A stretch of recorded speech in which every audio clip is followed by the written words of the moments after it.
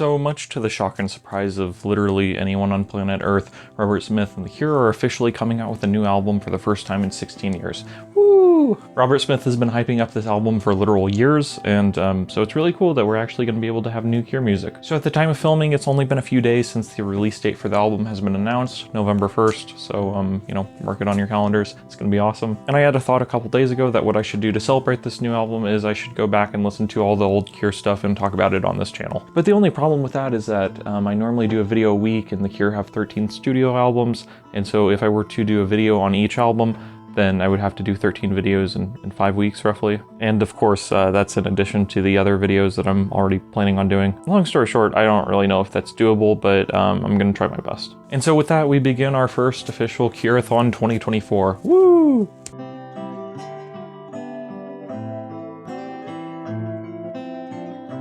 So the first album by The Cure is Three Imaginary Boys. It came out in 1979. And quite frankly, it's a very different version of The Cure than what you might be used to. This is a post-punk album in the absolute truest sense. It is an album that came out after punk. And so because of that, there's definitely a little bit of a punk influence on the album, but it is certainly not a punk album in the same way that The Clash or the Sex Pistols are punk. And I think that it's worth noting The Cure's connection to the Sex Pistols. You see, the Sex Pistols were a very big thing, you know, they kind of initiated the entire punk rock thing. And Robert Smith and the other members of The Cure attended Sex Pistols gigs along with people like Susie Sue and Billy Idol and several other British musicians of that time period. Or rather, I should say people who would become musicians, because they weren't really musicians yet. You know, it was the Sex Pistols gigs that triggered them to want to become musicians. And of course, there are a lot of other influences on The Cure, people like David Bowie and Jimi Hendrix. But really, if you look at the timing of it, The Cure are a post-punk band. They came out right after punk. And so the reason I'm telling you all this is because you kind of need to throw away your conception of what The Cure is before going into this album. This album has moments of atmosphere and of moodiness, but at the same time, it's not buried and drenched in those things like something like Pornography or 17 Seconds.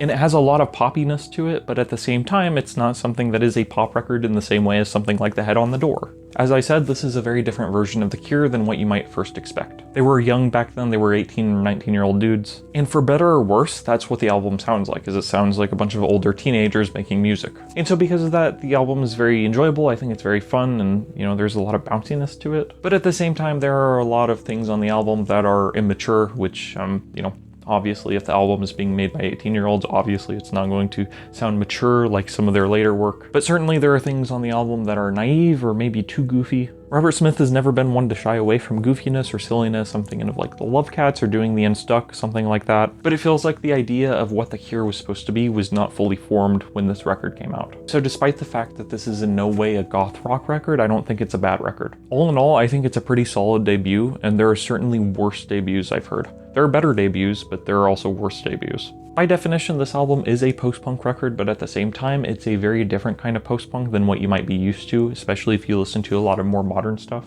Typically, whenever someone tells me that a record is post-punk, I think of something that is cold and detached and drenched in reverb. I'm thinking of bands like The Soft Moon, or Have a Nice Life, or Molchat Doma. Unknown Pleasures came out the same year as this record. And both Unknown Pleasures and Three Imaginary Boys are post-punk records, but I think they're very different takes on the genre. As I've mentioned with Three Imaginary Boys, there's this kind of gleefulness or joy. There's a kind of bounciness to the songs and a kind of fun to the songs that a record like Closer doesn't have. And I would argue that the albums that came out immediately following this one by The Cure don't have that same fun. 17 Seconds is not a fun record. Faith is not a fun record. Pornography is not a fun record, very much not. And not only is it a fun record, I think that it's also a very relaxed record. It's a very kind of lazy record, and I don't mean to say that the writing is lazy. I mean, sometimes the writing is lazy, but what I mean by that is that I mean lazy in a good way. A lot of the album, not all of it, but a lot of it feels very loungy. There are a couple more laid-back tracks on this LP, like Another Day or Accuracy. Sorry, I don't look at my notes. I have notes right here. You can't see it. You can't. Oh, where's my arm going? Where's my arm? Where's my arm? Oh, my arm's going into the void. I have notes right here. But yeah, Another Day reminds me of that Arctic Monkeys record, Tranquility Base Hotel and Casino. That's it. I really like that record. A lot of people don't like that record, but I really like that record because it has a very relaxed feel to it, I think. And I think these songs have that same sort of vibe. So prior to filming this video, I've actually been very conflicted about how to approach it. And the reason why is because of the track listing of the album. You see, the track listing for Three Imaginary Boys was not chosen by Rubbersmith. It was not chosen by a member of the band, it was chosen by Chris Perry, who was the producer of the album. And you wouldn't think that the track listing would be a huge deal, but the problem is that it actually is. You see, the original release of Three Imaginary Boys, which is the one available on like Spotify and Apple Music and all those platforms. The problem with this track listing is that it leaves off some great freaking songs that easily would have been the best songs on the record. So for instance, Boys Don't Cry is one of The Cure's biggest songs, and in fact, whenever I saw them live, it's the song they ended the show with. But that song isn't on this record. Jumping Someone Else's Train, which is a classic, it's not on this record. It's on the deluxe edition, but it's not on the actual side A, side B physical LP. Jumping Someone Else's Train should be on here, but it's not. Killing an Arab should be on this album, but it's not. Killing an Arab was the first song that The Cure ever released. The title of it isn't racist, it's based off of The Stranger by Albert Camus. If you haven't read that book, by the way, then read it. The Stranger is freaking great. I was actually trying to find my copy earlier so that way I could hold it up to the camera and be like, "See guys, look, I have a copy of The Stranger," but I couldn't find it. And so I guess you'll just have to imagine me holding up a copy. So these singles are great. In my opinion, they all should have been included on the record. And if they hadn't been in any form whatsoever, then it wouldn't have been that big of a deal. But the problem is that the year after this record came out, The Cure's record company released Boys Don't Cry, which is this weird thing because it was available in the US and it's a compilation but also redo of this first album in some ways. Whenever I say redo, I don't mean that they re-recorded anything because they didn't, but rather it can be seen as an alternate version of Three Imaginary Boys with a different track listing and different artwork. And so that album, Boys Don't Cry, it has Boys Don't Cry on there, and it has Jumping Someone Else's Train, and it has Killing an Arab. In other words, Boys Don't Cry features some of the best songs that were left off this version of the album, and so that's why I'm kind of conflicted and unsure of how to approach this album. And I considered only talking about Three Imaginary Boys and not mentioning the Boys Don't Cry US release, but the problem is that if I don't take into account the singles that were put out on the US version of the album, then the album is much lesser in my opinion. As I've said before, Boys Don't Cry, Jumping Someone Else's Train, Killing an Arab, I don't know what other songs were put on the Boys Don't Cry disc, but these are some of the best songs that The Cure had written up to this point. And I honestly just think it's so bizarre and strange that they wouldn't have included those songs on the original release. Especially whenever you look at some of the stuff that is included on the original release. So for instance, the original release, at the very start of side B on the vinyl record, you hear a cover of Foxy Lady by Jimi Hendrix. It's a faster version of Foxy Lady, and I get kind of the direction they were going for, but it's just not very good. And then whenever I was looking into it, it turns out that this song wasn't even supposed to be on the record at all. It was just like a sound check. It was just them messing around, and the producer saw it and was like, yeah, let's stick this on their record. And not only stick it on the record, make it the first song on side 2 of the record. And it's like, this, why? And so the band didn't want this song on there, but the producer stuck it on anyway. I think it's a bad move. So if you want a track-by-track breakdown of the original album, here it is. 10:15 Saturday Night is a banger. It's a very laid-back, toned-back song about feeling alone at home. Essentially, the narrator is waiting for the phone to ring and he's expecting to hear back from someone. It sounds like he's worried about his love. At least that's how I'm interpreting it. 10:15 Saturday Night is a banger. I already said that, but it's true. It's a banger. Accuracy is a fun track. The lyrics kind of feel meaningless in a lot of ways. And I will say that about this album is that the lyrics don't have the same weight as a lot of other Cure songs down the line. And I chalk it up to simple naivety and simple, them being teenagers trying to figure things out. Accuracy is a good one. Grinding Halt is one of the best, more poppy, upbeat songs on the record. There's a live version of it that they did in 2018 that I really like a lot. Another Day is a really atmospheric track. It kind of foreshadows 17 Seconds and Faith in a lot of ways. And whenever I'm talking about the record feeling lazy at times, this is a great example of that. And I think that's exactly the vibe that the song is going for. Just this idea that, there's another day ahead. It's going to be the same as this one. It's not going to be any different, whatever. Object is a more upbeat song. It feels like a parody of sexist songs. He's singing about how he views someone as an object, and that's it, only an object. And so there's no way that it's not a parody just because of the fact that it's so on the nose and in your face. No one who actually objectifies people would be saying that to them. No one who actually only sees people as objects would say, you're just an object. Robert Smith at one point said that it was his least favorite Cure song, but I don't think it's the worst song on this record. Subway Song is kind of a laid back, just very simple song. I like Subway Song, it's kind of nice, but the problem with it is that it doesn't have much staying power. And I think that's one thing you can say about a lot of the songs on this record is the fact that it feels like they don't have much staying power. There are certain songs that are absolutely phenomenal, but there aren't too many that stick with me after turning the record off. Foxy Lady we already talked about. It's kind of mid, as the kids would say. It's kind of mid.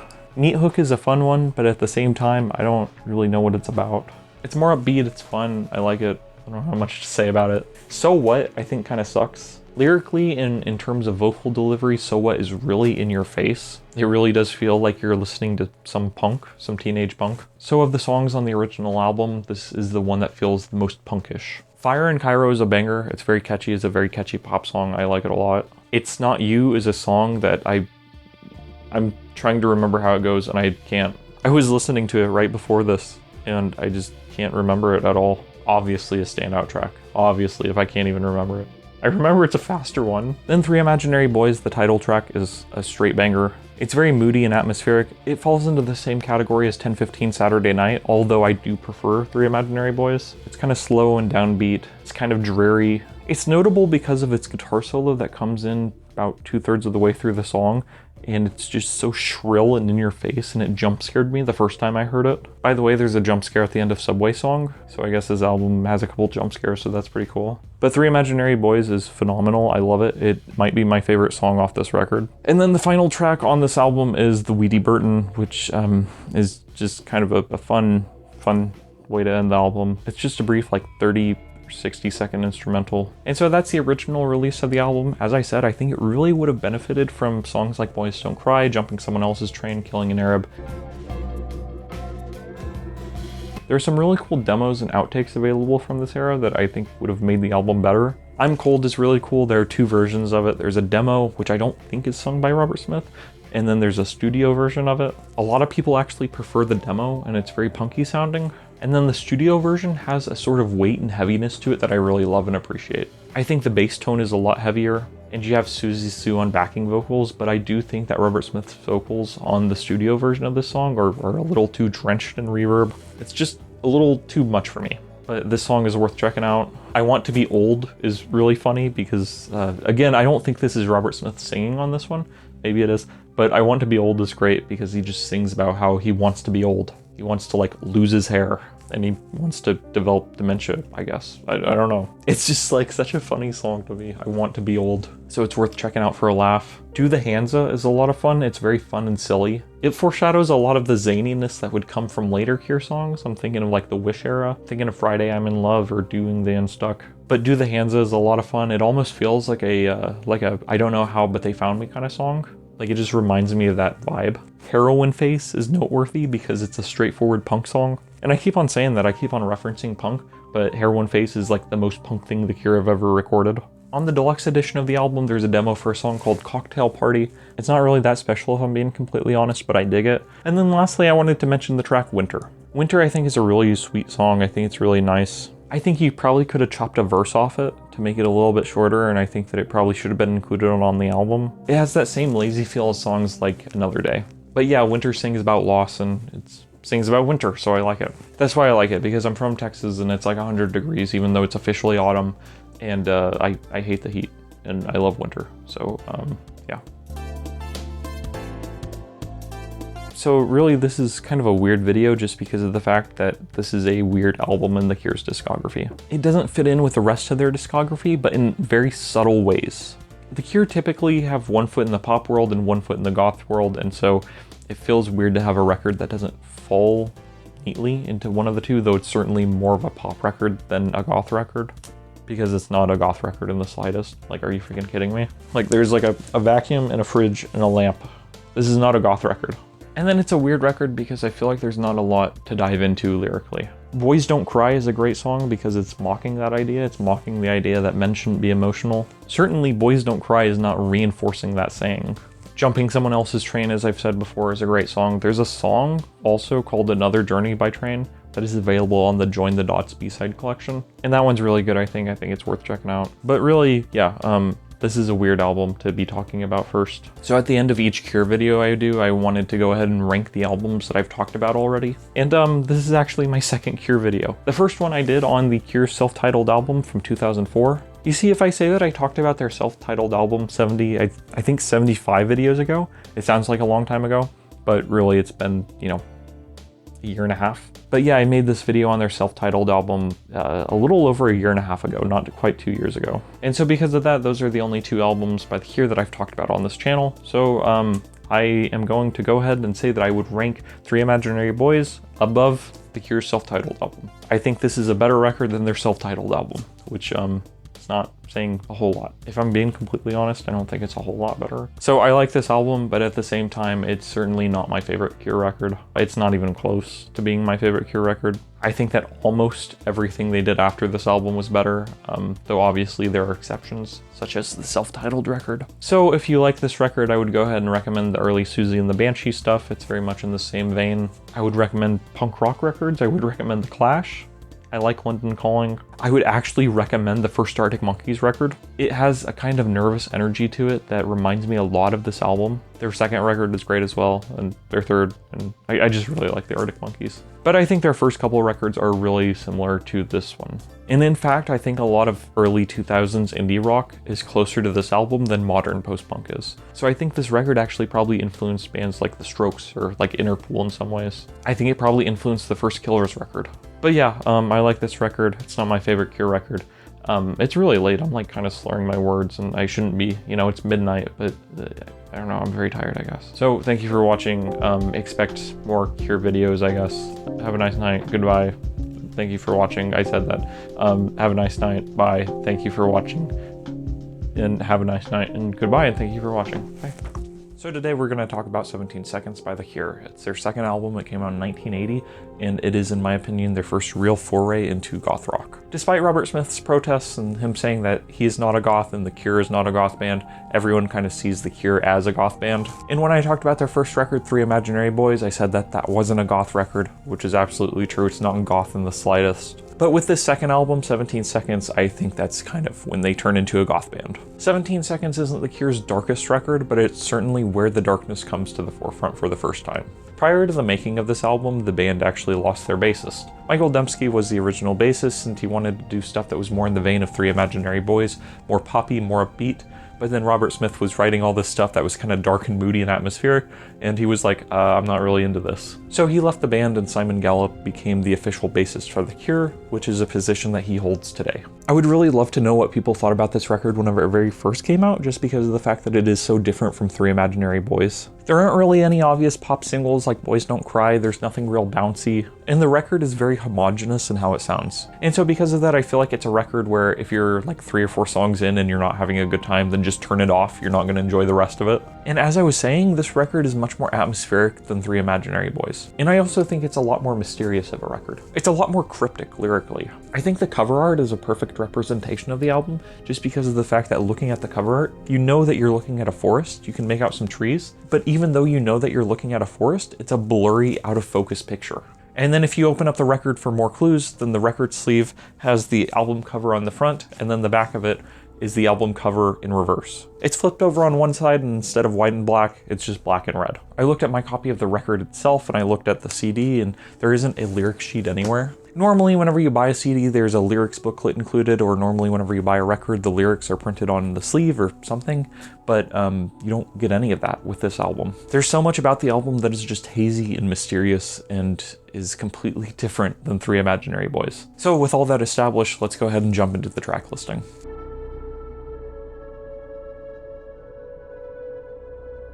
So the first track on the album is A Reflection. It's basically a 2-minute long instrumental track with some piano and guitar. Robert Smith has said that the track was intended to set the listener in a contemplative mood. And that was his wording, a contemplative mood. And I think the track accomplishes its intended purpose very well, just because of the fact that you're listening to it for, like I said, like 2 minutes, and you're just like, wow, what is this leading up to? It's very ominous sounding, and I feel like it sets the mood very, very well. I had this thought not long ago that if Three Imaginary Boys is a bounce castle, then 17 Seconds is a haunted manor. Track 2 on the album is Play for Today, which actually works really well as an arena anthem, which is shocking because this is 17 Seconds we're talking about. But if you listen to live versions of the song, then the crowd seems to sing along with the melody of it, which is actually kind of interesting. There's a lyric that stands out to me on this song, "Tell me I'm wrong, I don't really care," and that exemplifies everything about The Cure, I think. This is a band that has always done exactly what they want to do. And really, that's a kind of mindset that I aspire to. I have a lot of respect for it. but I think it's fair to say that this is our real first taste of the album. And one thing that's very apparent to me whenever I listen to this record is that every instrument on the record sounds so restrained. The drums have a very dry feel to them, they sound almost muffled at times, and I thought it was a drum machine, but it's not. I don't know enough about drum production, but it sounds like they just mic'd the drums a certain way. I did read though that one of the reasons why people think that it's a drum machine playing and not an actual drummer is because of the fact that they chopped up Lowell Tolhurst's drums and they spliced his playing into bars of 16 or 32 and would just loop that for certain songs. And I don't think that's considered unusual for record production, I feel like it's pretty common, but at the same time I think that it gives the record a very unique feel.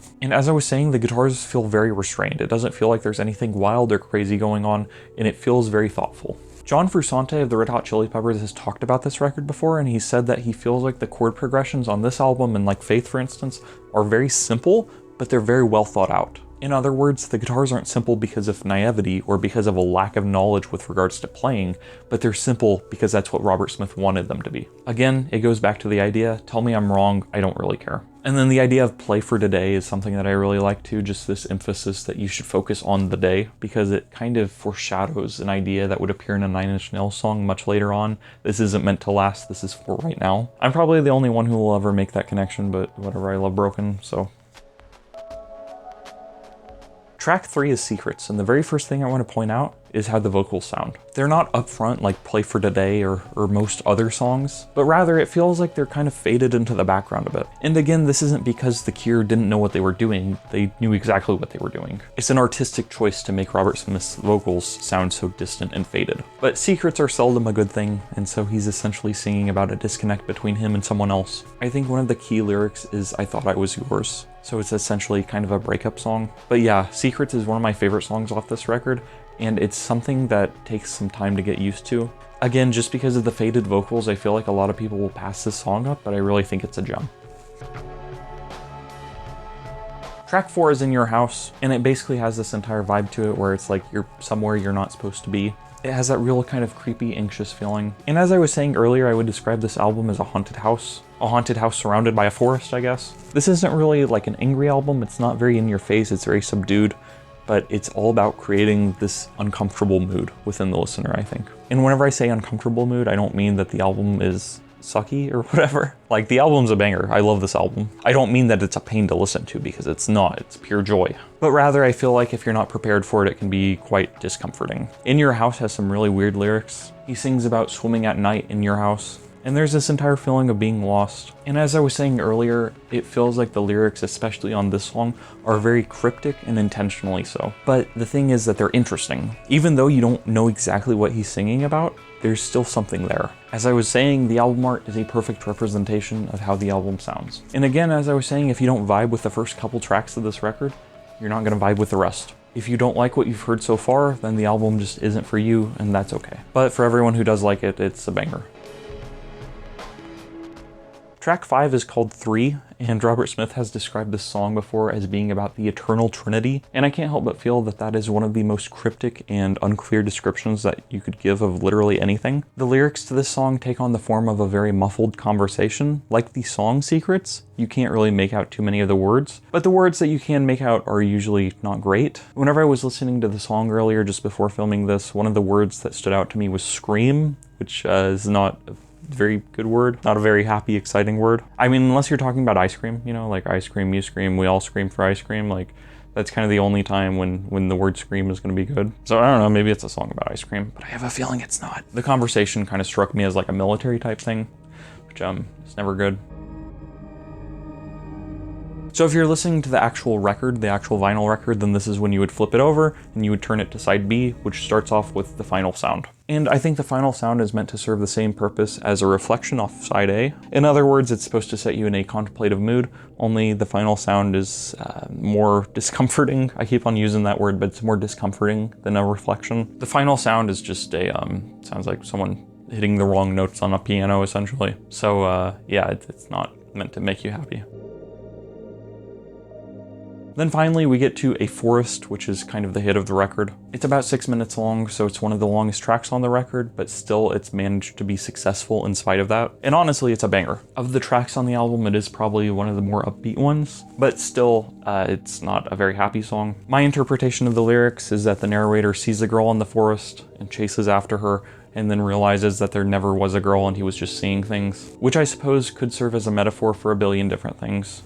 You know, chasing after things that you think will make you happy but ultimately won't. I guess that in some ways it actually kind of foreshadows Going Nowhere off of the self-titled Cure record. What I mean by that is that Going Nowhere is a song about not getting anywhere in life and being stuck in the same place, and I think that A Forest can be seen as being about the same thing. Essentially, you pursue something and you're no better off than you were whenever you first began. Or I think you could be worse. You know, if you run into the forest chasing someone and it turns out there's not a person at all, then it's like, what did you see? Why are you in the forest now? Was it a witch? Was it a skinwalker you saw? And I'm being kind of silly, but at the same time, there's a lot of very rich and deep symbolism behind forests. I'm sure this goes back further, but the Puritans really exemplified this, because Puritans loved the forest, they loved the wilderness because it was created by God and everything, but at the same time, they saw the forest and the wilderness as fallen. The Puritans believed that the devil had control over the wilderness and over the forest, but also they believed that God created the forest and God would show them signs through the form of like sticks on the ground or something. And so with Puritans, there's this really interesting tug and pull between what the forest is supposed to represent. And I think that in some ways, this is something that we've carried with us into modern society. What I mean to say is that everyone sees nature as like a place of healing. It's good to be out in nature, but at the same time, forests, especially at night, are very scary. They're scary because you don't know what's there. There are all sorts of animals and creatures and you know, bears and snakes and whatever else. And then if you stack the layer of folklore on top of it, then, you know, there are witches. So all in all, forests can be very scary things. And so I think that's where a lot of my enjoyment of this song comes from. The forest, just as like a historical symbol, is really interesting. And then it's worth noting that in the 90s, they would extend this song for a really long time. So like I said, the album version is like 6 minutes, but there's a version on YouTube where it's like 12 or 14 minutes or something like that. And Robert Smith sings an extra verse. So that's really cool and that's worth looking up. I'll drop a link down below. But yeah, A Forest is a banger. It's a song that's on their greatest hits record, and it's one that a lot of people know. Track 8 is M, which is one of my favorites, and it seems to me to be about a relationship and the struggles that come with that. There's a lyric in the song, "You'll fall in love with somebody else tonight," and that's a lyric that's very anxious to me. It's very anxiety inducing in me, because it strikes on an insecurity that a lot of people have. That being the insecurity that someone is currently with them, but the person, their partner, will inevitably go and be with someone else, and the person will be alone in the end. And it's certainly a feeling that I felt before and have been justified in feeling, and so that's why that lyric is so scary. But there's something that's said in the Brothers Karamazov that has always stuck with me. One character asks the question, if you have to worry about your partner and your lover, are they really a lover or partner worth keeping? Essentially, if you feel like you can't trust someone, should you be with them? And the answer is kind of a no, you know, you should be with someone who you can trust. But M is probably the most aggressive song on the record, but aggressive is probably an overstatement because, as I was saying earlier, everything about this album feels very restrained, including the guitar. It's worth noting that there's a solo about 2/3 of the way through, and there's an audio error. It's present on every copy of the album I own. It's present on the vinyl release and on the CD and on the Spotify version, but on the guitar solo at one point, just it cuts out of one ear. It cuts out of like the left ear for like a split second. And if you're listening to it through speakers, you probably wouldn't notice, but if you're listening to headphones, it's very clear. I don't know if it's present on the original release or if it was a problem with the remastering, but regardless, it's just a little something that gives the song a little bit of character. There's also a remix of this song that Robert Smith did in 2018 for the Mixed Up Deluxe Edition. I think it's called the Attack Mix, and I really like it. But yeah, M is one of the best songs on the record.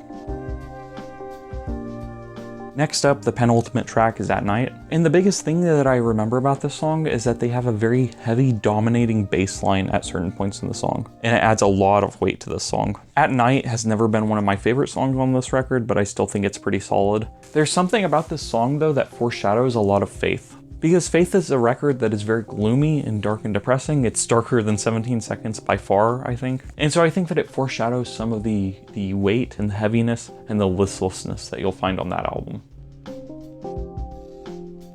Then finally, we end with the title track, 17 Seconds. 17 seconds, according to Robert Smith, is a measure of time. and that's all there is to it. I've seen people online argue about what exactly 17 seconds means. I saw one person say that it is the amount of time that it takes for someone who has slit their wrist to die, which I don't think it's true. I mean, I haven't tested it, but like, I don't think it's true. But according to Robert Smith, it is a measure of time that seemed to show up in a lot of places. So, I mean, it's kind of a boring answer as to what exactly 17 seconds means. You know, the record is called 17 seconds, but it's like 35 minutes. So like that's like 17 times 100 or something, I don't know. And the song 17 seconds is 4 minutes and 1 second, so that's not 17 seconds at all. But the title track has probably always been my favorite song off this record. The lyric 17 seconds, a measure of life, is just something that gets stuck in my head. And him saying a measure of life is probably where you get the idea that it takes that long to die whenever you slit your wrists. That's probably where you get that connection from, but I don't really know that that's what he's saying. I kind of like the idea that 17 seconds is a measure of life just because life is made up entirely of moments. We can look at life broadly, we can break it down into years or weeks or months or days, but really in the end, life is just a series of minor moments leading from one to the next. And I think a lot of people have this idea that their life will start one day whenever they achieve this, whenever they achieve money or love or fame or wealth, whatever. But really, I think that what you have to remember is that life isn't something that happens then, life is happening now. Right now, you are living life. Watching this video, you are living life. In 10 minutes, whenever you're not watching this video, you will be living life. And so in some ways, because of that, 17 seconds is a measure of life as good as any other. And so with that, you have 17 Seconds, the album by The Cure. There are two more songs from this era, I'm a Cult Hero and I Dig You. I'm a Cult Hero is notable because it has Robert Smith's Mailman singing on it, and both tracks I think fit in more with Three Imaginary Boys than they do 17 Seconds. They're more upbeat. I don't really care for either of them if I'm being completely honest, but I do think that 17 Seconds is a masterpiece of a record. I think it's phenomenal. I was telling my cousin this, but I feel like I listen to like 80% of the post-punk I listen to in autumn and in winter. This is an album that is much better when listening to it on like a cold autumn day, I think. So even though I'm shooting this video on the last day of September, I think it's an album that will hit better in November or something. December, whenever. Whenever it's kind of cold and rainy, that's the time to put this album on. So this is the third Cure album I've talked about, and I am going to have to rate it above Three Imaginary Boys and above the self-titled record. This record's great, go listen to it. So far as recommendations go, I don't have anything crazy. It's the kind of stuff that you would probably expect. I would recommend Juju by Susie and the Banshees. That's another dark album, and I think it has some really energetic guitars. But still, I think it fits in pretty well with this era of The Cure, and I would recommend like Bauhaus and Sisters of Mercy and like all the other goth bands. So far as unusual recommendations go, I would probably say to listen to Nirvana's MTV Unplugged. And this is a weird one, but the reason why I bring it up is because of the fact that a lot of the chord choices on that album feel very thoughtful in the same way that Robert Smith's do on this record. So because of that, a song like About a Girl reminds me of this record. And obviously Nirvana and The Cure are two entirely different bands, but still, that's kind of what comes to mind. And then if you like the piano stuff, I would recommend like The Frail off of The Fragile by Nine Inch Nails, and I would recommend Still by Nine Inch Nails, which is an acoustic and instrumental compilation, I guess. It has acoustic versions of older songs, and it has B-sides and outtakes. And so if you like the piano stuff on this record, listen to that one. So with that, I guess that's what I have to say about 17 Seconds. Thank you for watching. I will be covering Faith next. So thank you and have a nice night. All right, bye.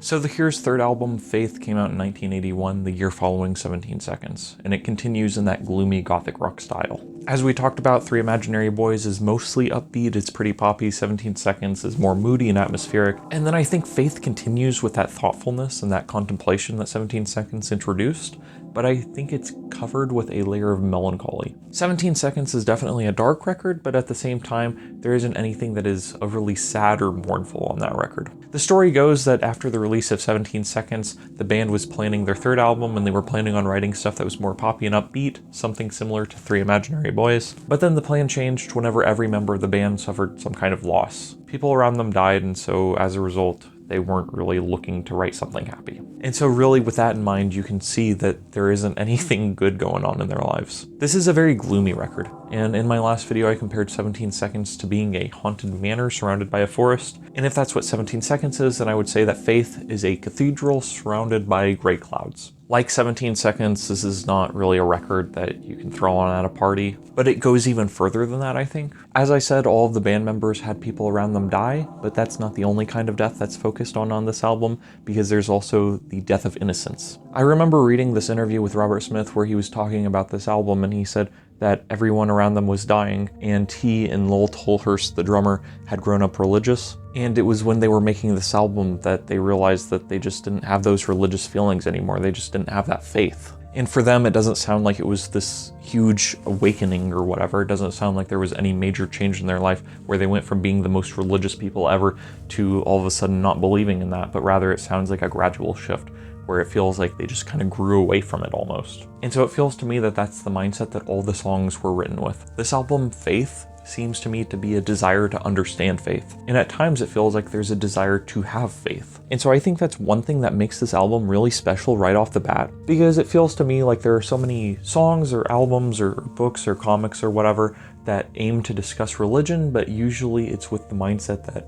religion is evil, organized religion is awful, it's the worst thing to ever happen, God is fake, don't believe in God, anyone who believes in God is an idiot. And whenever I'm talking about this, I'm talking about stuff like Preacher, the comic, or Hellblazer. And there's a lot of metal that falls into this category, because a lot of metal is not satanic, but there's a lot that is. There's a lot of black metal in particular that is very anti-Christian, anti-God. And so it feels to me that oftentimes whenever you have some kind of artist or musician or writer who grew up in a religion and then falls away from it as they get older, it feels to me that they look back on that religion with anger and hatred. And I don't mean to say that these people are wrong or all wrong or their feelings are invalid or anything like that, but I am saying that this record doesn't really fall into that group. And so because of that, that elevates the album for me and it makes it feel a lot more thoughtful and sophisticated than other records dealing with faith or religion or God or whatever else. Just like the cover of the album, I think there are a lot of shades of gray to be found in the world. And so I appreciate that about the album. And so with that, I guess we'll start discussing the tracks one by one.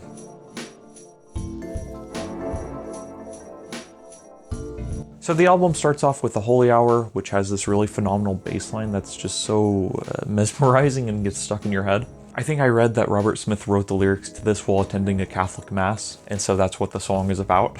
And essentially I interpret this song as being about the narrator sitting in church, sitting in a pew, and not really connecting with the sermon or what's being said. I really like the lyrics that the song ends with. I cannot hold what you devour, the sacrifice of penance and the holy hour. In other words, people are experiencing religious feelings, but the narrator is not, and he doesn't connect with it. I also really love the lyric, as all around the children play the games they grow tired of yesterday.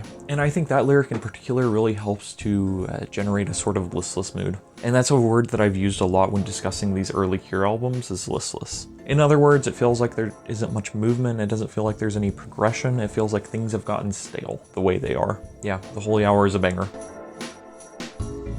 Track 2 is Primary, which is the lead single from the record. It's notable because it has two basses instead of a guitar. There are a few lyrics I really like from this one, like the start of verse 2. The very first time I saw your face, I thought of a song and quickly changed the tune. And I think I like this lyric just because it's about trying to forget someone, trying to forget something. It's about trying to be somewhere else than you actually are. And as I was saying with The Holy Hour, I think it helps to contribute to this feeling of not moving. It helps to contribute to this idea that there is a lack of real progression. It feels like there's this sense of just spinning your wheels and not actually moving forward here. And there's also a reflection on what it means to be a child. The chorus of the song is, the further we go and the older we grow, the more we know, the less we show. And so I think Robert Smith is someone who has been his entire life obsessed with the idea of getting older. I think he has this fear of getting older. And I think he's talked about it a lot in Cure songs. The song 39 off Bloodflowers is about getting older. And it feels like that's what all the new songs off the Cure's newly announced album are about. At least the ones that have been played live are all about getting older and all about dying, essentially. And so I think it's really cool that almost from the start of the career, you can see that. You can see that there's this conscious awareness of getting older and of gaining more experience and of losing innocence. All in all, if I'm being completely honest, Primary is not one of my favorite tracks. As I said, it was the lead single off this record, but yeah, I don't know, it's just not one of my favorites. It's a lot more upbeat than most of the album, and so because of that, it makes sense to have released it as a single, I think. The Cure really doesn't play too many songs off this album live at this point in their career, but they do play Primary from time to time. Track 3 is Other Voices, which is really about dealing with the struggle of hearing other voices and hearing other people's opinions and having them mute out your own. Robert Smith in 1989 was asked what this song was about, and I really love his response because it actually makes the song more complex rather than simplifying it. In response to the question of what this song is about, he said, "This one's a bit difficult.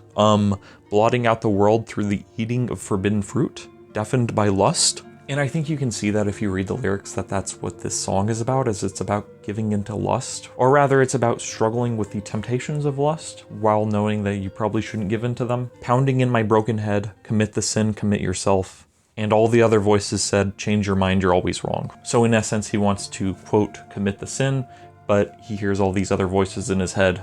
You're wrong, don't do it. But I think that's a really depressive lyric that echoes throughout the song, you're always wrong. And I think more so than anything else they had written up to this point, Faith is a very personal record. Again, this is an album about the loss of innocence. I think they wrote it when they were like 20, 21, something like that, so they were still very young. And again, I think that whenever you're that age, I think that you have a good idea of who you want to be, but at the same time, you haven't lived long enough to have a chance to like fully form it. If you're like 20, 21, then it's only been a couple years since you were a teenager. And I really love this lyric, come around at Christmas, I really have to see you, smile at me slyly, another festive compromise. Because I think that this album is about feeling detached from other people, it's about feeling detached from your community. And if he's telling someone to come around at Christmas, then that implies that he's separated from the person that he wants to talk to or see. So it's this sort of acknowledgement that there are good people in the world, there are people who are friendly, who maybe you care about and want to be with, but at the same time, you're not with them in that moment. And the song reads with the lyric I mentioned earlier, change your mind, you're always wrong. And I think that's the best line that I can point to sum up the song Other Voices.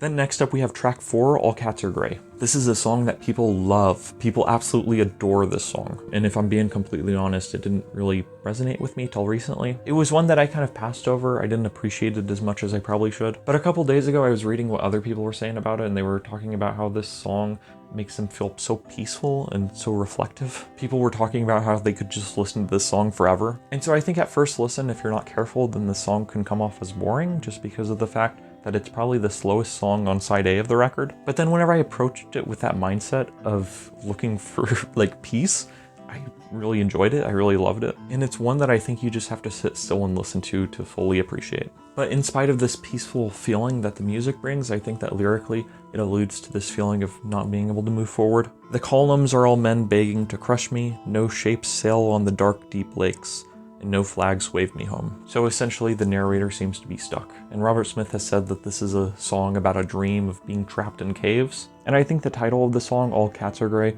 also helps to contribute to that idea that there's a lack of motion. It's just this idea that everything's the same and you're kind of stuck in a place. But yeah, All Cats Are Grey is a song that I kind of passed over for a long time. I didn't fully appreciate it, but I really like it a lot. Track 5 on the album is The Funeral Party, and I think it has a very similar mood to All Cats Are Grey. It has this sort of swaying back and forth motion to it. And again, it's a very peaceful song in spite of being about a funeral. And it's a song about death. Memories of children's dreams lie lifeless, fading lifeless, hand in hand with fear and shadows, crying at the funeral party. But yeah, this is a song that I've always loved. This is a song I've always appreciated. And it's certainly one of my favorite songs off this record. Track 6 is Doubt. It's very fast, it's very punky almost, and it kind of interrupts the flow of the album in a sense, just because everything preceding it and everything succeeding it is kind of slow and drifty. But Doubt, as I said, is very punky, it's very fast, it's in your face. Robert Smith sings about knowing I'll murder you again. I really like the transition actually from The Funeral Party to Doubt, because I think it's very effective because it's so in your face. There's such an obvious change in moods that it works. But at the same time, Doubt is not a song I've ever really loved. I really like the fact that there's a song called Doubt on the record just because it serves as a great foil to Faith. But really there's this kind of manic, violent energy to the song, and I think it foreshadows Pornography in a lot of ways just because of that. So I appreciate the song for that, but yeah, it's probably my least favorite song on the album. It's still a good song, but at the same time, I think that it pales in comparison to just about every other song. Track 7 is The Drowning Man, which for a long time was my favorite track on the record. It's called The Drowning Man, and so there's this really cool thing with the vocals where one line will be in the left ear, and then the other line will be in the right ear, and then the other line will be in the left ear, and then the fourth line will be in the right ear, and so on. But it kind of rotates the vocals like that, and so it has this really cool, almost disorienting feeling. But because of the way that the vocals flip back and forth between the ears, and because of the way that the tail of one will cover up the start of another, I've never had a real good grasp of the lyrics, but I just love the overall feeling of the song. It's called The Drowning Man, and so because of that, there's this weight pulling down on you. Even though the song is like pretty slow, even though it's pretty down tempo, it still feels like it's moving fast enough to where I can't get a good grasp on it just because of the way that the vocals are handled. So yeah, The Drowning Man is probably my second favorite song on the album, and my first favorite would be Faith, the title track. So the song Faith ends the album Faith by the band The Cure. I actually referenced this song on another video on this channel, on my in my Signalis video, my first one. And in that video I talk about the final lyrics of the song, that we have nothing left but faith. Robert Smith sings about this idea of having nothing left but faith. It's a kind of frustrating idea. It's a sad idea. It's like, it's exhausting almost, this idea that all you can do is really believe in the future and have hope for the future, that there isn't anything that you can do for certain that will guarantee that things will be good in the future. But the thing is that I think that's true. I think that's accurate. There is nothing you can do that guarantees success 100% of the time. It's possible to do everything right and still lose. It's possible to live a good, virtuous life and then to die horribly in an accident. You know, these are facts of life. That's just the way life is. And then of course, faith, whenever he's talking about it here, extends not just to life, but also in matters of religion. There's a lyric here: suddenly I see you change, everything at once the same, but the mountain never moves. And of course, this is a reference to the idea that faith can move mountains, and the narrator has this sort of doubt to that idea. In other words, he's been told that faith can move a mountain his entire life, but whatever this mountain is has never moved. And then immediately following it, there is one of the darkest lyrics I've ever read, which is "Rape me like a child christened in blood. Painted like an unknown saint, there's nothing left but hope." But yeah, this lyric is, it's quite something. I'm not fully sure how to interpret it, and so because of that, anytime I listen to this song, I am just struck with this feeling that, I don't know what to make of it, essentially. So Faith, the title track, is probably my favorite song on the record, honestly. I think it's really able to sum up the album in a really nice, neat package. And I think it makes a lot of sense that they decided to call the album Faith because of this song. And so yeah, I think this album is really special for a number of reasons. I think it's kind of a slow burn album. It takes time to get into. There isn't anything that will immediately grab your attention if you're not willing to give your attention to it. What I mean is that if I played you one song off this record and you weren't interested in it, then it wouldn't change your mind probably. But if you're willing to sit down with the album and listen to it all the way through, or if you're able to listen to individual songs and pay attention to them, then I think you can get a lot out of this album. I think there are a lot of really cryptic, interesting lyrics on it, but they have a much more personal feel to me than 17 Seconds. And that's not to say that 17 Seconds isn't a personal album, because I think it is, but I think that Faith comes from a deeper place. Faith being about the loss of faith and the loss of innocence and the loss of religion comes from it just comes from a deeper place. Being unsure of where you stand with regards to religion or with regards to belief, even non-religious beliefs, is a very difficult place to be. And so I commend Robert Smith and The Cure for making this record, which is about that feeling. There are 3 major B-sides for this record. The first one is Charlotte Sometimes. Robert Smith has said that the reason this song was not included on the album was because of the fact that it was written and recorded several months after the rest of the album. And so that makes sense to me. It makes sense that you wouldn't include a song that doesn't exist on an album. But Charlotte Sometimes is one, like Primary, if they're gonna play anything from this era, it's gonna be one of those 2 songs. Charlotte Sometimes is more upbeat, but at the same time it still manages to maintain the same mood as the rest of the album, I think. It's about a book, Charlotte Sometimes, and so because of that, I don't think it comes from the same raw emotional place as a lot of other songs on this record. But Charlotte Sometimes, I think, is a really great song. Then you have Descent, which Descent is like, what the frick were we doing here? Descent was a B-side to the Primary single, but I think it's trash. I think it's trash just because it sounds like bass practice almost. Like, I have a brother who plays bass, and it just sounds like they just recorded the bass for like 4 minutes and then added some guitar on top of it. It's just so completely uninteresting. There are no lyrics. It's just the same riff on loop. And so because of that, I think it's a really disappointing track. In fact, I had the thought that if I bought the Primary single with the hope of listening to a new song by The Cure, listening to a new B-side, and I listened to Primary and then I flipped the disc over and then put it on Descent,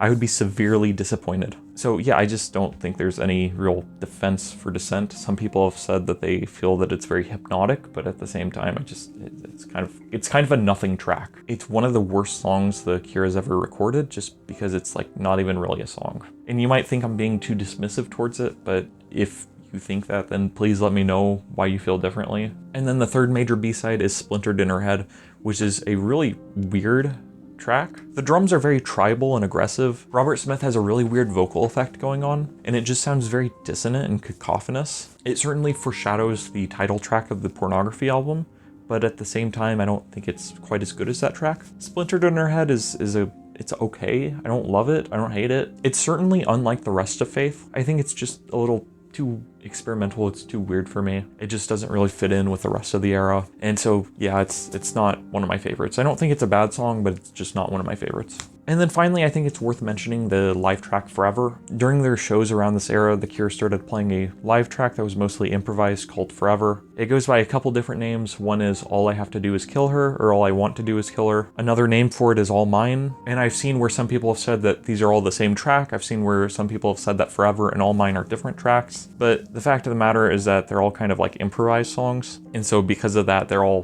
different. So I'll talk more about this in my Pornography video, but yeah, I just wanted to mention this for the Faith video. So to wrap up, I think that Faith is a really excellent album. I think it's a really thoughtful album, and I think it's a really special album. So far as rankings go, I love 17 Seconds. I really, really love it, but I think I'm gonna rank Faith above 17 Seconds. The lyrical content of this album just resonates with me more so than 17 Seconds. And I think I just like the moody atmosphere more so than 17 Seconds, but at the same time, I think they're pretty close to being equal, honestly. These two records, 17 Seconds and Faith, were released under the title Happily Ever After by The Cure. The record company just compiled the two and gave them that name, Happily Ever After, which is very sarcastic and ironic. And so I just think that's really funny, so I like that. But yeah, Faith, I think it's a phenomenal record. I love it. So far as recommendations go, I mean, I would just recommend the classic Goth stuff, the stuff that I already recommended at the end of 17 Seconds. I think that you could actually go for some more atmospheric instrumental stuff. And so because of that, I would recommend like A Warm Place off of the Downward Spiral by Nine Inch Nails. I would recommend the Nine Inch Nails instrumental album,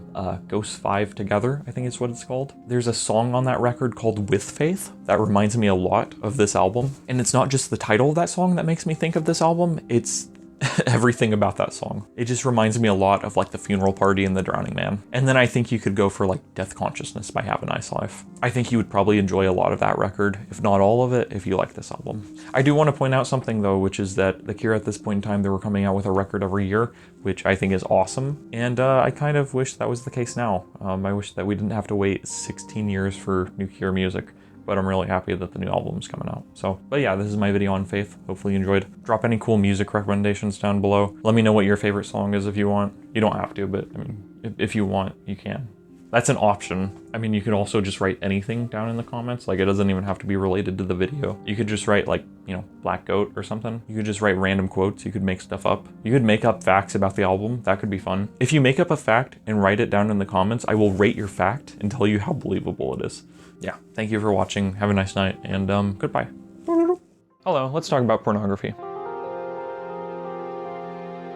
The Cure's fourth album, Pornography, came out in 1982. It really continues in the gothic rock style that 17 Seconds initiated, which Faith then continued, and Pornography is kind of the natural conclusion to it in a lot of ways. If I had to choose one word to define the Pornography album, I would choose madness. While 17 Seconds, Faith, and even Three Imaginary Boys were very much characterized by their restraint, Pornography, I think, is characterized by a lack of restraint. This is an album where it feels like you're just going insane listening to it, and it feels like the band certainly went insane as they made it. I think far and away this is The Cure's darkest record, and I think it's their most disorienting record for sure. And I've seen online where people have challenged that idea, where people have said, oh, Pornography isn't that dark of a record. But really, I think it is. This is a record that was made by a band that was at their wit's end. And if you look at Three Imaginary Boys, that's a very bouncy album, and dare I say, a pretty happy album, all things considered. I think it's a pretty massive jump to go from the band that The Cure were in 1979 when they released Three Imaginary Boys to 1982 when they released Pornography. Three Imaginary Boys and Pornography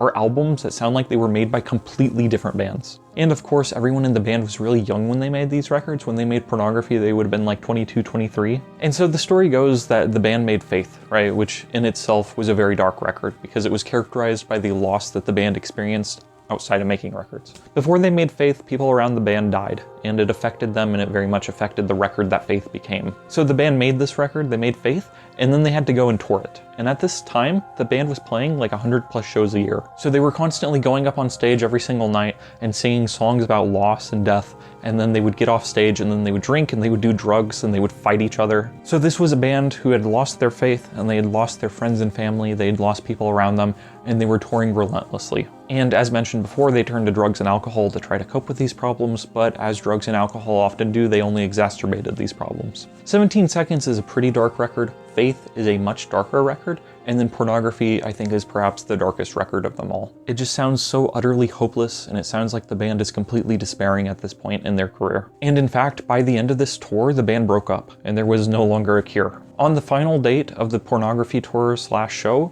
they played a song called The Cure is Dead, because for all intents and purposes, The Cure were officially dead. So this is a record that I think is very abrasive, it's very challenging, it's not something with any pop hits on it. There are people out there who believe that this is the #1 Cure record, and honestly, I get it. Like 100% I get it. This is a record that feels like a hallucination or a nightmare or a fever dream. It just feels like everything bad all cobbled together at once. And a lot of that, of course, is due to Robert Smith's lyrics on this record. There are certain lyrics that don't seem to go together. Oh, and by the way, this is also around the time period when Robert Smith started wearing makeup as he is known for. So I thought it would be fun to dress up like him for this one. So with that, let's go ahead and jump into the track listing. Track 1 of the album is 100 Years, and it starts off with one of the greatest opening lyrics I've ever heard.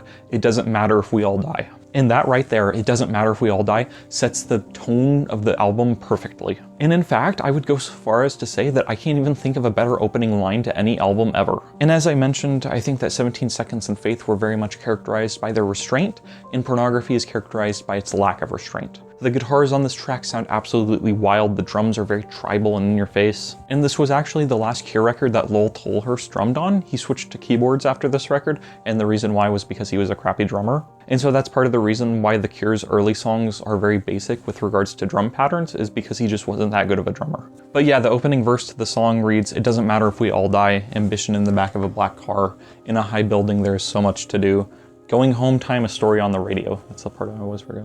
Then verse 2 starts with, "Something small falls out of your mouth and we laugh." Robert Smith is constantly talking about laughter on this record, and as I said before, this is a record defined by madness. So it's not like a happy haha we're having such a good time laugh, it's a laugh like the Joker laughs. There's some really nasty lyrics on this record, for instance, sharing the world with slaughtered pigs. There's also a reference to mirrors on this song. The death of her father pushing her white face into the mirror. I like this lyric that seems to describe the sensation of dying. The ribbon tightens around my throat, I open my mouth and my head bursts open, a sound like a tiger thrashing in the water, over and over, we die one after the other. There are a lot of different ways that you can view the lyrics. In some ways it feels like it's about paying attention to wars that are far away, watching them through your television or listening to them on the radio. And then of course the last half of the song seems to be more about experiencing war yourself and that experience. But I think it was a brilliant move to start this record with this song just because of the fact that the guitars are so in your face and they feel so unwelcoming. 100 Years is a track that really makes it feel like you're not supposed to be here, you're not supposed to be listening to this album. Even by today's standards, I think it's still a very abrasive track. And I certainly think that 100 Years is one of the best songs that the Cure have ever written. Track 2 on the album is A Short-Term Effect, which feels like a more slower track than 100 Years. It doesn't seem to be quite as aggressive, it doesn't seem to be quite as overtly violent. And some people seem to think that this song is about drug use, which I think fits, just because it's called A Short-Term Effect. The first verse is about watching a bird die. Movement, no movement, just a falling bird. Cold as it hits the bleeding ground. He lived and died, catch sight, cover me with earth. Draped in black, static white sound. Yeah, this is a record that's very preoccupied with death, in case you haven't picked up on that. And I really like the chorus to the song. A day without substance, a change of thought. The atmosphere rots with time. Colors that flicker in the water, a short-term effect. And I like the line, a day without substance, in particular because it reminds me of Another Day off of Three Imaginary Boys, just that feeling of doing nothing all day long. I feel like every one of us has experienced days without substance before, where you just kind of do nothing and the day is completely and utterly forgettable. You don't do anything noteworthy all day long. But then of course, if you view the lyrics through the lens of drug abuse, a day without substance becomes a day without your drug of choice. And in that view, the chorus is not describing just a listless, lazy day, it's describing a day going through withdrawals. I really like these lyrics on A Short-Term Effect. Scream as she tries to push him over, helpless and sick. With teeth of madness, jump, jump, dance and sing, sideways across the desert. A charcoal face bites my hand, time is sweet, derange and disengage everything. Track 3 on the album is The Hanging Garden, which I think has some of the most noteworthy drumming on the album, aside from 100 Years. As I mentioned, the drumming on this album sounds really tribal, and this track is a great example of it. And there's this aggressive yet catchy bass line, I think. Whenever The Cure dropped their first singles collection, this was the song off Pornography that was included, and no other songs off this record were. And to be quite frank, I don't know if any of these songs are really all that well suited to any kind of compilation or greatest hits collection, but I suppose that if you're going to choose one, then The Hanging Garden isn't a bad choice. I do really like the lyrics on this one because they describe the Hanging Garden as a very haunted and scary place. Really, I think that all the lyrics and all the words in this song are special and meaningful. Creatures kissing in the rain, shapeless in the dark again. In the hanging garden, please don't speak. In the hanging garden, no one sleeps. I really like verse 2 because it's very strange. Catching halos on the moon gives my hands the shape of angels. In the heat of the night, the animals scream. In the heat of the night, walking into a dream. But I really love those first two lines. Catching halos on the moon gives my hand the shape of angels. I think there are a lot of ideas that show up in multiple songs on this record. Laughing is one of them, mirrors are another, and I think lack of sleep is a third. I like these lyrics. Change the past in a hanging garden, wearing furs and masks. Jump, jump out of time, fall, fall, fall out of the sky. Cover my face as the animals die in the hanging garden. And as I'm saying, this record feels very much like a fever dream. It feels like a nightmare. Particularly the references to being out of time here stand out to me. And it really feels like things don't fit together. Things are very confused right now. And so I think The Hanging Garden is really solid. It's very bouncy. Maybe bouncy isn't the right word to describe it because that sounds too gleeful and lighthearted. Maybe anxious is the better word. Track 4 is Siamese Twins, which is one of my favorite songs on this record. It's very slow and feels almost laid back. This is a song that feels to me like it's about seeing a prostitute in an effort to cover up your feelings about a relationship ending. Though of course, as with a lot of songs on this record, the lyrics are so cryptic and strange that I can't really say that's what it's about for certain. I love the opening lines to this. I chose an eternity of this, like falling angels, the world disappears. Laughing into the fire, is it always like this? And again, there's laughter, and this isn't the last track on which laughing appears. Verse 2 says, we ride under a red light, voodoo smile, Siamese twins. A girl at the window looks at me for an hour, then everything falls apart. Broken inside me, it falls apart. Push a blade into my hands, slowly up the stairs and into the room, is it always like this? The title of this record is Pornography, but there isn't anything that's all that sexual about it. The reason why Robert Smith decided to call it Pornography was because he wanted to have a name for it that was inherently gross and disgusting. And I think that I remember reading somewhere that he wanted to call it something that would actually throw people off a little bit. Aside from this song and maybe a few other references, there aren't really any allusions to sex. And certainly whenever there are allusions to sex, it's not happy. This is not a happy record. And again, this record came out in 1982, so it's over 40 years old, which is kind of wild. And so there is a question in my mind. If you put out a record in 2024 called Pornography, would it be seen in the same light? And I don't think so, because I feel like people now would see it as a joke, or they would see it as a casual thing or something like that. And I think that in and of itself is a really interesting thing worth considering, how the view of pornography has changed within the last 40 years. But going back to Siamese Twins, there are these lyrics that in my mind seem to really connect dying and sleeping with someone. Dancing in my pocket, worms eat my skin. She glows and grows with arms outstretched, her legs around me, in the morning I cried. Then the verse that immediately follows, it reads, leave me to die, you won't remember my voice. I walked away and grew old. You never talk, we never smile. I scream, you're nothing. I don't need you anymore, you're nothing. And so as I said before, I think that this song is about seeing a prostitute in an attempt to get over a relationship, but it doesn't really help. In my eyes, the you're nothing is directed at his lover. And it reads to me a lot like whenever someone gets out of a relationship and they're like, oh man, whatever, that person who I was with for 2 years, they weren't even good in the first place. And it's like, well, if they weren't good in the first place, then why were you with them for so long? But any way you cut it, this song is it's not very happy.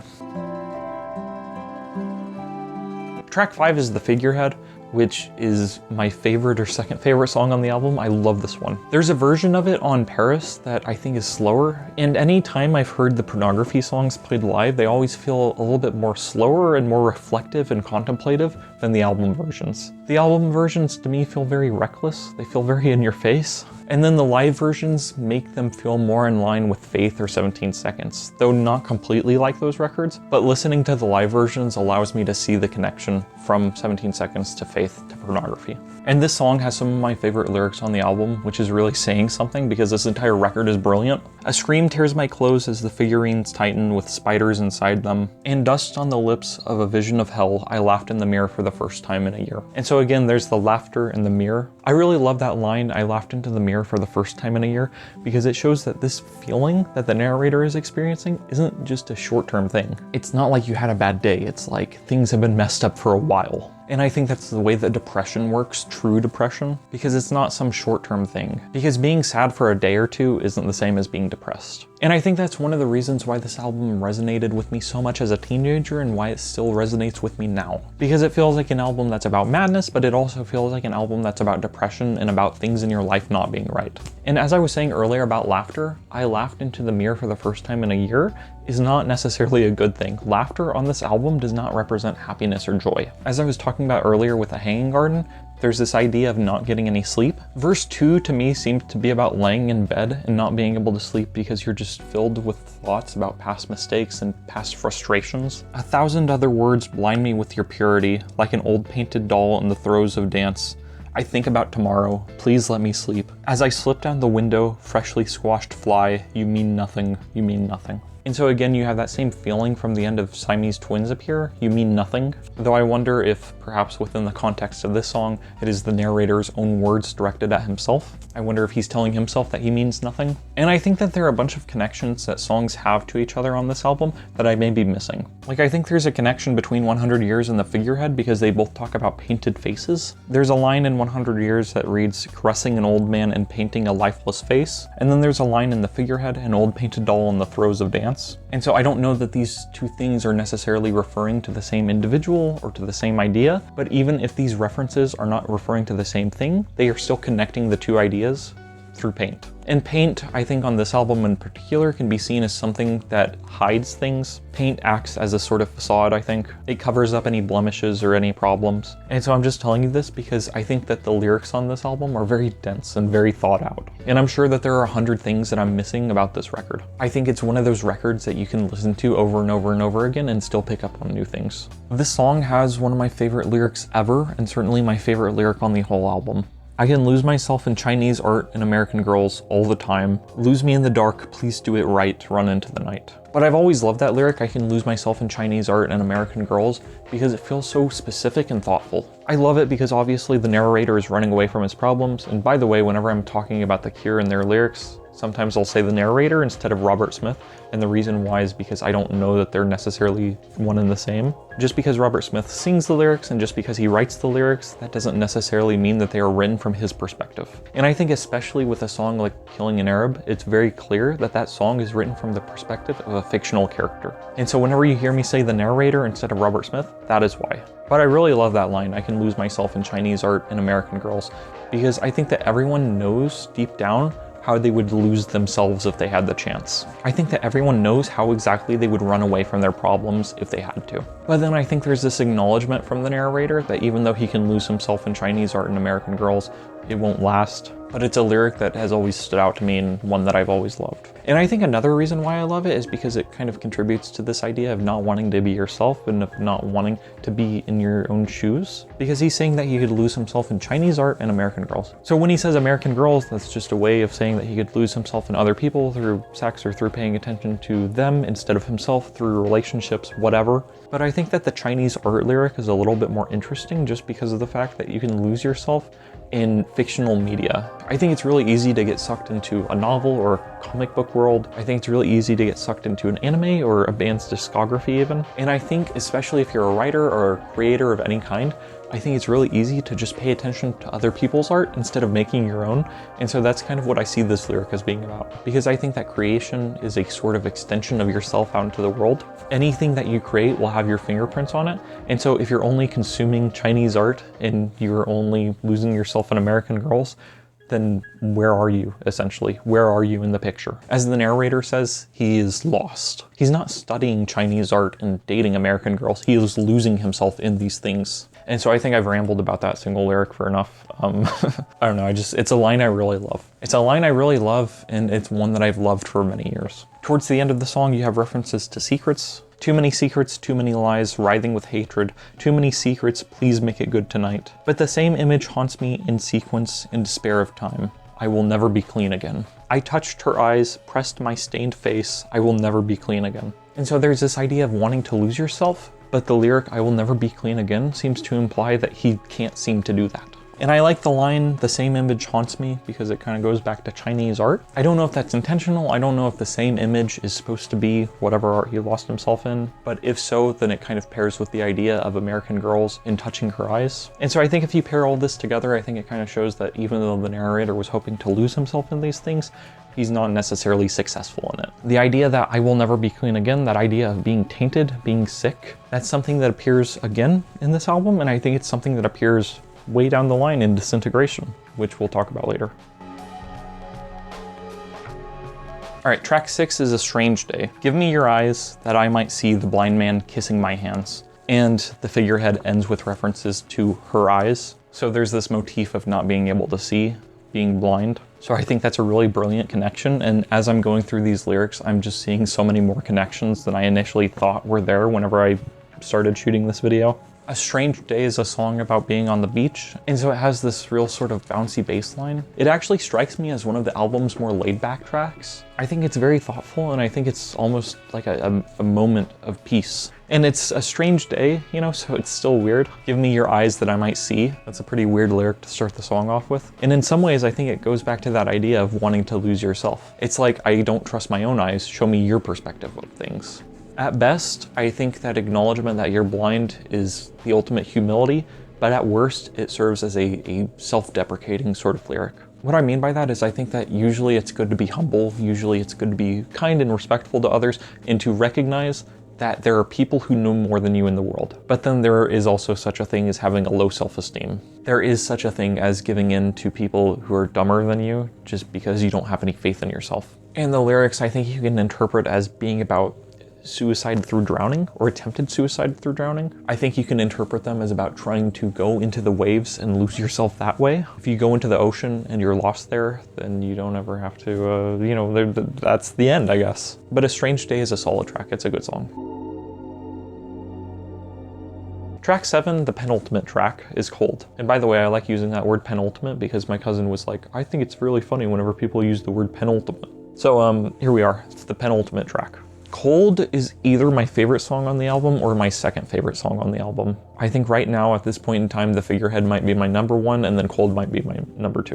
Cold has a heaviness and a weight to it. Robert Smith actually plays the cello on this track, and so that's where that heaviness comes from. I was cold as I mouthed the words and crawled across the mirror. There are also a bunch of references to being cold that I haven't really talked about. Verse 2 I think is really cool in this song. A shallow grave, a monument to the ruined age. Ice in my eyes and eyes like ice don't move. Screaming at the moon, another pastime. Your name like ice into my heart. So here I think you have a bunch of ideas that don't exactly make sense. It's not exactly clear how they align with one another. So I think you kind of have to break it down as you do with a lot of the lyrics on this album. We've talked about this idea of being blind, especially on a strange day, and ice in my eyes seems like another description of that to me. I also really like the idea, and I didn't catch this until just now, I like the idea that you have A Strange Day, which is followed by Cold, which is a track that talks about screaming at the moon. And I think that's one reason why this album works so well is because it's able to create this sense that a long time has passed since the start of things, the start of whenever things began to go bad. As I said before, depression is not something that only lasts for, you know, a couple hours or a day or two or whatever. It's something that extends across a very long period of time, and I think that album reflects this. And then of course, Your Name Like Ice into My Heart feels a lot like a breakup lyric. And by the way, this is not the last time that exact lyric will show up on a Cure song. If you can name off the top of your head what other song that lyric appears in, then you get a gold star. Congratulations. So we'll talk about that more later. I like these lyrics. Everything as cold as life. Can no one save you? Everything as cold as silence and you will never say a word. And I didn't mention it, but at the end of A Strange Day, there's a reference to being deaf. An impression of sound, then everything is gone forever. And so As Cold as Silence on this song Cold seems to continue with that idea. So it feels like there's references to being blind and deaf and almost needing someone to guide you, needing someone to lead you. There's this realization and this recognition that there's something wrong with you. But I think one of the reasons why I love this song so much is because of that lyric, your name like ice into my heart. I've seen where people have said that this song is about drugs and going through withdrawal, but I guess that in my eyes, in my view of things, I see it as almost like a breakup song. It's like a yearning for love almost. And within me, it creates this sort of sense, this mood that is like feeling discarded at the end of a relationship. But yeah, your name like ice into my heart is one of my all-time favorite lines. Then finally, we hit the final track of the album, Pornography. This song is notable because it starts off with samples of television shows that are played backwards, and so they sound creepy because of it.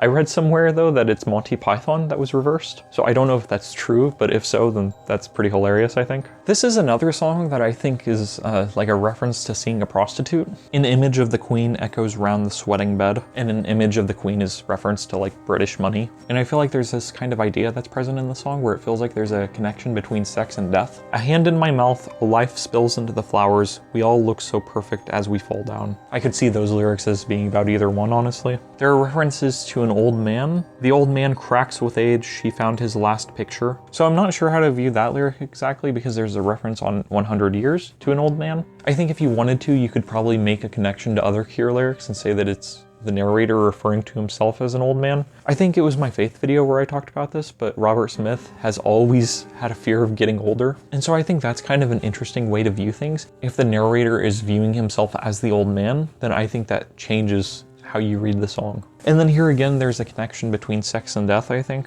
Sour yellow sounds inside my head. In books, in films, and in life and in heaven, the sound of slaughter as your body turns. But it's too late. One more day like today, and I'll kill you. A desire for flesh and real blood, and I'll watch you drown in the shower, pushing my life through your open eyes. And the song concludes with the lyrics, I must fight this sickness, find a cure, I must fight this sickness. And I remember whenever I heard this song for the first time, he says that he must find a cure, I was like, whoa, it's like a self-reference. And then I was like, well, if you just look in the mirror, then you'll find a cure right there. Because it's you, you're the Cure. You're Mr. Cure. You're Bobbert Smith, the lead singer of the Cure. But then you can kind of twist that into being about losing yourself and not being able to find yourself. It's like a weird kind of meta reference. I must find a cure, and he's the Cure, but he like lost himself in Chinese art and American Girls. I'm saying it as a joke, but at the same time, it's the kind of thing that like a literature professor would see and would be like, whoa, you've stumbled upon something real, amazing. But all in all, I think this album is really dark, and I think it makes a lot of sense to name the album after this song, Pornography. Just because of the fact that it almost feels like the ultimate darkness. It feels like the song that the entire album has been building up to. 100 Years was abrasive and unrelenting and unwelcoming, and Pornography, the final track on the album, is even more so, I think. Largely due to the samples at the beginning of the song, it feels like this is a song that they almost don't want you to listen to. And it's a great track. It's one of my favorites off the record.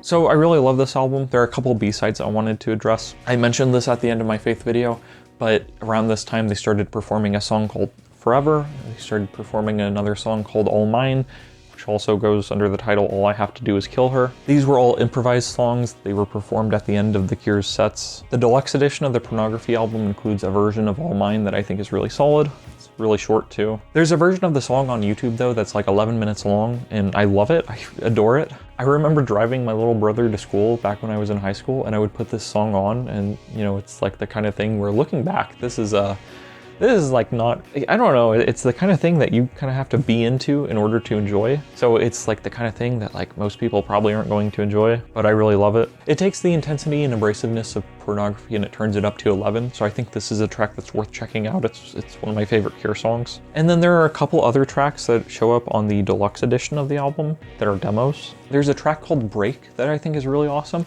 because it feels very gross and grimy. In a lot of ways, to me, it feels like what Descent should have been. It's an instrumental track without lyrics, but it just is able to create this really unsettling feeling in me. It reminds me a lot of a song off the Hotline Miami soundtrack that's called Dazukai.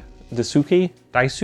I don't know how to say it, but it reminds me a lot of that song, and I really love this track. There's another song called Demise that I think is okay, and then there is a song called Temptation, and then there's a song called Temptation 2, which they sound very much like the same song to me, except Temptation 2 has lyrics. But the thing is that this track eventually evolved into Let's Go to Bed, which we'll get to next time.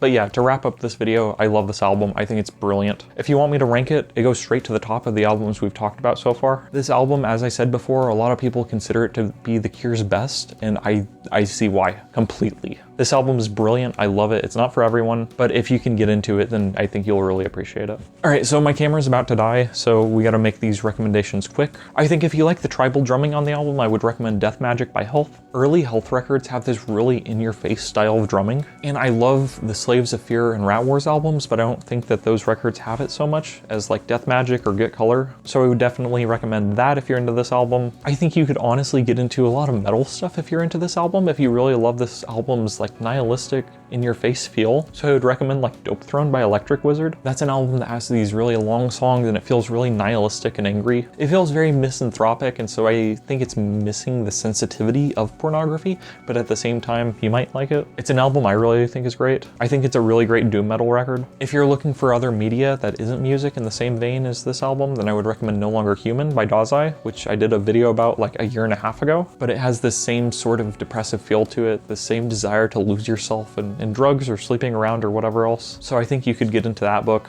Check out my video for it if you want. Or I think you could get into like Silent Hill 2 or Signalis. You could get into these survival horror games. I'm playing the remake of Silent Hill 2 right now and it's freaking awesome. But if you're not familiar with it whatsoever, I think it's a really awesome psychological horror game. I think it's really thoughtful and special. And honestly, it's difficult for me to give recommendations for the Pornography album just because this is an album that is in some ways so foundational to who I am as a person. It's an album that I played the crap out of back when I was like 16 or 17 and first getting into The Cure. And so whenever I think of this album, I think of stuff like Silent Hill that I experienced for the first time back then. This is honestly probably the closest thing to like a horror record that The Cure have. So I would say to check out my horror playlist. I talk about a bunch of other stuff, or you could get into like David Lynch, you could watch Eraserhead or something. But all in all, if you want to sum this album up, you can say that it's about losing yourself and attempting to lose yourself through drugs and through sex and rock and roll and whatever else. In that sense, I think it's a very clear precursor to The Downward Spiral by Nine Inch Nails. But yeah, in closing, Pornography is one of my favorite records ever. I think it's brilliant. I love it. Go listen to Pornography.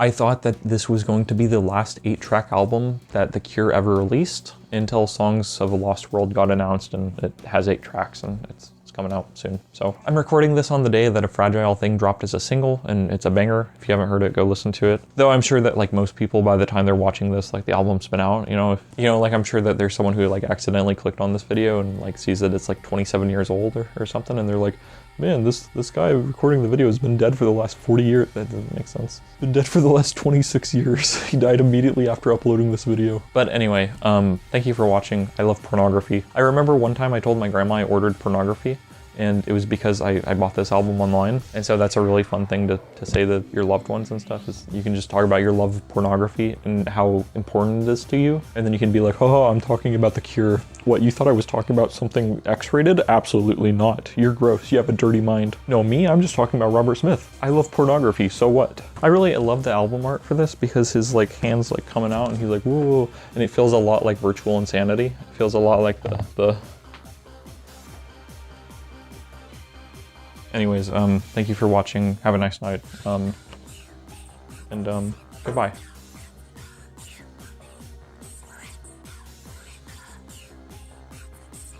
It doesn't matter if we all die.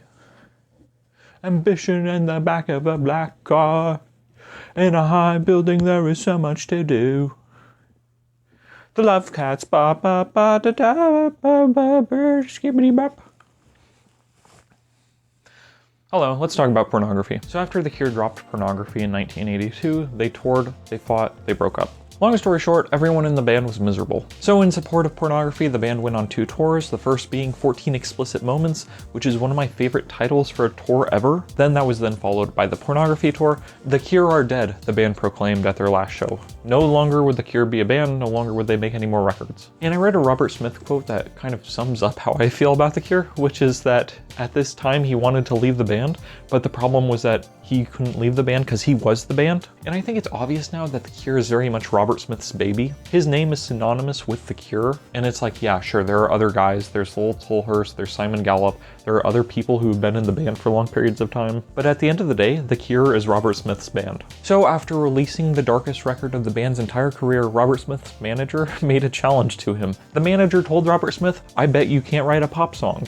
Which is kind of crazy to me considering that this was the same guy who penned Boys Don't Cry. So the Cure had broken up, but at the same time, it wasn't really that long of a breakup, I guess. Because 6 months after the release of Pornography, and even fewer months after the band had broken up, Let's Go to Bed dropped as a single. Let's Go to Bed was then followed by a couple more singles, The Walk and The Love Cats, which are about as far removed from Pornography as you could possibly get. While Pornography was so unwelcoming, these songs were the exact opposite. They were completely welcoming. They were pop songs. These singles, along with their B-sides, were collected and released under the compilation title Japanese Whispers, which is the album that we're talking about today.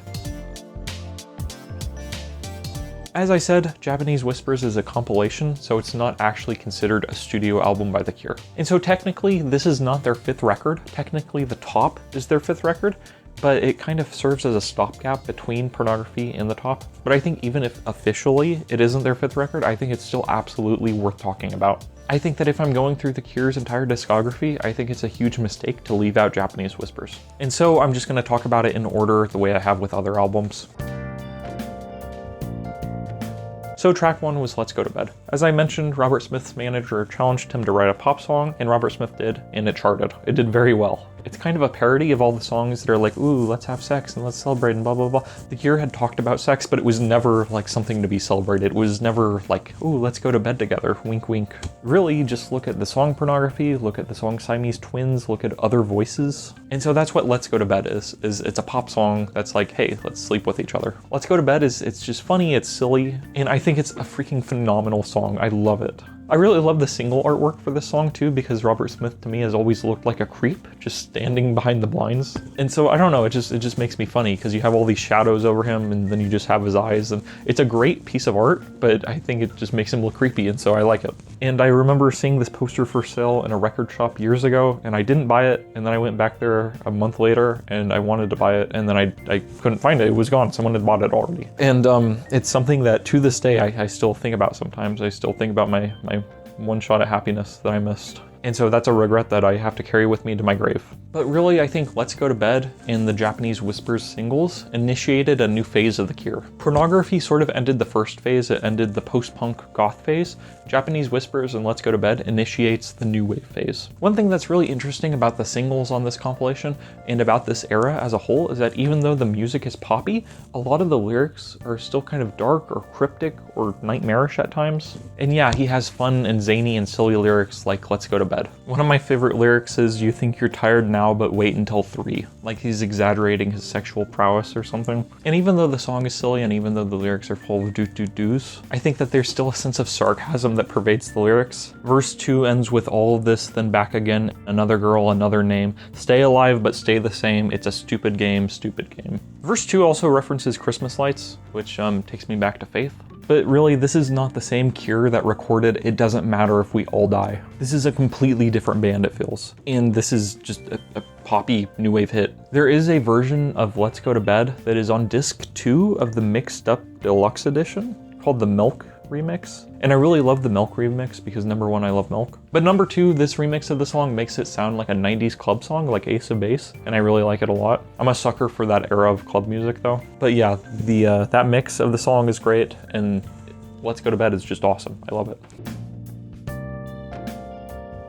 Track 2 on the album is The Dream, which has never really stood out to me all that much. So if I had to sum up my thoughts on this entire album, there are 3 singles on the album, and then the other 5 tracks are B-sides to those singles, and I think it honestly kind of sounds like it. Really, I think that there are 4 brilliant tracks. One of the B-sides I think is really fantastic, And then I think the rest of the B-sides are kind of eh.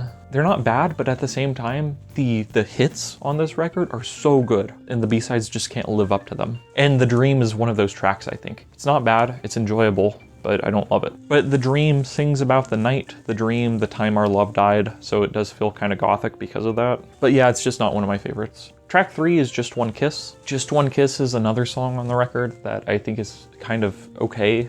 I don't love it. I really like the idea that someone died for this, just one kiss. But all in all, it's not one of my favorite songs on the record.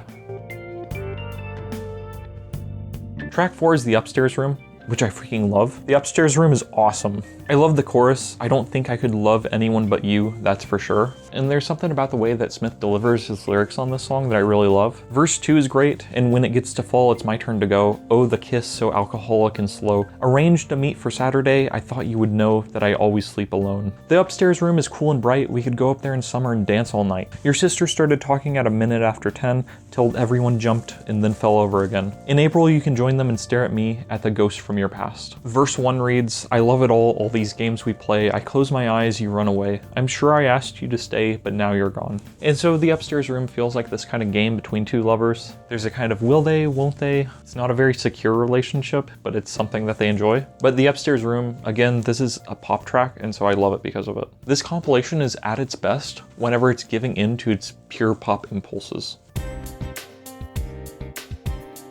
Track 5 on the album is The Walk, which is a banger. It's a straight banger. This one is one of the best tracks. And it has these kind of weird lyrics to it. I called you after midnight, then ran until I burst. I passed the howling woman and stood outside your door. We walked around the lake and woke up in the rain, and everyone turned over, troubled in their dreams again. Visiting time is over, and so we walk away and both play dead, then cry out loud, why we always cry this way. I kissed you in the water and made your dry lips sing. I saw you look like a Japanese baby. In an instant, I remembered everything. And so this is a song that is a pop song, but at the same time, the lyrics feel kind of psychedelic and weird. And so I think that's kind of what separates this song from a lot of other pop and new wave songs of the era. And I think that's what separates a record like The Top from a lot of the stuff that was coming out at that time. Just lyrically, it's totally different. And again, with The Walk, there are so many confusing lines. I saw you look like a Japanese baby. It's like, I don't know what that means, dude. You're gonna have to be more specific. And then I remembered everything. What, like, I look like a baby, and then you remember everything. Like, what? How do those two lines connect? So track 5, The Walk, straight banger. Track 6 is Speak My Language, which is a track that I love except for the chorus. The verses are excellent, but the chorus, Speak My Language, that part feels kind of weird to me. This song is noteworthy because if you listen to it on Spotify, pull up the lyrics. Because there are parts of the song where Robert Smith just makes noise with his mouth. He just goes, and anyways, that's included in the lyrics sheet on Spotify. so whenever I say that I love the Cure's lyrics, this is what I'm referring to. I'm referring to No, and I have the CD for this one, but it's in my closet and I don't want to stop filming to get it. But I would be interested in seeing what it says on the lyrics sheet. I would be interested in seeing if the is included. But Speak My Language, I think, is a decent track, but as I said, the chorus, it just doesn't feel right to me. And so I think if the chorus were rewritten a little bit, then I think that it would be a better song. As it stands now, it's a pretty good one, but I see why it's a B-side. Track 7 is Lament. A lot of people really like this one. I don't care for it all that much. It's one of the slower tracks. It's probably the slowest track on the album, honestly. There's a flexipop version of this song that's worth mentioning. Essentially, the mix sounds a lot more experimental. It sounds less like a pop song. Robert Smith's vocals on the flexipop version are buried deep into the mix, so you can't even really make out what he's saying. There are some really fantastic lyrics to this song, though. The sky colored perfect as the man slipped away, waving with a last vanilla smile. One more ice cream river body flowed underneath the bridge. So there's some really great imagery to this one, but just musically, I've never really resonated with it that much. I've never really cared for it. Yeah, this is my least favorite song off the record. Then we conclude this compilation with The Love Cats, which is one of The Cure's goofiest, silliest songs, and I love it. This song features an upright bass, which I believe is played by the guy who produced Pornography. At this time, the band didn't actually have a bassist because Simon Gallup left at the end of the Pornography tour, but don't worry, he comes back after a couple years. But The Love Cats is just really goofy. It feels like a very sappy love song. We move like cagey tigers, we couldn't get closer than this. The way we walk, the way we talk, the way we stalk, the way we kiss. We slip through the streets while everyone sleeps, getting bigger and sleeker and wider and brighter. We bite and scratch and scream all night. Let's go and throw all the songs we know into the sea, you and me.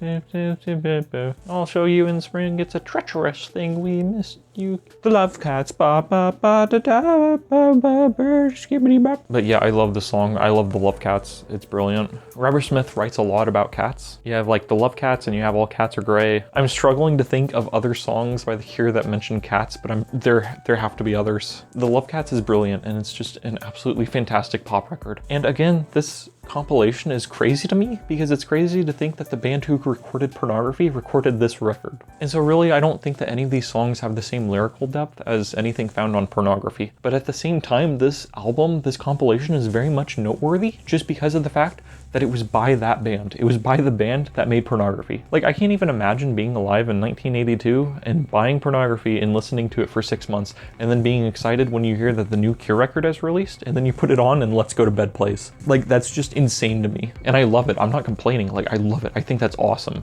This compilation really paved the way for what comes after it. And then I wanted to mention this. There was a B-side to the Love Cats that was not included on this record. I think it was only present on some releases of the single, not all of them. So I think that's why it wasn't included.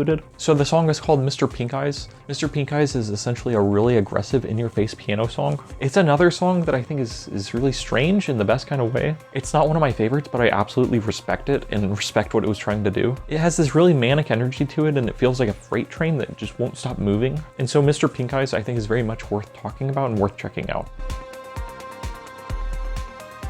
But yeah, this album has a lot of great stuff on it, but I think it's more special because of what it did for the band. Let's Go to Bed was a major hit, and so it kind of allowed the band to keep on making music in some ways, but also these singles paved the way for everything that came after from the band. Without these songs, I don't think that the band could have written a record like The Head on the Door or Kiss Me, Kiss Me, Kiss Me, or I don't think they would have been able to write like Pictures of You off of Disintegration. If Robert Smith hadn't honed his pop instincts, I don't think that he would have been able to write a song like Love Song. And so I think this record, more than anything else, is a testament to doing new things and trying new things and experimenting and seeing where that takes you. So I feel like the record is a little bit uneven, and again, it's not exactly a studio album, it's a compilation album, but in spite of that, I'm still treating it like a studio album, which some people may feel unfair. If so, sorry. I've been ranking each of the Cure's albums, and so I think with Japanese Whispers, I think I'm actually going to have to rank it below 17 seconds. So it's kind of in the middle there. I like the goth stuff more than I like this record, but I like this record more than I like Three Imaginary Boys, for instance. It just feels a little bit uneven to me, and so I don't enjoy it start to finish in the same way that I do something like Pornography or Faith. So far as recommendations go, I would just recommend like pop music and stuff. I would recommend like pop music from the era, so like Duran Duran, or I would recommend like early Depeche Mode stuff, but I would also recommend just pop stuff from the last like 10 or 15 or 20 or 30 years. I would recommend like Lady Gaga. I would recommend like Brat. Or I would recommend like Death of a Bachelor by Panic at the Disco, which I think is like one of the best pop records out there. Or I would recommend like Gary Newman, The Pleasure Principle. Cars off that album is a banger. And I think it's very much in line with the new wave flavor of Japanese Whispers. Japanese Whispers, by the way, if you didn't know, that's a British name for the game telephone, at least what we call in America telephone, where one person whispers something to another and then they whisper that to someone else and they whisper that to someone else, and you know, basically the message gets distorted across time. Drop your thoughts about this record below, and thanks for watching. Now we are on to The Top, which is a record I actually love. So today we're talking about The Top, which is technically The Cure's 5th studio album. So after Pornography in 1982, The Cure released a bunch of singles, right? They released The Walk and Let's Go to Bed and The Love Cats. And at this point in the band's career, the band were really just a two-piece. It was just Robert Smith and Lowell Tolhurst, who had been the drummer but then switched to keyboards because he wasn't very good at drums. And so the band was kind of lacking in members, and so as a result, it essentially just became Robert's project. Any live dates that they played then were pretty much composed of whoever Robert Smith could grab to play alongside him. In addition to doing Cure stuff, in 1983, Robert Smith joined forces with Severin from Susie and the Banshees. He was their bassist. And together, the two of them put out a project called Blue Sunshine under the band name The Glove. This is considered a side project, and it was the only release from that band. I haven't listened to Blue Sunshine enough to form a real strong opinion about it, but it's definitely a more psychedelic record. It's definitely a stranger record. This period in the Cure's history was certainly marked by a lot of drug use, and especially around this time, they were dropping a lot of LSD, and they were doing psychedelics. There's stories I've read about them drinking opium tea. And so The Cure put out these singles, right? They put out The Walk and The Love Cats, and then Robert Smith put out this Glove album. I don't believe they toured it at all. And then at the same time, he was asked to join Siouxsie and the Banshees as a guitarist. And this was not his first time playing with Siouxsie and the Banshees, but it was his first time writing and recording with them. And so alongside those guys, he wrote the record Hyena, and at the same time, he was also working on a new Cure album, The Top. And of course, Robert Smith wasn't just composing these records, he was also playing live shows for Siouxsie and the Banshees and for The Cure at this time. So he was a very, very busy man. I really love a lot of Siouxsie and the Banshees stuff, but Hyena, despite having Robert Smith on it, has never been one of my favorite records of theirs. And Robert Smith has said before that he kind of held back on that record just because of the fact that he felt like it wasn't his project, he felt like it wasn't his band. So he didn't want to overstep any bounds, and so I don't love that record, honestly. But fortunately, he didn't just stop all his creativity. No, he poured it into The Top, which is one of The Cure's most experimental, wild albums. A lot of people have said that this is essentially a Robert Smith solo album, and I don't think that's completely inaccurate, but at the same time, he is like the one mandatory component of The Cure. In order to make The Cure work in any capacity whatsoever, you have to have Robert Smith. He's like the most important member. But certainly The Cure were a very different kind of band than they had been for Pornography and Faith and etc. So as I mentioned, Lowell Tolhurst had switched from drums to keys at this point in time, and then the band, The Cure, got Andy Anderson as their drummer, and so he does some really great drumming on this album. And I'm not really all that knowledgeable about drums, but there are certain songs on here where I listen to him and I'm like, wow, this guy's amazing. This is a record that I think a lot of people don't know how to view exactly. A lot of people dismiss it as a transitional record between The Cure's goth phase and their pop phase, and it makes sense to view it that way just because of the fact that it feels like it's reaching to be more of a pop album, but at the same time, Robert Smith still has one foot in the goth world. Some of the lyrics on this are really wild and psychotic and strange, but then a lot of the music is quite upbeat and charming, and a lot of it sounds very experimental. There are a lot of sounds on this record that you didn't hear on previous Cure albums, and really this is a record I love for what it is. It's an imperfect record for sure. It doesn't have the same kind of cohesion that earlier work had,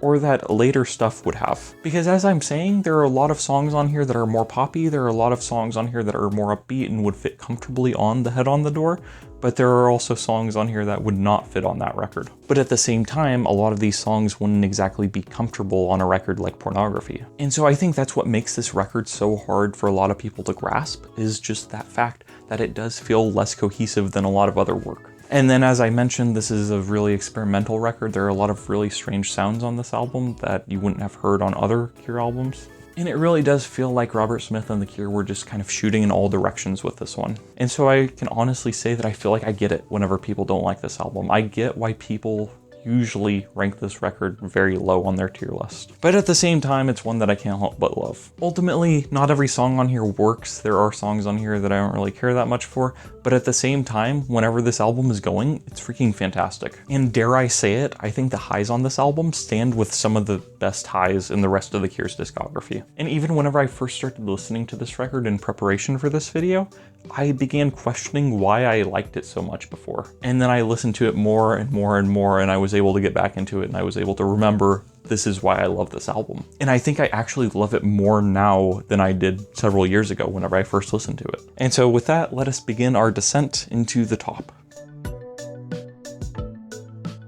Track 1 on the album is Shake Dog Shake, which has some really psychotic, angry, pissed off lyrics. Wake up in the dark, the aftertaste of anger in the back of my mouth. Spit it on the wall and cough some more and scrape my skin with razor blades. And make up in the new blood and try to look so good, follow me. Make up in the new blood and follow me to where the real fun is. But we slept all night in the virgin's bed and dreamed of death and breathed like sick dogs. We slept all night in the virgin's bed and breathed like death and dreamed of sick dogs. And so this is how the album begins, is it begins with a burst of madness. And so I guess in that sense, this song is very much in line with Pornography. Musically, I don't think it sounds that much like that record, but I think lyrically it's definitely in line with that album. This is a song that regularly gets played live, and it is realistically the only thing from The Top that is included in The Cure's live sets at this point in their career. I think there's a heaviness to this song that's really excellent, and it makes it really catchy. And I think there's a weight and there's a palpable anger to it. And it feels like there's this combination of violence and rage and lust on this song that makes it really interesting to me. Whenever The Cure were inducted into the Rock and Roll Hall of Fame a couple of years ago,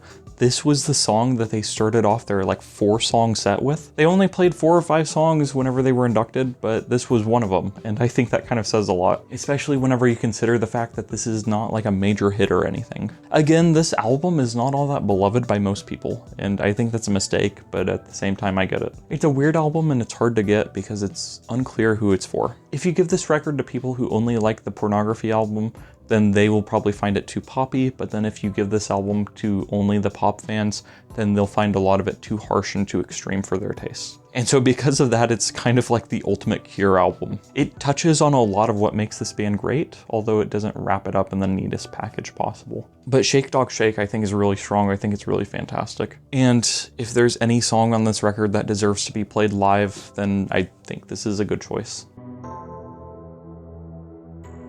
Track 2 on the album is Bird Mad Girl, and I think this is very clearly a pop track that foreshadows The Head on the Door. Even though Simon Gallup wasn't in the band at this point in time, I think this song has a really strong bass line, and I find it really catchy. It was just stuck in my head yesterday whenever I was listening to it. And I think there's a lightness to this song. The lyrics are based off of a poem by Dylan Thomas called, I think, Love in the Asylum. And so I think this song helps me to identify this album's madness and what makes it unique from the madness of an album like Pornography. Because Pornography was nihilistic and it was hateful and it was angry, but then the Top is more whimsical, it's more strange. The Top's particular brand of madness is less Silent Hill, more Alice in Wonderland. And really, I think that whimsy is probably the best word to use to describe not just this song, but the entire album. So Bird Mad Girl, as I mentioned, is essentially Robert Smith's take on a Dylan Thomas poem. So it's a love song, and it's a love song that's addressed to this bird mad girl. And so this song has some really rich imagery, and it also has a lot of lyrics where I'm like, I don't know what exactly that means. So I really love this part of the song. Nighttime, nighttime sets my house on fire.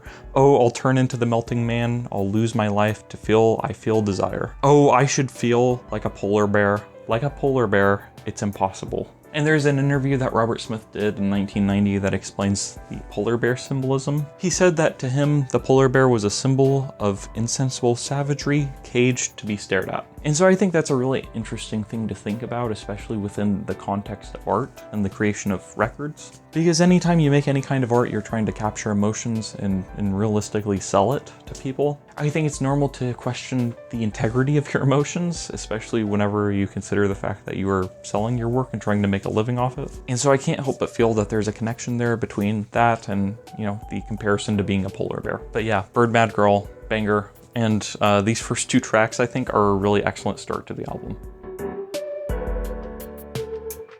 So track 3 is The Wailing Wall, which in my eyes is the worst track on the album, which is really unfortunate. It really sucks that this is the 3rd track on the album, because it's honestly kind of boring. It does have a Middle Eastern flavor to it, and it has some really cool lyrics. I really love this first verse. The holy city breathed like a dying man. It moved with hopeful tears, with the tears of the blind. And Robert Smith has said that this song is about a trip that he took to Israel with Susie and the Banshees. And so I understand his impulse to try to capture that and try to capture what he felt during that trip, but at the same time, just as a song, it doesn't really work all that well for me. In a lot of ways, it feels like it is meant to be very hypnotic and very slow and very thoughtful, but it just comes off as more boring to me. And again, it's not like a horrible song. It's not the worst song I've ever heard, but it's my least favorite track on the album. It brings the album's momentum to a halt, and I know that's one criticism that's been lobbed a lot at this record, is the fact that some of the tempos of the songs are kind of slow. And so I think I get what he was trying to do. I think that he was trying to do something more contemplative and thoughtful, a la 17 Seconds,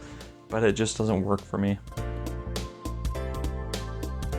So immediately following the slowest track on the album, you have the fastest track on the album. Track 4 is Give It To Me. And it takes the rage and mania of Shake Dog Shake and it turns it up to 11. Again, this is another very angry, pissed off song. And I've said this before, that angry is not really an emotion that I associate all that much with The Cure, mainly because I ascribe it to bands like, Slipknot or other metal bands. Whenever I think of angry music, that's more of what I think of, or like Nine Inch Nails or whatever. I don't really think about The Cure within the context of that emotion so much, but this is certainly an angry track. As I mentioned before, Andy Anderson's drumming is really excellent, especially on this track because it is one of the fastest faster ones, and so he has a lot of room to shine. I think the drumming on this song helps it to have a lot of momentum and forward movement, and it feels like I'm forced to pay more attention to the drums on this track than I am normally for most other songs. But still, in spite of all that, it's not one of my favorite tracks. It's probably my second least favorite track. I like stuff that's fast and aggressive and experimental, but this one has just never really done it for me. It almost feels like it's too noisy. It feels like it's too claustrophobic in a lot of ways. And then, as with a lot of other songs on this album, the lyrics are really weird and trippy. I really love these words. Get away from me, leave me alone. Oh, like the pig on the stairs, hanging in a groovy purple shirt. Slit the cats like cheese, then eat the sweet sticky things. Suck harder, suck your insides out. Blood thick swimming around your feet as you're choking on the fleshy words. And so, like Wailing Wall, I think this song has some really excellent lyrics, but just musically, instrumentally, it just doesn't work for me. I just think that the entire angry, fast, manic thing has been done before by a lot of other bands, and I think it's been done better, especially since then. Track 5 on the album, which is the end of side A on the vinyl, is Dressing Up, which is a track I didn't fully appreciate until I heard the live version on Paris. It's a nice little cute whimsical track. It reminds me a lot of 6 Different Ways Off the Head on the Door. And so I think it's a great example of something that foreshadows the pop music that would later come from The Cure, because it really nicely fits in with that era. And I had a friend who listened to this album for the first time like today or yesterday, and he told me that this song reminds him of a Mario 64 track. But that should really give you an idea of what it sounds like. It's nice, it's playful. There's a kind of beauty to it, almost like you're listening to a music box, but less somber and more upbeat, more happy. But this is a song that makes you want to like dance a little, you know, like a little fairy or something. It just has that playfulness and that whimsy to it that I really love.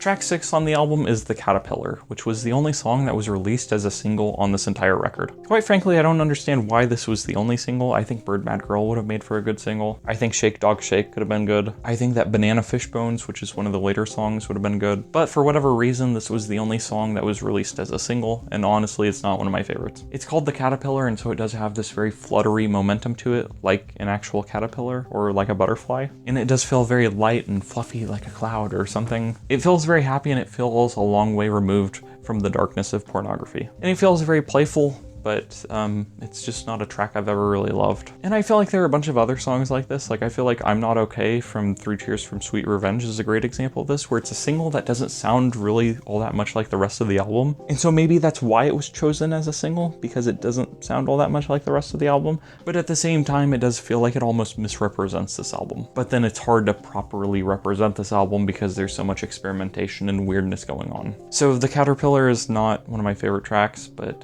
it's a decent enough song. As I said earlier, as I've been listening to this album the past several days, I feel like I've come to enjoy it a lot more than I did beforehand, and I really love this album beforehand. And I think a lot of that has been my increased enjoyment of The Caterpillar. Because again, it's not my ideal song, but I still think it's solid. I will say though that I do think that side 2 of this record is a lot better than side A. I think that side 2 is more consistent and it's more interesting, and it's why I love this album. And so every track after this one I think is a straight banger.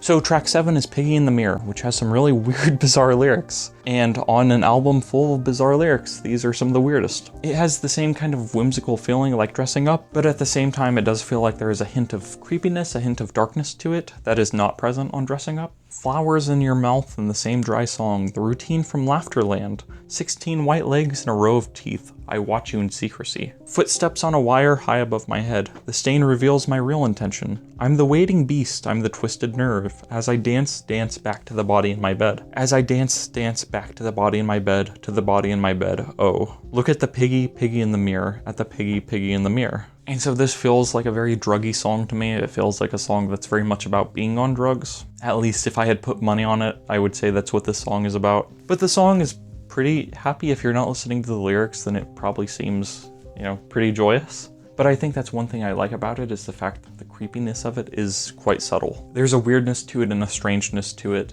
and it feels a little bit hostile because of it. Track 8 is The Empty World, which is one of my favorites. It has a flute going, and it has like a marching we're going off to war type beat to it. In the Empty World, from what I understand, is about one of Penelope Farmer's books. It's about Charlotte Sometimes, because as I mentioned in my Faith video, Charlotte Sometimes is a song by The Cure. The Empty World, I think, is probably a track that most people will look over because of the fact that it's like, you know, 2 minutes long. I think Robert Smith gives a really powerful vocal performance on this track, and I think he does on the entire album, but his vocals on this track stand out more to me than a lot of the others. And I think the reason why is because of the fact that the instrumentation on this track is very sparse. Lyrically, the song mentions dreams. She talked about the armies that marched inside her head, how they made her dreams go bad. But oh, how happy she was, how proud she was to be fighting in the war in the emptied world. I played this song for my mom, and she said, why is he talking about the Amish? Because whenever he said the armies, it kind of sounds like the Amish. But my mom was like, why did he write a song about fighting Amish people? that seems kind of whack. It seems kind of screwed up. And I'm like, I don't know, Mom. I guess that's just how people were in 1984. I don't know. But I do actually love the fact that he wrote not 1 but 2 songs about Charlotte Sometimes. It's really interesting to me. I do really appreciate whenever he and just anyone in general writes songs about books. I think that's always a really cool thing, but I think it's funny that he's out here writing not 1 but 2 songs about the same children's book. But I mean, hey, I guess you take your inspiration where you can get it from. Leave a comment down below if you would like me to review a children's book. That's been on my mind. I feel like it would be fun to talk about like a kid's book, but I don't know, maybe not. But The Empty World, one of my favorites. It's great. Track 5 is Banana Fishbones, which is another literary inspired song because it's based off of a short story by J.D. Salinger, who's the guy who did Catcher in the Rye. Banana Fishbones has for a long time been like maybe my favorite song on this record. Lyrically, it's just kind of so silly and druggy. There's a lot about it that just sounds very cartoonish and circusy. It just sounds very over the top, like it has a lot going on. He delivers his lyrics with such gusto on this one that it's hard not to love it. Curl into a ball like you have more fun. Oh, that would make it faster. Why do you do it? Do you do it? Do you act like you? Why do you do it? Do you act like you? Don't fight, go red and blue and black and white and sell this, sell this. Or leave it senseless like a suck on a gun. Put a piece of metal in your head, you said. Make you dead, make you hippa, hippa, hippa. I've been going around the past like 4 or 5 days and I've just been saying hippa, hippa, hippa. But whenever I sing it, it doesn't sound like Robert Smith. It sounds like Elvis or something, or like a country singer. I add like a southern accent to it for no reason. Hippa, hippa, hippa. Put a piece of metal in your head, you said. Make you dead, make you hippa, hippa, hippa. And I've been doing it for, like I said, like 4 or 5 days now, and it's just stuck in my head. And I think it's awesome. And so again, whenever I say that I love Robert Smith's lyrics, this is what I'm talking about. I'm talking about hippa, hippa, hippa. And he's not saying hippo here. He's just saying hippa. Like he's making up a word. He's hippa, hippa, hippa. That doesn't mean anything. That's just nonsense. It's gibberish. And then I like when he says, curl into a ball like you have more fun, because that reminds me of Kano from Mortal Kombat, because he has the ability to spin into a ball for no reason at all. It's like Sonic, only he's Australian, and so I assume all Australian people have that ability to curl into a ball. Put a piece of metal in your head, you said. Make you dead, make you hippa, hippa, hippa.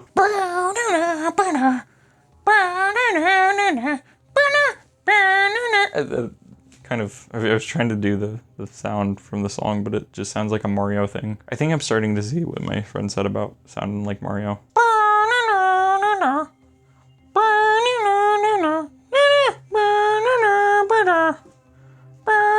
Hippa, hippa, hippa. Anyways, Banana Fishbones is awesome. I love it. They should play it more. They should play it every show, honestly. Banana Fishbones is so good. It's like half the reason why I love this album.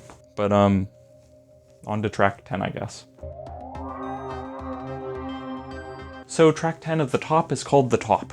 The Cure at this point in their career did a thing where just every final song in the album was the titular track for whatever reason. I don't know, it's kind of cool, I like it. But The Top is a song that I didn't like for a very long time. I didn't like it for years. And the reason why was because I felt like it was the same sort of thing as The Wailing Wall, in the sense that it was kind of boring and monotonous. But then during my most recent listens to the album, I started to get really into it. Because it is a slower track. It is something that is kind of dragging in some ways. But it actually managed to have the intended hypnotic effect on me that I think Robert Smith probably wanted it to. And I think it is hypnotic because of the fact that the bass doesn't really change throughout the entire song, if I'm not mistaken. Robert Smith's vocals weave in and out, and the guitar playing and the drums are really interesting, and the keyboards, but the bass so far as I remember, is consistent and constant. And so anytime I put this track on for the first minute or two, I'm just like, all right, we're doing this song. And then like at some point I go from being like not into it at all to being all the way into it and loving it. And so I was driving the other day and this song came on and I, was gonna skip it.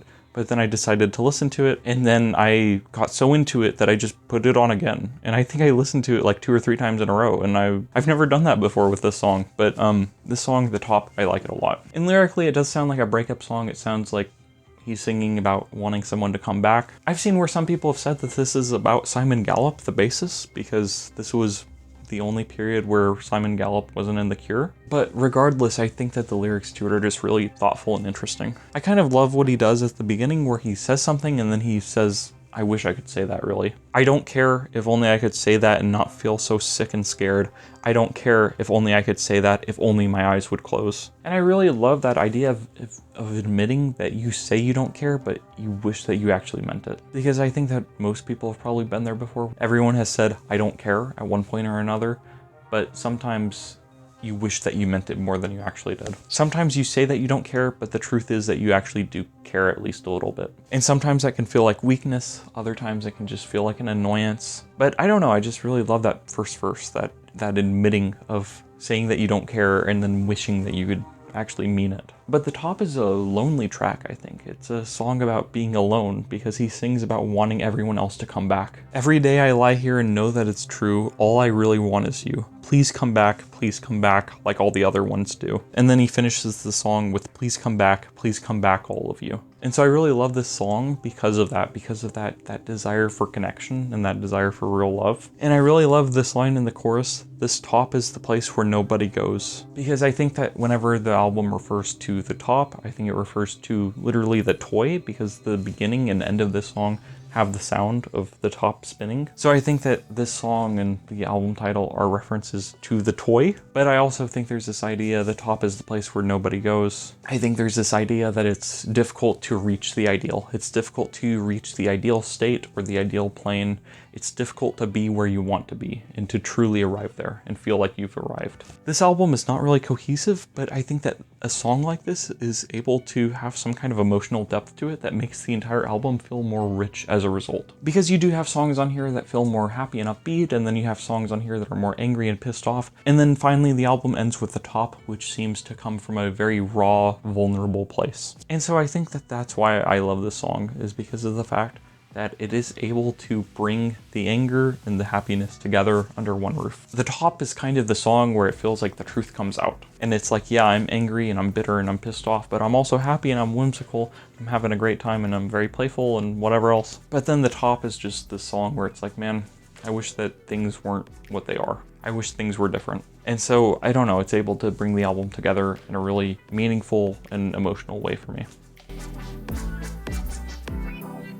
So there are a few B-sides to this record. I honestly don't have that much to say about them though. Happy the Man I think is an okay track, and then Throw Your Foot I think is really excellent. I think it's really good and catchy. And then there are some demos on the deluxe edition of the album. Aerial is a version of the song that is, it actually comes from like the earlier 80s, from like 1982 or something. I think it's a pretty song. I think it's pretty good. There's a demo for a song called The Hand Inside My Mouth. It appears to me that this was almost an earlier version of 6 Different Ways, because a lot of the same lyrics appear on both songs. So I don't know if he cannibalized the lyrics from this song or if he just transformed it into what became 6 Different Ways. And then the last track on the deluxe edition of the album is Forever, which I think is really excellent. Again, if you don't recall, Forever was one of the few improvised songs that The Cure were doing at this point in time. Forever stems from the 17 Seconds Faith era originally, and I think this version of the song is really cool. It has saxophone on it. If you want a fun writing exercise, try writing the words that you hear. Because on a song like this, it's really difficult to make out exactly what the frick Robert Smith is saying, and I bet that even he doesn't know what he's saying. Because again, this track was improvised and it was all live, it was all just one take.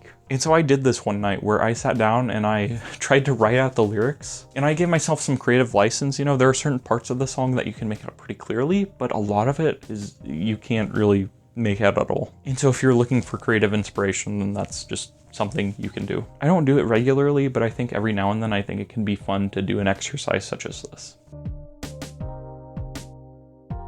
So, The Top. As I said before, this is an album I really love, but it's just not as cohesive as a lot of the Cure stuff that came before or after it. And so I get why people don't like it. I think that it really suffers from having some of my least favorite tracks on side A of the record. And again, I think side 2 of the record, I think side B is just so much better. I say that if you're a longtime fan and you don't like this album, give it another shot, honestly. I think it's really good. So far as rankings go, I am going to put it in the number 4 position so far. I like it more than Japanese Whispers and Three Imaginary Boys and whatever else. Again, this is an album that I really love, just on its own merits. But still, its lack of cohesion makes me place it below Faith, 17 Seconds, and certainly below Pornography. So as of now, it is ranked kind of middle in the road. We'll see if it stays that way. I really love this album. I like it a lot. And I think there's a lot of merit to be gained from looking at things that are imperfect, things that are really good but imperfect, as opposed to things that are just straight masterpieces. I think it can be more fun to evaluate things like that, things that are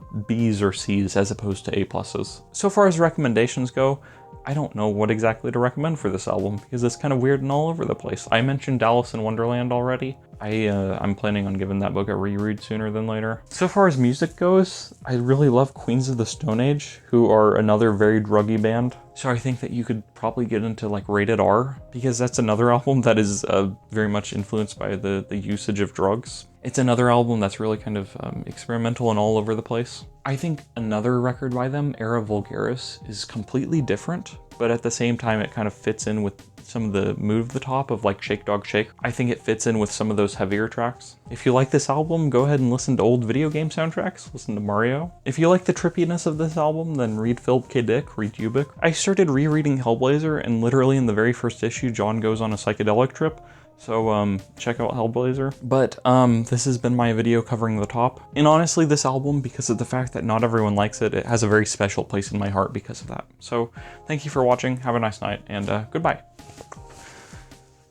Shake, shake, shake, shake, shake, shake, shake, shake, shake, dog, shake, dog, shake. All night in the virgin's bed. Curl into a ball like you have more fun. Oh, that will make you faster. Why do you do it? Do you do it? Do you act like you? Why do you do it? Do you act like you? Oh, fight your ready blue and back and wait to sell this. Put it something like some kind of gun. Put a piece of metal on your head, you said. Make you dead, make you hippo, hippo, hippo. Hippo. Hippo, hippo. Hippo.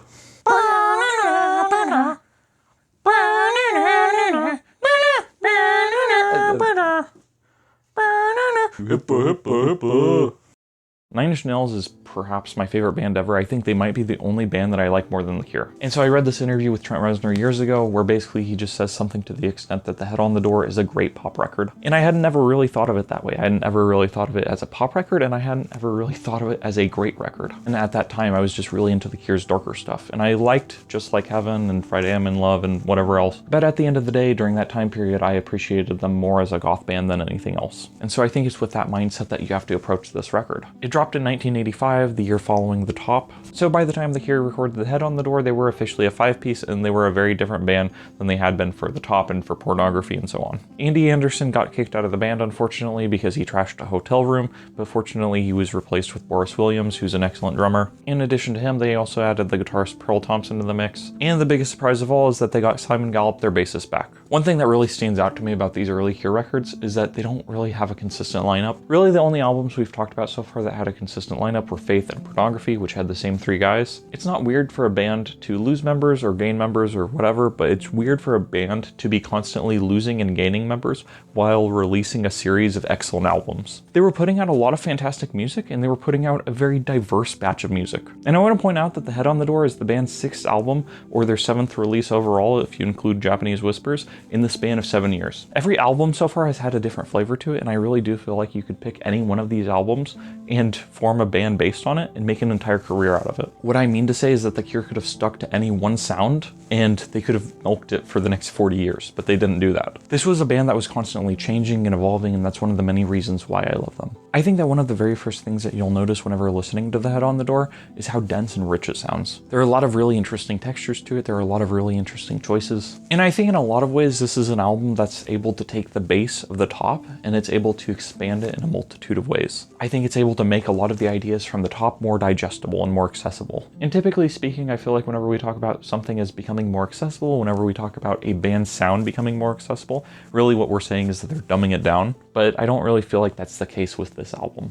The Head on the Door is missing a lot of the bizarre, insane lyrics that you would find on The Top or Pornography. I think it's missing some of the same soul searching that you find on a record like Faith, but still, in spite of that, I think that The Head on the Door is just a phenomenal record. Even though The Head on the Door made the band more accessible to more people, and even though it was a major hit, especially over in America, I don't think that the band lost anything of what made them special in the first place. And it's very rare that that happens. And as was lacking in The Top, I think that even though there's a variety of songs, even though each song sounds different from the last, I think that it is still a cohesive pop album. As I've been saying, each Cure record that they had released up to this point was different from the last. And it's just so crazy to me to think that the band recorded this record only 3 years after breaking up after the recording of Pornography. Because again, these basically sound like different bands. And so I guess this is a long enough introduction. Let's go ahead and hop into the track listing.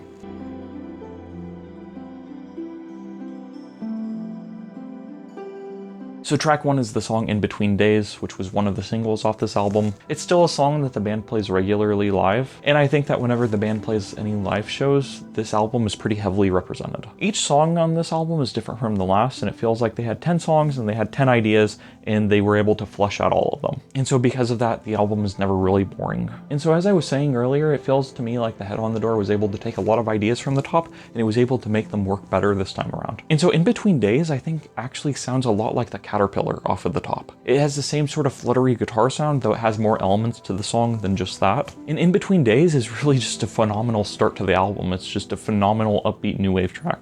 And I will say that with regards to the lyrics on this album, I feel like they're not quite as dense or cryptic as something like Pornography. I feel like there aren't any weird or creepy moments on this record in the same way that there are on The Top with a song like Piggy in the Mirror. And so I feel like the lyrics and the words that Robert Smith wrote for this album have a completely different vibe to them than past Cure records do. But at the same time, they're pretty interesting still. Robert Smith has always used a lot of metaphors in his writing, but at the same time, I feel like there isn't the same emotional depth to the lyrics on this album as there are with earlier albums. But I think it's a personal thing. I certainly don't think these are bad lyrics at all. I think there are a lot of really great lines in this album, but I don't know, I'm biased because I love the earlier goth stuff, like I was saying. In Between Days starts off with Robert Smith discussing aging, which, as you know, is a very common theme in Cure music. Yesterday I got so old I felt like I could die. Yesterday I got so old it made me want to cry. I see the first verse as being about a breakup essentially. Go on, just walk away. Go on, your choice is made. Go on and disappear. Go on, away from here. And it essentially seems to be about a rejection of someone. And the chorus of the song seems to be the narrator realizing that he made a wrong choice. And I know I was wrong when I said it was true, that it couldn't be me and be her in between without you. And then verse 2 continues with that, essentially speaking to the lost lover, I guess. The narrator begs, come back, don't walk away, come back today. Come back, why can't you see? Come back to me. And then the chorus repeats, and I know I was wrong when I said it was true, that it couldn't be me and be her in between without you. To me, it sounds like there's this push and pull. There's that feeling that you'll be better off without someone, and then you realize that you're not better off without someone. And then, as I mentioned, you have that entire aspect of aging built into things. I think, at least in my mind, there's this idea that is always present, that I'm getting older each and every day. And as you are getting older, you're getting closer to death, obviously, and your choices are running out. Potential is either becoming realized or is staying unrealized. And hopefully you gain something too, but you certainly lose something each and every day.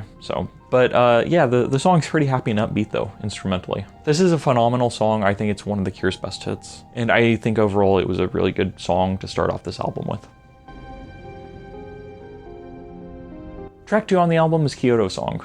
There was a period where I interpreted this song as being about necrophilia, and I wrote a short story about it, but that may say more about me than it does about the song. So, I see this song now as basically being about shaken awake in the middle of the night by a nightmare, and then struggling to separate the dream from reality. It's like whenever you dream something weird and then you wake up, and then you know that the dream was fake, but at the same time there's still that part of you where it's like, is it fake though? Is it really fake? And so I think that's how the song starts off, with the narrator waking up, A nightmare view of death in the pool wakes me up at 2:45. I'm lying on the floor of the night before with a stranger lying next to me. And so I think there are a couple ways you can interpret this, because it's a nightmare view, but then he's lying on the floor with a stranger next to him. So I think that you could say that the stranger and the nightmare view are one and the same, or you can say that this is about, a breakup, it's about someone else, and then, you do the pornography thing, essentially, which is you sleep with someone as a way to get over your breakup. I'm calling it the pornography thing, but at the same time, that's not completely accurate, because that's just my interpretation of, I think it was Siamese twins on that album. But regardless, I think it's fair to say that this first verse is about being shaken awake by a nightmare. Then there are these lyrics that are very cryptic and strange. I try to think to make it slow, if only here is where I go. If this is real, I have to see. I turn on the fire and next to me. It looks good, it tastes like nothing on earth. It looks good, it tastes like nothing on earth. It's so smooth, it even feels like skin. It tells me how it feels to be new. And so I'm assuming that whenever he's singing about next to me, I'm assuming that is a reference to the stranger lying next to me. And so if that's the case, it's really bizarre to refer to someone, even a stranger, as it. It looks good, it tastes like nothing on earth. It's so smooth it even feels like skin. It tells me how it feels to be new. And so I think that's a really weird thing to say. I think that's a really weird thing to write, if it and the stranger are one and the same. And so these lyrics are really bizarre, they're really cryptic, they're weird. You don't know exactly how to interpret them. And then the song ends with, it tells me how it feels to be new, 1,000 voices whisper it true, it tells me how it feels to be new, and every voice belongs to you. So that's where I'm getting the idea from, of the stranger and you being one and the same. But regardless of how you want to see it, I think that in a lot of ways this song is a song about being haunted. Being haunted by a nightmare, being haunted by a memory, being haunted by the idea of you. It feels to me like the stranger knows how it feels to be new, whatever exactly that means, and the narrator is sort of hearing these voices call out to him, like, join me. Or at least that's how I'm seeing it, and what exactly new means is kind of up in the air. It could mean dead. That's where I got the necrophilia thing from. I think it's a really strange song to have be track 2 on the album, just because it is slower, it's more melodic, and following In Between Days, it's quite different. So it's like In Between Days gets you in a really happy, poppy, upbeat mood, and then a Kyoto song immediately follows that with something more somber, something more dreamlike. And this is an album that discusses dreams and nightmares a lot, so pay attention to that. But yeah, I love this song. It's awesome. It is the creepiest song on the record, and so it's great. Track 3 on the album is The Blood, which sounds like a Spanish guitar song, essentially. And again, this album is awesome, but at the same time, the track listing is kind of odd. The order of the songs is kind of strange. I really love the first line of the song, tell me who doesn't love what can never come back, because it reminds me a lot of a Health song, Stonefist. I think that song has the lyric on there, we are haunted by the things that we've lost, or something to that extent. And so I really love this idea, tell me who doesn't love what can never come back. Because I've talked about this idea in a couple other videos before, like my Goodbye Area video, for instance. I think it's very easy to remember people who are gone in the best way possible, whether gone means dead or whether gone just means not in your life. I think that if you don't have something, then it's very easy to want it. You can't want what you already have. You can never forget how it used to feel. The illusion is deep, it's as deep as the night. I can tell by your tears you remember it all. And this song overall seems to be about missing someone to me. Every mirage I see is a mirage of you. As I cool in the twilight, taste the salt on my skin, I recall the tears, all the broken words. When the sunset's glow drifts away from you, you'll no longer know if any of this was really true at all. And so that's the final stanza of the song, and to me it really continues that idea, that first idea found in the song. Tell me who doesn't love what can never come back. I interpret these two lines as being about wanting something and then getting it, and then not really knowing what to make of it after you get it. But again, this is a weird record, and so it's hard to know exactly what to think about a lot of the lyrics on here. This song sings about the blood of Christ. I am paralyzed by the blood of Christ, though it clouds my eyes, I can never stop. And so for a long time, I was really enamored with this song, and I was like, wow, what does this mean? You know, it's so esoteric and mystical. What is he singing about, the blood of Christ? And then I read something where Robert Smith said that the Tears of Christ is a type of alcohol that's over in Spain, and so he just changed the Tears of Christ to the blood of Christ. And so he's just singing about being drunk on the beach, essentially. And so that makes the song a lot less interesting to me. But at the same time, I've learned how to love it again, I guess. But we're 3 tracks in, and so far each one has been different on this record. And so I think that speaks to a key characteristic of what makes this record so great. It's the variety and the difference in tracks. Track 4 is 6 different ways. which is a very nice and cheery track. And again, it has a completely different vibe to it than the first couple tracks on this album. I mentioned this song in my top video, but it sounds a lot like Dressing Up off that album. And then track 5 is Push, which works really well as an anthem. In terms of a song that can get everyone involved and get everyone going, I think that this is probably it. It's a song that's noteworthy because of the fact that the vocals don't kick in for the first couple minutes, so it has a very long intro. Lyrically, I don't really know what it's about. He gets inside to stare at her, the seeping mouth, the mouth that knows, the secret you, always you, a smile to hide the fear away. Oh, smear this man across the walls like strawberries and cream, it's the only way to be. So these words are sinister, but at the same time, they're kind of silly. Smear this man across the walls like strawberries and cream. I don't know exactly how to view that. There are a couple different unsavory ways to view it. One of them that I thought of yesterday was that it could be like blood. Essentially, it would be like shooting someone, smear this man across the walls like strawberry and cream. So, you know, like blood splatters and guts and whatever. But I'm not really convinced that's how it's meant to be interpreted. The final words to the song, exactly the same clean room, exactly the same clean bed. But I've stayed away too long this time and I've got too big to fit this time. I read that these words came from a time when Robert Smith's family threw a party at his childhood home and he went to his bedroom, which was exactly how he left it as a kid, and he laid down in the bed and it didn't fit. And so with that in mind, these last few words are very clearly about growing up. It's about growing older, essentially. But then it's like, yeah, I don't really know what to make of the rest of the song. There's a live clip where Robert Smith says that the song is about wearing a dress on a train, and so because of that, you could interpret it as a man trying to repress the masculine and embrace the feminine or something to that extent. But really this song, like a lot of other songs on this record, it has the same characteristic of being very cryptic and vague.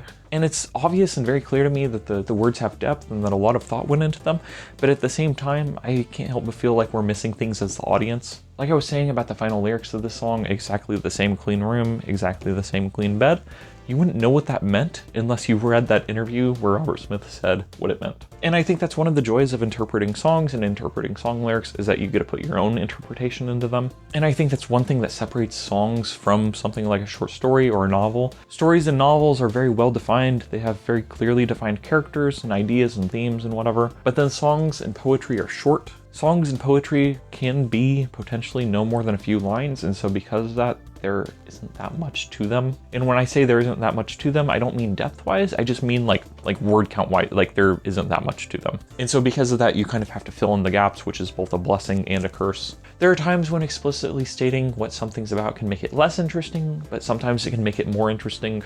But yeah, Push is a really great track and it ends side A of the album. And this album is like 38 minutes long, I think. It's 2 sides, 10 songs, so it's really, really trim. It's really nice. There's no fat to this album. And so with that, on to side B. So the first song on side B is The Baby Screams, which is it's a amped up banger. Like I was saying earlier, Kyoto Song seems like a weird choice to be track 2 on the album. The Baby Screams makes a lot more sense to me to be track 2. Or it would make more sense if like Push was track 2 or something like that. Just because, as I was saying, Kyoto Song is more downbeat, it's more patient and slower, and then The Baby Screams is the opposite. The Baby Screams has a really excellent bass line that's really catchy. I think this is one of those songs that a lot of people don't care that much for, but I really love it. And again, I don't really know how to interpret a lot of these lyrics. Heaven, give me a sign, waiting for the sun to shine. Pleasure fills up my dreams, and I love it like a baby screams. It's so useless, how can you be proud when you're sinking into the ground? Into the ground fills up my dreams, and I love it like a baby screams. And so Robert Smith has said that this song is about wanting something. Before I read that, I was interpreting it as being about drug use, particularly the lines, pleasure fills up my dreams, and I love it like a baby screams. A baby screaming is a cry for help, and so because of that, I was associating the pleasure fills up my dreams, and I love it as a cry for help. And I think that's a perfectly valid interpretation of these lines. I don't think I'm wrong about that. But again, you have that idea of dreams, pleasure fills up my dreams. How can you be proud when you're sinking into the ground? Into the ground fills up my dreams, and I love it. And I see these lines as being about drug use. Basically, again, with the idea of pleasure and baby screaming,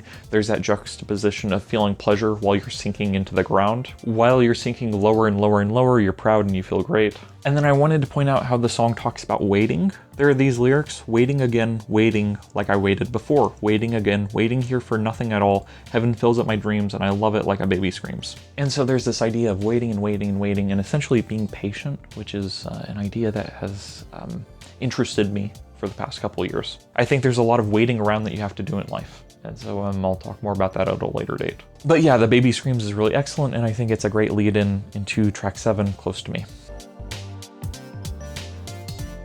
So Close to Me is probably the biggest hit off of this album. Instrumentally, I think it's closest to 6 Different Ways off of side A. It has this sort of playful, like naive vibe to it. Kind of reminds me of This Is the Place by Talking Heads. But it has this gentle vibe to it, and it seems like a song that's perfectly suited to be played for a baby or something. It's very nice and very sweet, and it's hard to imagine anyone being upset by it. But that doesn't mean it's bad. It's a great song. It's a very playful pop song. And so as I mentioned in track 6, The Baby Screams, he was talking about waiting, waiting, waiting again, waiting like I waited before, waiting again, waiting here for nothing at all. And then Close to Me starts off with the line, I waited hours for this. And so I feel like there's a very clear connection between these two songs. So Robert Smith has said that The Baby Screams is about wanting something, and Close to Me is about getting it and being disappointed. So on this song, he sings, I've waited hours for this, I've made myself so sick, I wish I had stayed asleep today. I never thought that tonight could ever be this close to me. So as Robert Smith said, this song is about getting something that you wanted, and so I see these lines as being that.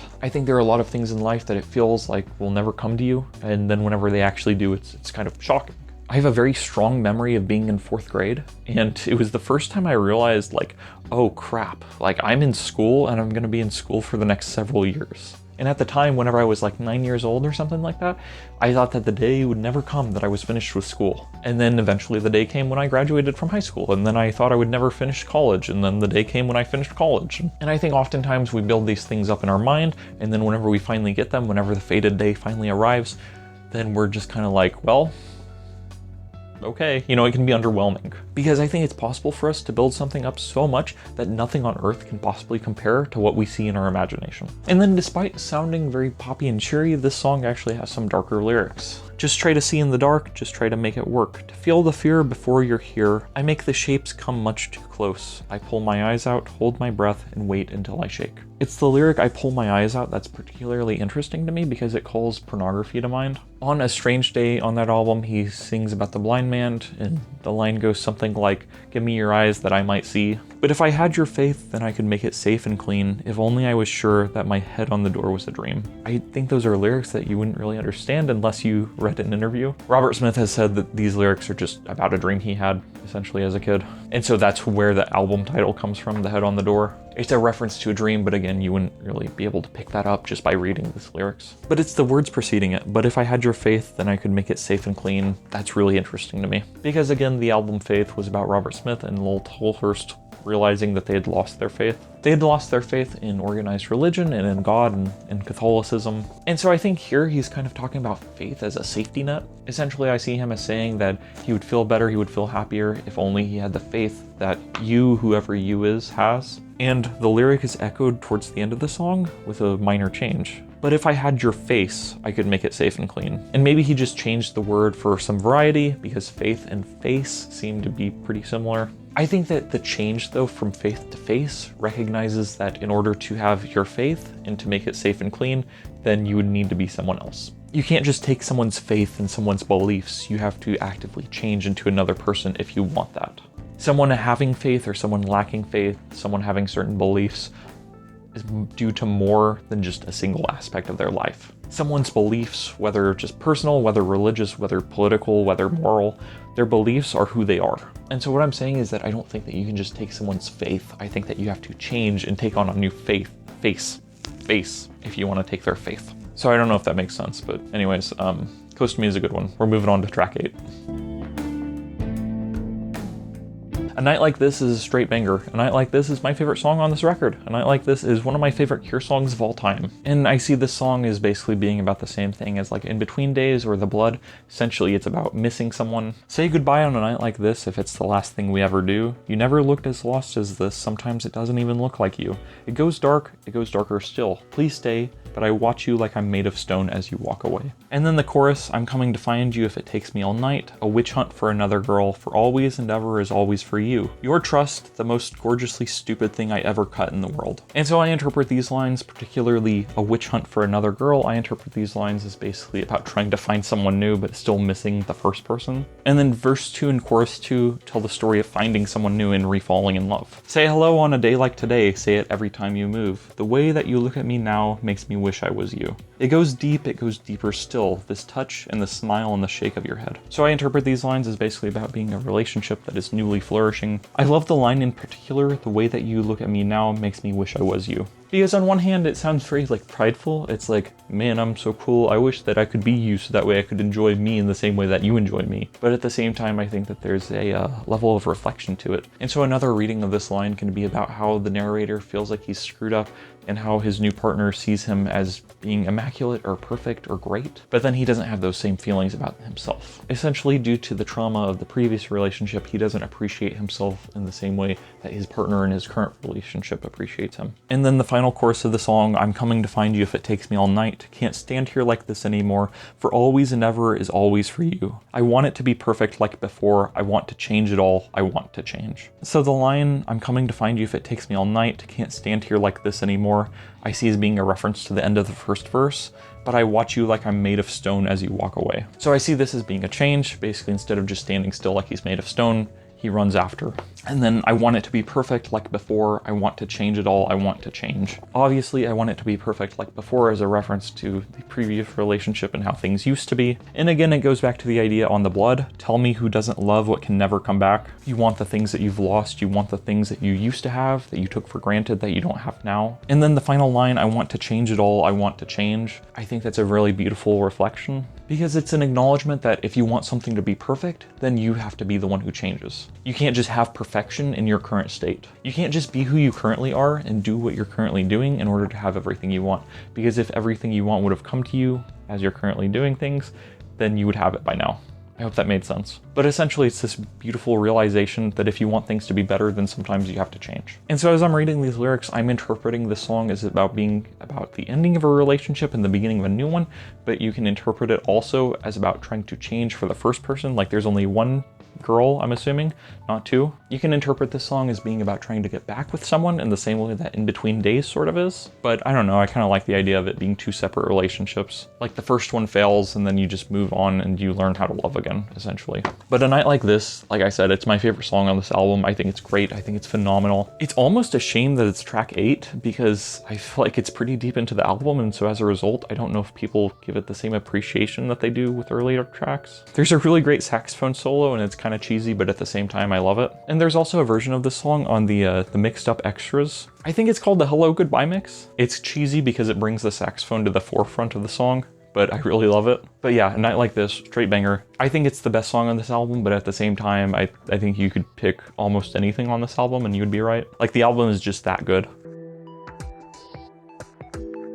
Track 9 on the album is Screw, which is a good song. It's very upbeat, but at the same time I feel like it's probably the least essential song on this album. It's a song that Robert Smith has said is about drugs, but still there are some interesting lyrics. And the film on your eyes of the way I've become makes me sick at the way that I try anything in the world. To impress that, I'm doing this only for you. I find the idea of only doing something to impress someone really interesting, but also I don't have that much to say about this song. It's the worst track on the album, not because of any fault of its own, but just because everything else is so good. And then track 10, the final track, is Sinking. If you remember, there's a reference to sinking into the ground on the baby screams, but Sinking is a pretty somber piano track. In his recent interview that Robert Smith did about the new record, Songs of a Lost World, he picked out songs on each album that would fit onto the new album, which is said to be one of The Cure's most gloomy records, and he singled out Sinking as the track on the Head on the Door that would fit onto that record. And honestly, yeah, Sinking is the saddest track, essentially. It's a song about aging, it's a song about getting older. I am slowing down as the years go by, I am sinking, so I trick myself like everybody else. I crouch in fear and wait, I'll never feel again. If only I could remember anything at all. And there's a reference to remembering something in the blood. That song says, the illusion is deep, it's as deep as the night. I can tell by your tears you remember it all. So Sinking only has a handful of words to it. If you look at the lyrics, it has the fewest amount of words of any song on this album. But yeah, that's what the song is about, it's about getting older. And so I think on like most of the albums that we've discussed so far, Robert Smith has at least a reference or two to getting older or fearing getting older. And keep in mind that whenever he made this album, he would have been like 25, 26 or something. He was young. And so really it does feel kind of weird that he's singing about getting older and fearing getting older. But it's not weird at all because I relate to it very heavily. I remember being 16 and 17 and feeling like I was getting older, feeling like my time was running out. And that's still a fear I have. It's still very much something that I feel. And as I've gotten older over the past few years, I think I've become more comfortable with it. I've become more comfortable with the idea that I have a limited amount of time left.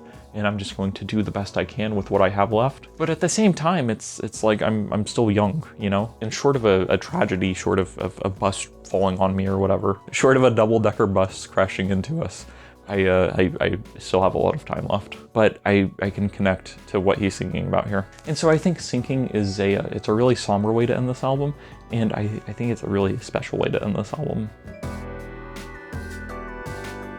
One of my favorite things about this record is the fact that you can just replay it, and so that's what I've been doing over and over and over again, and it hasn't gotten old. Like I said, it's like 38 minutes long or something like that, and every track on here is different from the last, and so because of that, it's a very enjoyable listen through and through. So before we wrap up, I will mention the B-sides, but I will say that I don't think that there is anything on here that was left off of this album that I wish would have been put onto the album. I'm pretty happy with the way this album turned out. As I'm saying, there's no fat on it. One of the B-sides is called New Day. I don't really have any strong feelings towards that. It's kind of spacey. It's not one of my favorites. The Exploding Boy is a song that a lot of people really, really love and appreciate. I think it's a good one. A Few Hours After This feels very grand and elegant. It feels like it's supposed to be sort of like a ballroom thing. It feels like an event. But in spite of that, it just has never really worked for me as a song. I like the atmosphere they're going for, but at the same time, I don't love the song. A Man Inside My Mouth is my favorite of the B-sides, and it's very druggy and weird. There's a lot of crazy imagery, and I think it's just a catchy, bonkers song. But at the same time, I can't say that it would have fit in with the rest of the record. But still, it's certainly my favorite B-side from this era. And then the last B-side was Stop Dead, which I think is great. There are some demos on the deluxe edition of the album. Lime Time is interesting because it has some lyrics from 6 different ways on it. And The Hand Inside My Mouth from the top has some of the 6 different ways lyrics on it. And so it feels like Robert Smith was searching for a place for those lyrics for a long time. And so all in all, I think this album has some really excellent B-sides, but at the same time, I think that the way things turned out is really good. Definitely give the B-sides a listen. I think they're all interesting and worth checking out. But really, as I keep on reiterating, I don't have any gripes with the final track listing of the album. And I think there are a lot of Cure albums that have B-sides that are better than the songs that made it onto the record. So for instance, Three Imaginary Boys, I talked about this in my video for that album. I feel like that album should have had a completely different track listing. I really love the album Wish, but at the same time, I think that that album should have had a different track listing. I think things should have been different for it. I think there were a lot of great B-sides left off of that one. Same goes for Wild Mood Swings. I think you can make that argument for Kiss Me, Kiss Me, Kiss Me, but really in the end, I think the Head on the Door is a really well-sequenced album. So far as rankings go, this is really difficult. This is a really hard one to rank. Because again, The Cure were just on fire during this period. The Cure were putting out so much good stuff over a short period of time. And I think this is probably the best pop record The Cure ever made. And so I like this album more than Japanese Whispers, Three Imaginary Boys. And so in a major shock, I think I'm gonna put this record at number 2 on my rankings list. Because I've been debating about whether I should rank Faith higher than this one or not. Because I love Faith. But I think at the end of the day, I'm just gonna stick this one higher. I just think this is one of the best records that The Cure ever made. I love Faith, I love 17 Seconds, I love the goth stuff, but as the years have gone by, I've learned to appreciate this record more and more and more. So far as recommendations go, I think that I am going to have to recommend the Susie and the Banshees stuff. I think I'm going to have to recommend 1982's A Kiss in the Dream House. I'm going to have to recommend 1986's Tinderbox. Those two Susie and the Banshees albums are probably the closest things to this album I can think of, even though both of those albums are different from one another. And really, I think that in terms of just about everything, Susie and the Banshees are the closest thing to The Cure that exists that isn't The Cure. And I don't mean to say that they're clones of one another, because they're not. They both have wildly different styles. But at the same time, I feel like their careers had a very similar trajectory. Both of them did post-punk stuff, and then they did goth stuff, and then they did more poppy new wave stuff. And of course, Robert Smith was in both bands. But Susie and the Banshees are awesome, so if you haven't ever listened to them, give them a listen. Or I think you could get into Peep Show. That's a great album. I would recommend David Bowie's Scary Monsters and Super Creeps album. That album dropped in 1980, and I think it's great. I mentioned the Talking Heads already, so you could get into them. I would recommend I Don't Know How But They Found Me, particularly the 1981 and Razzmatazz records. They're a band I really love. But as you can see, I'm recommending mostly new wave stuff because this is a pop record from the mid-80s, and so it sounds a lot like the stuff of that era, but still it's very unique and special. It's still a Cure album, even if it does fit in with some of the stuff that was coming out then. You could get into like LCD Sound System. This Is Happening is my favorite record by them. I think that's enough recommendations for now. So thank you for watching this video. Let me know your thoughts on The Head on the Door. As I was saying, this is a record that it took me a long time to appreciate fully. I really love this record. I think it's great. Even if I don't connect with the lyrics as much as I do with something like Pornography or Faith, I still think it's a stellar piece of music. So thank you for watching. Have a nice night, and I will see you next time in 1987. So goodbye.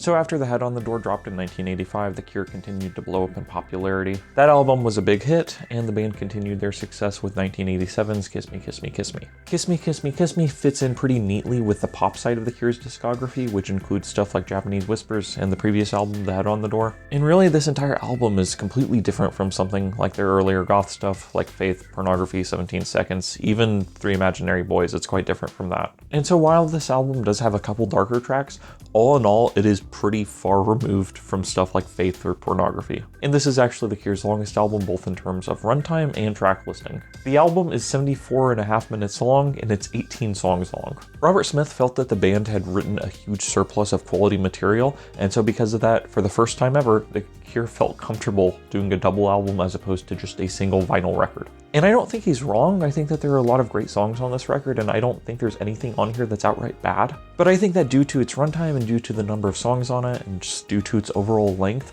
I've had a lot of trouble for a number of years getting a really good grasp on this album until recently. And Robert Smith talked about this in his last interview before Songs of a Lost World dropped, where there are some Cure records that are more conceptual. Cure albums like Bloodflowers or Disintegration or Pornography seem to be based around certain themes, but then other albums like The Top and The Head on the Door and Kiss Me, Kiss Me, Kiss Me, these are records that are just a collection of songs and they are less tightly woven together by themes. And I want to make this clear, The Top, The Head on the Door, and Kiss Me, Kiss Me, Kiss Me, all fantastic records. Just because the albums feel more messy and chaotic than a record like 17 Seconds, I don't think that necessarily means that they are worse. But what I do think that means is that if you have an album of songs that aren't as tightly woven together as certain other albums, I think that it's just going to be harder for the listener to get a hold on what you're trying to do. But as I've been listening to it more and more and more recently over the past month or two, I feel like I've gotten a hold of it. And really, this is an album that's about love. Surprise, surprise.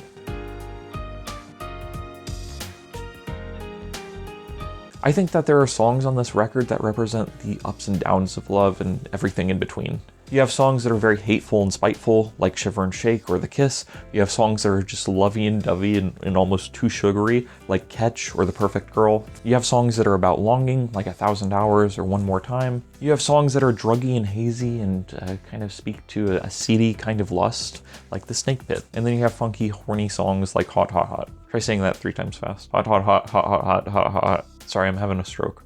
And so I think conceptually, that's probably the best you can do with this record. Again, it's 18 songs and it's a pretty solid pop album through and through. When talking about this album, my approach to it is a little bit different than past Cure videos because in the past I've reviewed every album track by track, but with this album I don't really feel like that's necessary. I don't feel like that's a good use of anyone's time just because of the fact that a lot of the tracks on here kind of sound the same, honestly. I think that The Head on the Door is defined by its wild variety. Every track on that album has a unique identity. Every track on that album sounds different from the last. You do have slower, more reflective songs like Sinking and Kyoto Song. You have the anthem Push. You have bouncy upbeat songs like In Between Days or The Baby Screams or Screw. You have your Spanish guitar song like The Blood. And so even though The Head on the Door is 10 tracks as opposed to Kiss Me, Kiss Me, Kiss Me's 18, and even though The Head on the Door is less than half the runtime of Kiss Me, Kiss Me, Kiss Me, I still think that there's more variety on The Head on the Door. Again, lyrically, that album is kind of cryptic, but at the same time, there's a lot of variety in lyrics and there's a lot of variety in sounds.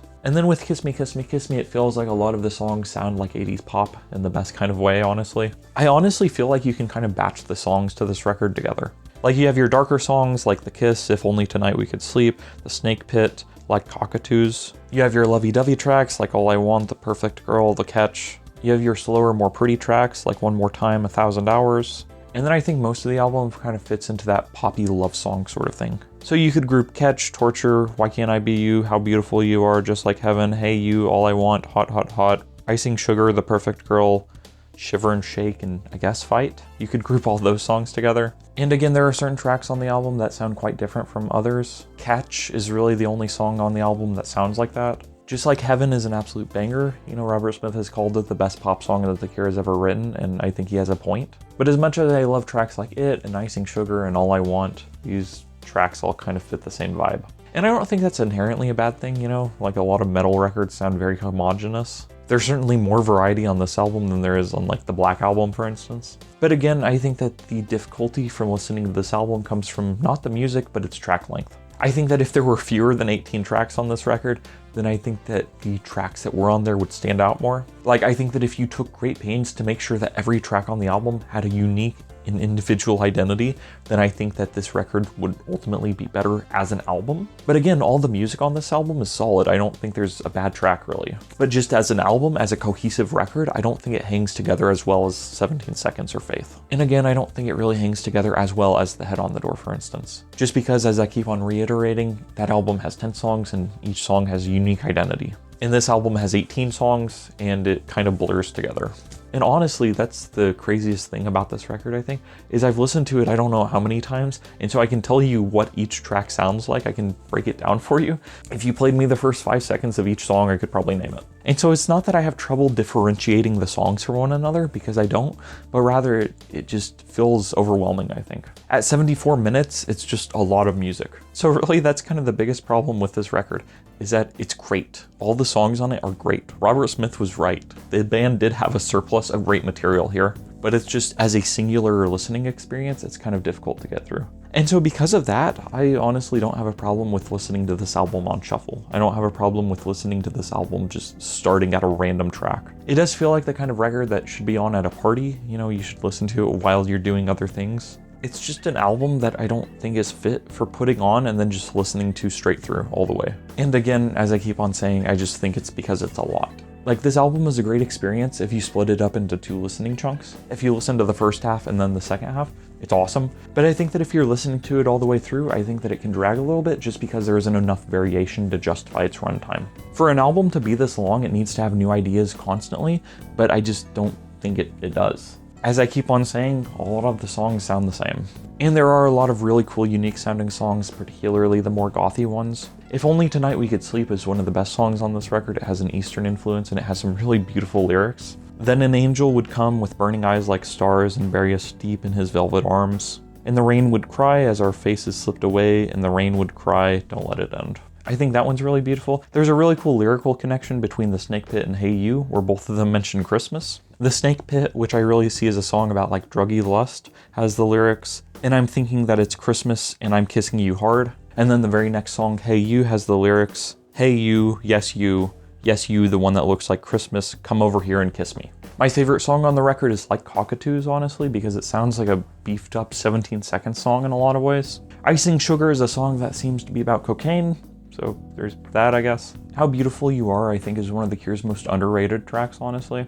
Robert Smith kind of ripped the lyrics or was inspired by a poem by a guy, I don't know how to say his last name, but he's the guy who did The Flowers of Evil. And again, as I keep on saying, there's no shortage of great material on this album. The Kiss is basically a 6-minute long guitar solo, and it's awesome. Catch, I think, is one of The Cure's most kind of special and nice love songs. It reminds me a lot of 6 Different Ways or Dressing Up. Torture is a song that I think is terribly underrated. It's the 3rd track on this album, and I think it's great. 1,000 Hours has some really interesting lyrics. 1,000 wasted hours a day just to feel my heart for a second, 1,000 hours just thrown away just to feel my heart for a second. And I really love that idea where he's essentially wondering about the cost of feeling his heart. The question in his mind seems to be, what do I have to endure to feel again? Which I think is really interesting. So there are some cool lyrics, but lyrically it's not as cryptic or interesting, I think, as Pornography, for instance. I don't think the album is as deep as Faith. So I think that so far as The Cure goes, the lyrics on this album are fairly simple, though I do think that they're more sophisticated than just about any other pop track ever.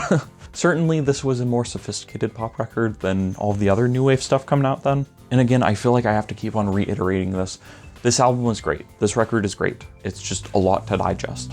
So I'm sorry if you wanted a longer video about this record, because I've done longer videos on all the other Cure records so far, but this is kind of what I have to say right now.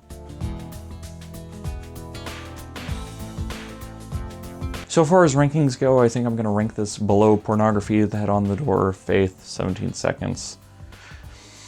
And I guess we'll rank it above the top. I really love the top, but this album is probably better. But I don't know, I do love the top. I really love the top. But I do think this is a better record than Japanese Whispers, Three Imaginary Boys, and The Cure's self-titled record, which is the one weird record that I talked about, you know, almost 2 years ago now. So Cureathon 2024 never ended officially. It's just been on pause a little bit. I just wanted to do some other stuff that wasn't related to The Cure, because doing like 6 or 7 Cure videos in a month is a little overwhelming, if I'm being completely honest. So thank you for watching, have a nice night, and goodbye. So in the past, whenever I've been filming these Cure videos, typically speaking, I do rankings last. And so usually the structure of these videos is that I give a little bit of background about the album, I talk about the album itself and some of its themes, and then I rank it at the end. But today we're switching things up because we are talking about Disintegration, which is the best album The Cure ever released. Disintegration goes straight to the top of the rankings list. It is #1, never to be dethroned. And just so we're clear, I think it is possible to make a record that is better than Disintegration, but I don't think it's going to happen. Disintegration is, quite simply, absolutely amazing. It's breathtaking and enthralling, and it combines everything that you love about The Cure into one package. And it really is quite startling to me to think about how big of a jump it was to go from Kiss Me, Kiss Me, Kiss Me to Disintegration. Because don't get me wrong, that record's awesome, The Head on the Door is awesome, The Top is awesome, Pornography, 17 Seconds, Faith, 3 Imaginary Boys, all of these are awesome records, but Disintegration is next level. There's something about Disintegration that is so absolutely amazing, and I think that really what it is that it feels like a fully realized piece of art. Whenever you talk about the idea of perfection, people will oftentimes get nitpicky and say, oh, nothing's perfect. And sure, maybe that's the case, maybe that is the nature of perfection, is that it can never be reached. But I think that aside from a single technical flaw that I'll touch on in a bit, I don't think there's anything I would change about Disintegration.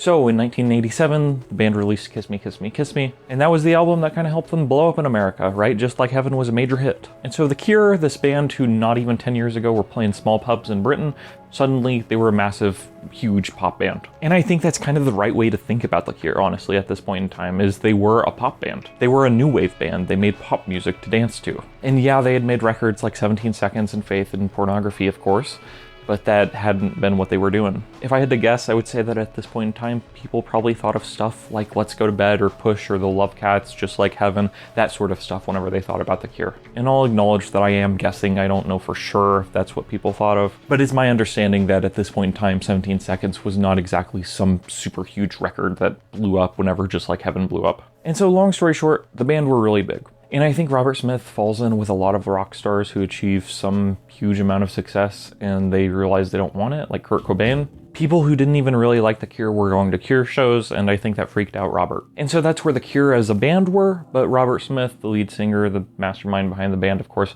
at this point in time, it should be noted that he was rapidly approaching his 30th birthday. And as I touched on in previous Cure videos, age has always been an issue for Robert Smith. If you look at The Head on the Door, for instance, there are all these references to age and like Sinking and Push. And so if you look at past Cure records, or if you look at records that would come out later on, like Bloodflowers, Robert Smith has always been worried about getting older. And a large part of the reason why Robert Smith was worried about getting older was because he felt that even though he was approaching 30, he had never made any kind of masterpiece. And the reason this scared him was because he had observed that, in his eyes at least, most major works done by any kind of artist were done before they turned 30. In essence, if someone was going to make a masterpiece, they would do it before they entered their 4th decade. And so you have all these different factors. You have factors like the band's popularity, you have the impending doom of age, of course, 30, that's like, you're basically dead at that point. You have those things, and you also have the other typical Cure stuff like drugs thrown in there. There was some in-band fighting because of Lowell Tolhurst. Basically, at this point in time, there were 6 guys in the band. Lowell and Robert were the only 2 original members. And Lowell was one of Robert's boyhood friends. Lowell had initially played the drums, but he sucked, and so after Pornography, he switched to keys. But my understanding is that by this point in the band's career, by the time they were making Disintegration, 88, 89,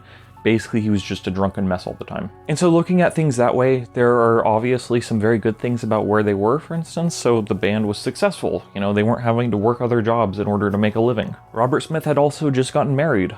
I think the story is that he and his wife waited to marry each other until they had known each other for longer than they hadn't known each other, and so they got married whenever they were like 28, 29, because I believe they met when they were 14. But it was during this time period that Robert Smith looked back to the previous albums The Cure had done, 17 Seconds, Faith, and Pornography especially. And so whenever they made this record, Robert Smith said that it was career suicide, basically. As I said, they were known for pop stuff, they were known for The Head on the Door and Kiss Me, Kiss Me, Kiss Me, but here they were making a record that was closer to Pornography than those 2 records. And Disintegration is a really depressing and dark album, and there are long songs on here. The longest song on here is over 9 minutes long. And I think that whenever you first put it on, like a lot of records, it's not immediately welcoming to you. There are tracks on here that are earworms, sure, you know, Love Song, Fascination Street, but a lot of the deeper album cuts are not exactly radio friendly. And so Robert Smith had this idea basically that he was going to make a masterpiece in the same vein as their earlier goth stuff, and it was going to bomb, and it was going to kill the band. And again, he didn't really like the band being as successful as they were, and so I think that he probably took a little bit of glee in the idea of committing career suicide. But you see, the plan accidentally backfired because what happened instead is they just blew up and they became bigger than ever. They were already kind of a big band, but by this point with Disintegration, they were playing stadiums. And so really with this album and with Wish Afterwards, we're entering The Cure's commercial peak. And really, seeing as how we're talking about Disintegration, it's also their critical peak. As I said, the band have never released an album that's topped this one. And I think it's doable, I think anything's possible, but I just think it's incredibly unlikely that they will ever top it. Disintegration is the second longest album by The Cure after Kiss Me, Kiss Me, Kiss Me. And I do think that this feels like a long record, and I think it drains you after you're done listening to it.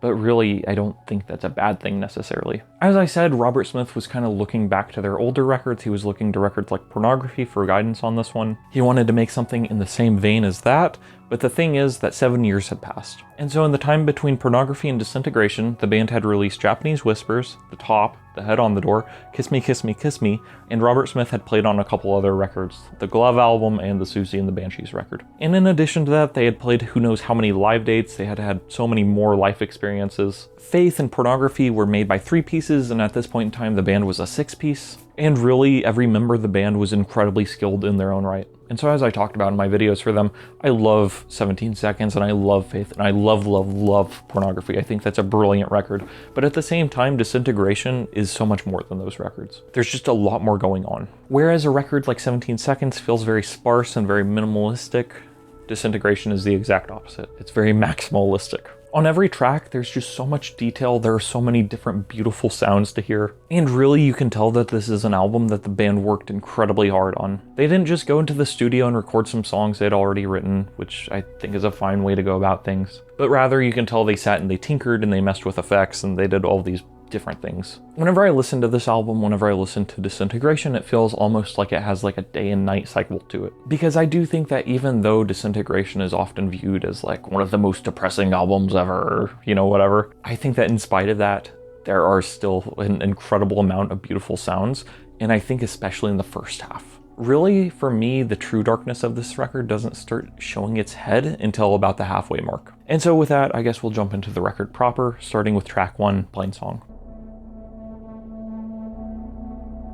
Plain Song is a very atmospheric, beautiful, lush song. I had the opportunity to see the band live about 2 years ago, and they played this song, and I leaned over to my buddy and I said that it felt like music to fall asleep to almost, and I meant that in the best way possible. I don't mean to say that it was boring, but rather Plain Song sounds heavenly. It's absolutely lush and it's gorgeous, and if you're not paying attention, then the lyrics can kind of escape from you. Because really, this is a song about getting older and dying and aging. I think I'm old and I'm feeling pain, you said, and it's all running out like it's the end of the world, you said. And it's so cold, it's like the cold if you were dead, and then you smiled for a second. Sometimes you make me feel like I'm living at the edge of the world. And so really, as I said, this is a song about dying and getting older. But I think that the music works in a really interesting way with the words. Like I said, the music sounds kind of heavenly. It's really beautiful and gorgeous sounding. And so I think it kind of strikes me as a sort of peaceful passing on almost. But still, I think there's a certain amount of anxiety and fear to be found in the lyrics. I mean, if a loved one told you that it feels like the end of the world,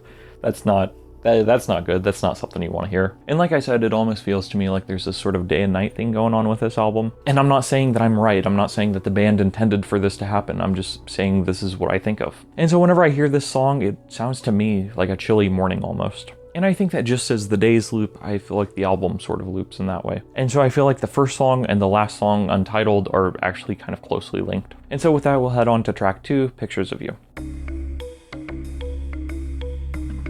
Pictures of You is really kind of a nostalgic post-punk sort of song, and it's really a love song, because that's what Robert Smith does, is he writes love songs. But of course, this is a depressing album, and so there's a twist, right? And so it feels to me to be more about lost love. I've been looking so long at these pictures of you that I almost believe that they're real. Remembering you stand quiet in the rain as I ran to your heart to be near, and we kissed as the sky fell in, holding you close, how I always held close in your fear. And then the second verse is the part I always think of. Remembering you were running soft through the night, you were bigger and brighter and whiter than snow, and screamed at the make-believe, screamed at the sky, and you finally found all your courage to let it all go. This has never occurred to me, but I do wonder if that's a line about like yelling to God, or yelling at God rather. Remembering you fallen into my arms, crying for the death of your heart. You were stone white, so delicate, lost in the cold, you were always so lost in the dark. And so you have these lyrics here making it sound like the person the narrator speaks about is actually dead. Remembering how you used to be, slow drown, you were angels, so much more than everything. Hold for the last time, then slip away quietly. Open my eyes, but I never see anything.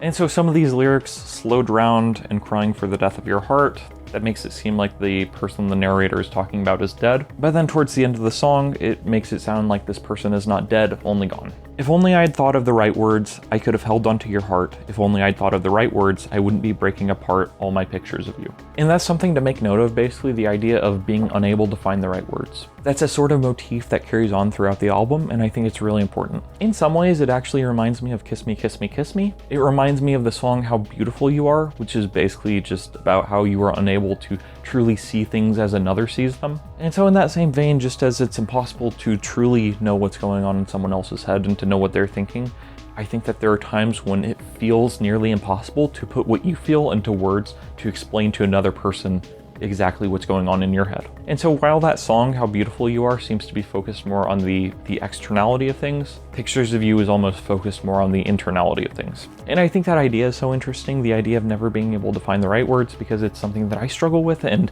it's something that I think everyone has struggled with, because everyone at one point or another has been involved in a discussion, an argument, a debate, and you think of what you should have said afterwards. And I think the thing is that that only really bothers you if like you lost or if something went poorly. Because of course, even if you don't word things perfectly, but you still get what you want, then like you kind of won. But if you lose someone, if you lose the love of your life, seemingly, then you start questioning what you said. You start questioning whether or not there was something you could have done to keep them around. And then the song ends with these words: there was nothing in the world that I ever wanted more than to feel you deep in my heart. There was nothing in the world that I ever wanted more than to never feel the breaking apart all my pictures of you. For a little bit of backstory, some of the inspiration for the song came from whenever the band was recording this album. There was a fire in Robert's room, and I believe that the only thing he was able to save was a box of pictures of like him and his wife. And so that was part of the inspiration for this song. And also, if you look at the single artwork for this song, it's a picture of his wife getting ready. That same picture, I believe, was used on the Charlotte Sometimes single art, though it was a modified, changed up version of that picture.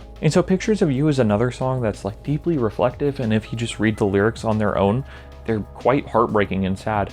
But at the same time, the music is just so beautiful and dreamy. And so if you're not paying attention to the words, then it can seem quite cheery. And then I always think of the music video for this song where they're standing out in the snow. It's just something that always appears in my head.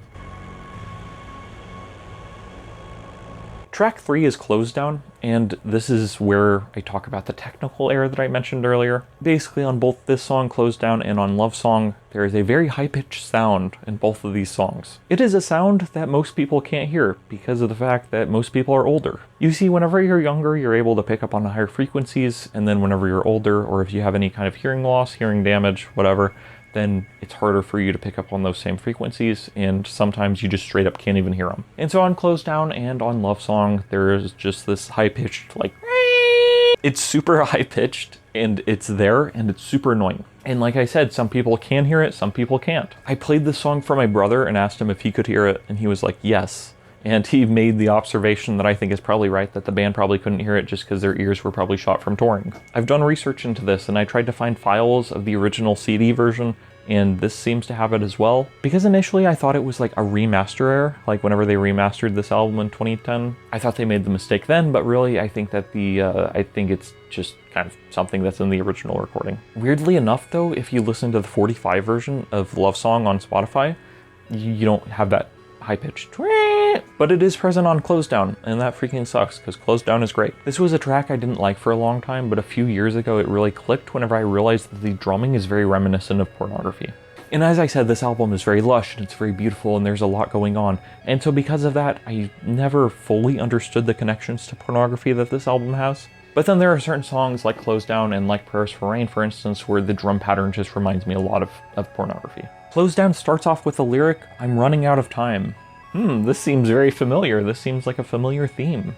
No, but in all seriousness, I very much relate to it. I very much relate to that idea of running out of time more than I wish I did. I'm running out of time, I'm out of step and closing down, and never sleep for wanting hours, the empty hours of greed. And uselessly, always the need to feel again the real belief of something more than mockery. It's not immediately clear what this song is talking about in the same way that Pictures of You is, but I'll go ahead and take a stab at it. I really like the lyric, and never sleep for wanting hours, the empty hours of greed. The way I interpret that lyric, basically the empty hours of greed, I interpret that as just meaning that like you want to stay up because you feel like you have stuff to do, but then you stay up later and later and later, and really there's a point where you're just tired and you're not getting anything done. And it's something I struggle with. A couple nights ago, I did that exact same thing, basically, where I was like, okay, I'm going to stay up, I'm going to get some work done, and I will be productive because I know I'm running out of time because I'm aging and I'm getting older, and I'm one day closer to death. And then the time comes, and then you're just kind of tired and exhausted, and you're not making the most of your time, and then that makes you feel worse because you know you're getting older, but you're not any better off for having stayed up later. Always the need to feel again the real belief of something more than mockery. I've talked about this a lot, but I think that whenever you do anything, especially whenever you're making art, I think there's a lot of self-doubt, and so I think that's what that line is about. It can be really hard and difficult to believe in yourself, and if you take this line into context with what I was saying about Robert Smith feeling the need to make a masterpiece, I think it's pretty clear how those things fit together. Because it's really easy to look at something that is a masterpiece. It's really easy to look at something that is perfection, like Disintegration, and to say, how could you have ever doubted yourself? But whenever you're in the midst of something, whenever you're actually doing something, you don't know how things are going to end up. And so as a result, I think self-doubt can creep in so easily. Close Down ends with the line, if only I could fill my heart with love. And I think this is in some ways a callback to Pictures of You. Pictures of You basically talks about losing someone, but it's also kind of a call forward to Love Song.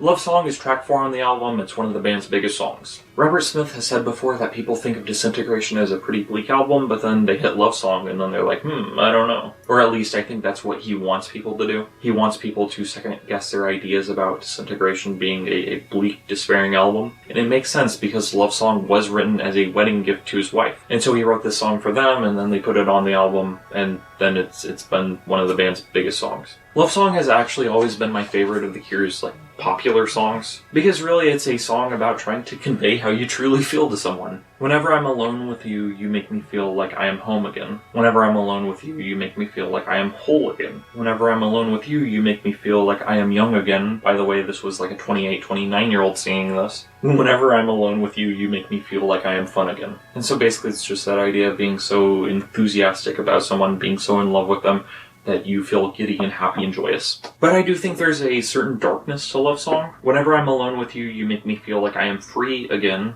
Whenever I'm alone with you, you make me feel like I am clean again. And the idea of being clean is something that pops up later on the album. It also strikes me as a callback to Pornography, specifically the ending lyric of that album. I must fight this sickness, I must find a cure, I must fight this sickness. There's that, and then there's also the lyric, whatever words I say, I will always love you. And so that's always struck me as kind of an odd lyric, because I'm like, what are you planning on saying mean things in the future? But maybe it just goes back to that idea presented in Pictures of You, basically the idea of feeling like you're unable to find the right words. Love Song, I think, is a very simple and sincere declaration of love. I think there is some depth to it, and I think it's an absolutely beautiful song, but I don't think it's meant to be some kind of esoteric, strange whatever. Like I said, it was a love song written for his wife, and so I think that's exactly what this song is. But I do think that the context that Love Song sits within makes it fit in kind of this depressing record. Plain Song was a song about a conversation wherein you're talking about them dying, essentially. Pictures of You is a song about lost love. Close Down is a song about feeling like you're running out of life. And songs like the title song of this record are incredibly heavy, and we'll touch on that in a bit. But all in all, even though Love Song is one of the band's more popular tracks,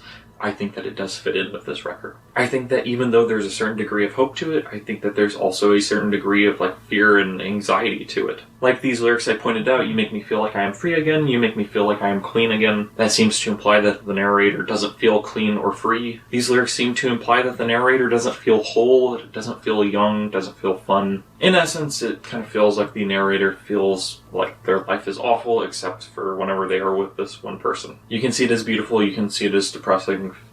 Both are correct, I think. But really, this is an album about love, and so the next song, track 5, is Last Dance. Last Dance is a song that was actually axed from the original vinyl pressing of this album. It was one of the 2 songs that didn't make it to the record whenever they pressed it as a single disc, and honestly, it's a massive loss. I actually really love this song. It's kind of weird. I feel like it's one of the more difficult tracks on the album to get into, but I think it's brilliant. I'm so glad you came, I'm so glad you remembered, to see how we're ending our last dance together. And so essentially, the narrator is speaking about meeting up with someone who they once knew. I don't know if the idea of the last dance is literal or if it's metaphorical. I don't know if it's a euphemism, but regardless, this song is essentially talking about how people change. Things were different than whenever the narrator and the person he's talking to knew each other. There are all of these observations that this narrator makes about the woman he's speaking about, and all these observations are essentially showing how the woman has changed. Too punctual but prettier than ever, older than me now, more constant, more real, and the fur and the mouth and the innocence turned to hair and contentment that hangs in a basement. A woman now standing where once there was only a girl. Last Dance, I think, is obviously more of a goth song than some of the others on the record. And what I mean by that is that it's one of the less poppy tracks on the album. It doesn't have any kind of catchy melody or hook, but rather it's something I think that seeks to create sort of a dreary atmosphere. And like I was talking about earlier, there's this day-night cycle thing going on with the album in my eyes. And really, I think that if we're continuing with that idea, this is sort of the point on the album where the sun sets and things begin to go a little bit dark. And of course, I think there's this bittersweetness to the song. I'm so glad you came, I'm so glad you remembered, to see how we're ending our last dance together. And so the narrator is happy to see the woman who's standing in the place of a girl, but the thing is that he knows that it's their last time together. And so it echoes all of the kind of themes that we've talked about so far, the idea in Plainsong of it being the end of the world. It echoes the basis of Pictures of You, just the idea that you're losing someone. And this song is noteworthy because it's one of the many Cure songs to feature a reference to Christmas. Christmas falls late now, flatter and colder, never as bright as when we used to fall. And even if we drink, I don't think we would kiss in the way that we did when the woman was only a girl. In essence, it sounds to me a lot like the idea that you can never go home. You can reconnect with someone after years have passed, but you're not the same person and they're not the same person ever, and things are different. Even if things aren't necessarily worse, even if they're objectively better, things are different and they can never go back to what they once were. But yeah, Last Dance is one of those tracks that brings out the hopeless romantic in me. And I said this before about Nine Inch Nails and the Pretty Hate Machine video I did, but I think that The Cure is one of those bands where if you really, really love them, then it's because you emotionally resonate with some of their lyrics. And as I said with Nine Inch Nails, you can like The Cure and not care about their lyrics, but ultimately, I think that if you love the band and if you're crazy about them, it's because you connect with Robert Smith's lyrics in some way, shape, or form. And I think this song is a great example of that because honestly, the music is kind of weird, it's kind of strange and hard to get into, but it's Robert Smith's familiar themes and ideas that make you able to get into the track, I think. I think probably most people have had that experience before of reconnecting with someone who they haven't seen in a long time. And again, I think it's just a weird feeling. I think it's just a weird change whenever you realize that things have changed. And I think it connects back to that idea of aging and getting older as well. He sings about the time when the woman was only a girl, but if you were to flip that on its head, he's also in a way admitting that where he was once a boy, he is now a man. I also like that line towards the end, even if we drink, I don't think we would kiss in the way that we did when the woman was only a girl, because it implies a sort of loss of innocence, you know, which is a familiar theme. As you get older, things change and your opinions and thoughts and views of certain topics change. And I think this is an idea that goes back to faith. In the same way that album really focuses on the idea that the faith you once had is gone, with this song it's kind of the same thing, except it's with innocence instead of faith. Last Dance, I think, is a song that's overlooked by a lot of people. I don't know if it's too many people's favorites, but I have always loved it. I think it's great.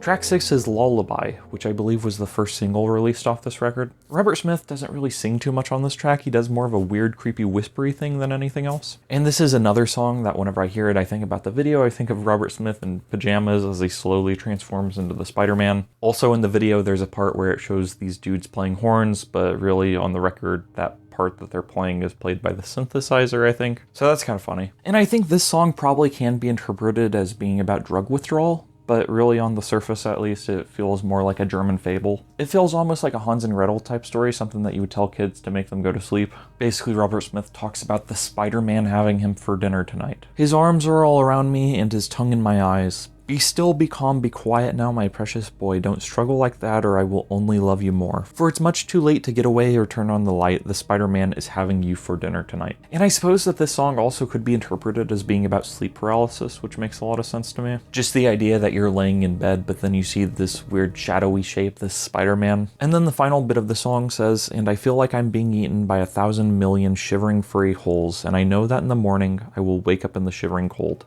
And the Spider-Man is always hungry. So my understanding of this basically is that he thinks he's being eaten by the Spider-Man and he feels like it, but he knows that in the morning he'll wake up and be fine. But he also knows that this Spider-Man figure will return. And so this song doesn't really fit in too much with the themes that we've discussed already. It doesn't really fit in with like aging or lost love, but it does kind of speak to a certain kind of anxiety surrounding nightmares. Or again, I think it could be about drug withdrawal because, I don't know, that's a lot of Cure songs, honestly. Lullaby is one of those songs that it took me a long time to actually get into, but at this point, I love it. I think it's phenomenal. Like I said, it was a single on this record, and it's one of the few, like, poppier tracks on this record, I guess. Despite its subject matter, despite the fact that it's about being eaten alive, I still think that the song is something that is more fit for radio play than a lot of other tracks.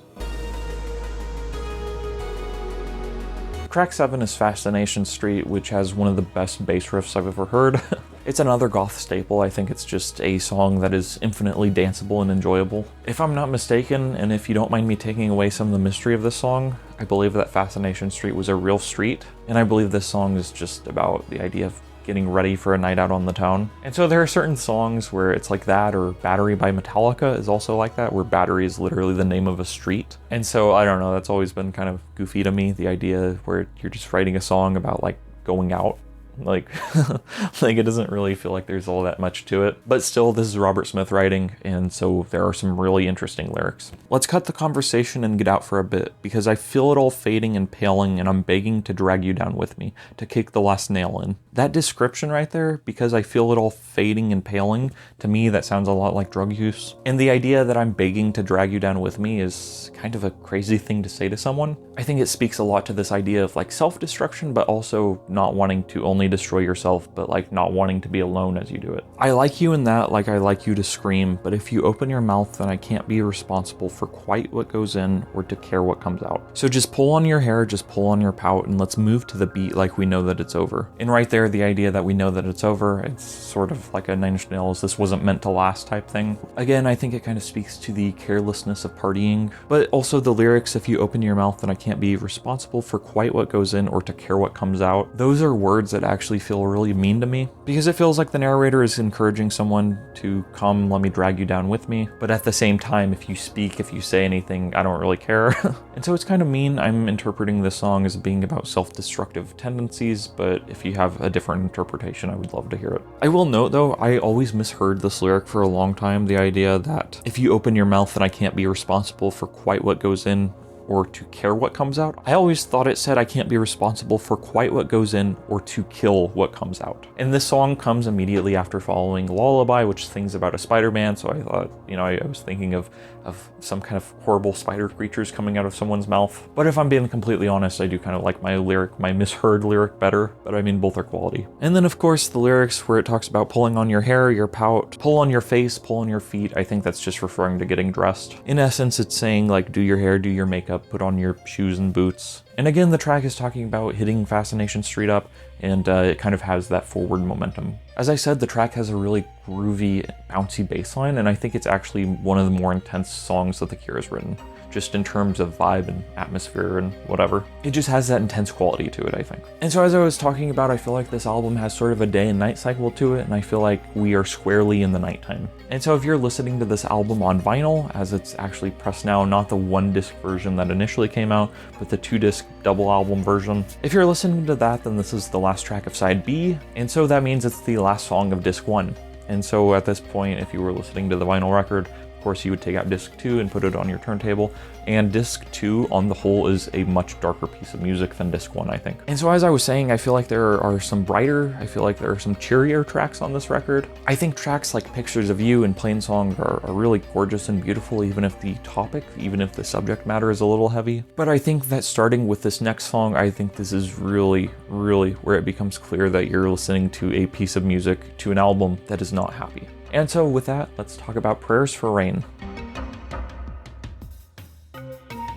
So as I was saying, I feel like Prayers for Rain is where the album becomes a lot more darker than it has been previously. And I think you can really tell that just by listening to the instrumental of this track, because it is kind of slow and drudges along. The drums on Prayers for Rain, I think, sound very tribal, and so because of that, they remind me a lot of Pornography, as I was talking about earlier with Close Down. I've always loved Robert Smith's delivery on this track. You shatter me, your grip on me, a hold on me, so dull it kills. You stifle me, infectious sense of hopelessness in Prayers for Rain. I suffocate, I breathe in dirt, and nowhere shines but desolate. And drab the hours all spent on killing time again, all waiting for the rain. And so in essence, I feel like this song is just about being miserable. The narrator is obviously speaking about someone having a hold on him, and that's never a good feeling whenever you feel like you are being controlled or restrained in some way. Really what this song reminds me of is it reminds me of that feeling that sometimes I'll get late at night. And I know I'm not the only one who has this happen, but late at night, do you ever just question everything about your life and you just feel absolutely miserable and horrible? I find that like late at night, like after midnight, is when I typically enter my most depressive moods. And again, I think there's something about being alone in the dead of night that just causes not everyone to feel this way, but a lot of people to feel this way. I've seen memes about this, and so I know that it's not only me who experiences this. But really, the next few tracks of the album feel like that time to me. The next few tracks on the album to me just feel like everything is wrong. And again, it's just that sense of everything being broken and feeling that it cannot be repaired. It's that sense of being trapped. I deteriorate, I live in dirt, and nowhere glows but drearily and tired the hours all spent on killing time again, all waiting for the rain. That idea, on killing time again, all waiting for the rain, that almost sounds to me like he's waiting for death. Or at the very least, if he's not waiting on death, he's waiting on change. And I think this is actually a callback to Close Down. Close Down talks about the idea that I'm out of step and closing down and never sleep for wanting hours, the empty hours of greed. And then of course, as I just said, on Prayers for Rain, you have the idea, the hours all spent on killing time again, all waiting for the rain. So you basically just have this idea of wasting time, this idea of wasting your life away. And as we've talked about, you also have the idea of aging built into this. And so not only does the narrator feel like he's getting older, not only does he feel like he's losing time and losing parts of his life, he feels like he's wasting the parts of his life that he's getting. And so really this is a track that kind of feels to me, it's like that idea, like, would I be better dead? It's like one of those sorts of like miserable suicidal tracks, basically. So Prayers for Rain is all about praying for rain, and so that track ends, and then the beginning of the next one, The Same Deep Water as You, which we're going to be talking about now, it starts with rain sounds. And so I've always loved that connection because it is kind of obvious, but at the same time it acknowledges that the prayers for rain, the wish, the request has been granted. And so it feels to me like things are getting worse, basically. The narrator wanted rain, and he got it. Kiss me goodbye, pushing out before I sleep. Can't you see I try? Swimming the same deep water as you is hard. And so there again, you have the idea of sleep, of losing sleep, of getting pushed out of sleep. And then that third line, can't you see I try? That's always felt so heartfelt and meaningful to me. It's like a pleading sort of thing. Like, can't you see how hard I'm trying to do whatever it is? And this is a song about a kiss, basically, and it's a song about trying to be together with someone. Kiss me goodbye, bow your head and join with me. In face pushed deep, reflections meet, the strangest twist upon your lips. And disappear, the ripples clear, and laughing break against your feet, and laughing break the mere sweet. So we shall be together. The very last thing before I go, I will kiss you, I will kiss you, I will kiss you forever on nights like this. I will kiss you, and we shall be together. This song seems to go back to love song for me, I think. Just the idea that you're miserable without someone, but whenever you're with them, everything is beautiful. And so in that way, I think you can maybe view the song as being about a codependent relationship. This song is 9 minutes long, it's over 9 minutes long, and so at this point in time, it was the longest song The Cure had ever recorded, aside from like improvised versions and extended tracks and stuff like that. But certainly this is the longest song on any Cure studio album up to this point. And this is another song that is not fit for radio whatsoever. As I said, it's 9 minutes long, and it's also kind of a slow song. It's something that really takes its time. And so The Same Deep Water as You, to me, it just feels like a very miserable song. It's about like trying and failing, I think. Specifically, that lyric, swimming the same deep water as you is hard. And what exactly is this metaphorical same deep water? I don't really know. It could be seen as talking about death. I think that it could just be a way of saying that you can't follow someone in the path that they're taking. But really, Prayers for Rain was about wanting the rain to come, and then it comes, and then the narrator can't stand it. The narrator can't keep up. It's hard. And so I suppose that in that sense, the song could be about the idea that be careful what you wish for. But this song ends with the idea, I will kiss you forever in nights like this, I will kiss you, and we shall be together. Basically, it feels like there's this idea that the narrator thinks that if he's with a certain person, then he'll be okay, he'll be fine, things will work out. But as we see in the next track, that maybe isn't the case. Next up, we have the title track of the album, Disintegration, which is the first track on side D of the vinyl record. And if you're looking at it, the lyrics to this song are actually longer than any other track on the album. This song has a crazy catchy bass line, and a very quick story about this album and about this song. The very first time I heard this album, I was reading Watchmen for the very first time. Watchmen is brilliant, everyone knows it, everyone calls it the greatest comic of all time, and the thing is that I want to be like, well actually, no, but like, I can't think of anything that's better than Watchmen. I can think of stuff that's just as influential or on the same level as Watchmen, but I can't think of anything that like obviously surpasses it. And so Watchmen takes place in the 80s, and I think it dropped in like 1986, 1987. And so it came out about the same time period as this album, and so the very first time I put on this album, it was while reading that comic for the first time. And for a long time afterwards, I could not listen to this song specifically. I could not listen to the title track of Disintegration without thinking about Watchmen, which, all things considered, there are worse things to think about. But Disintegration, as the title implies, is about everything falling apart.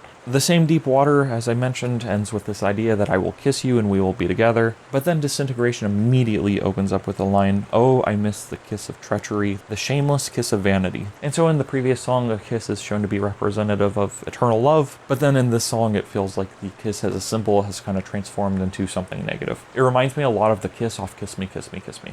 On that track, he sings about the idea of someone's tongue being like poison, and so it feels like more of the same on this track. Also, I feel like the lyrics to this song were written in a very stream of consciousness manner, and so I think there's a lot of really rich symbolism in here, but I don't know if it's all completely obvious because of the fact that like lines just kind of run together. The soft and the black and the velvety uptight against the side of me, and mouth and eyes and heart all bleed and run in thickening streams of greed. As bit by bit it starts the need to just let it go, my party piece. I'm not completely sure how to interpret these lines aside from it feels to me about being trapped in a relationship, but also like wanting it and wanting more. Mouth and eyes and heart all bleed and run in thickening streams of greed. I think that's just about lust. The next verse again says, I miss the kiss of treachery, the aching kiss before I feed, the stench of a love for a younger meat, and the sound that it makes when it cuts in deep. The stench of a love for a younger meat, I think you could probably interpret that as being about lusting for someone younger than the person you're with, or even if not younger, than someone different. The holding up on bended knees, the addiction of duplicities. As bit by bit it starts the need to just let go my party piece. And then here's where the betrayal seems to manifest. But I never said I would stay to the end, so I leave you with babies and hoping for frequency.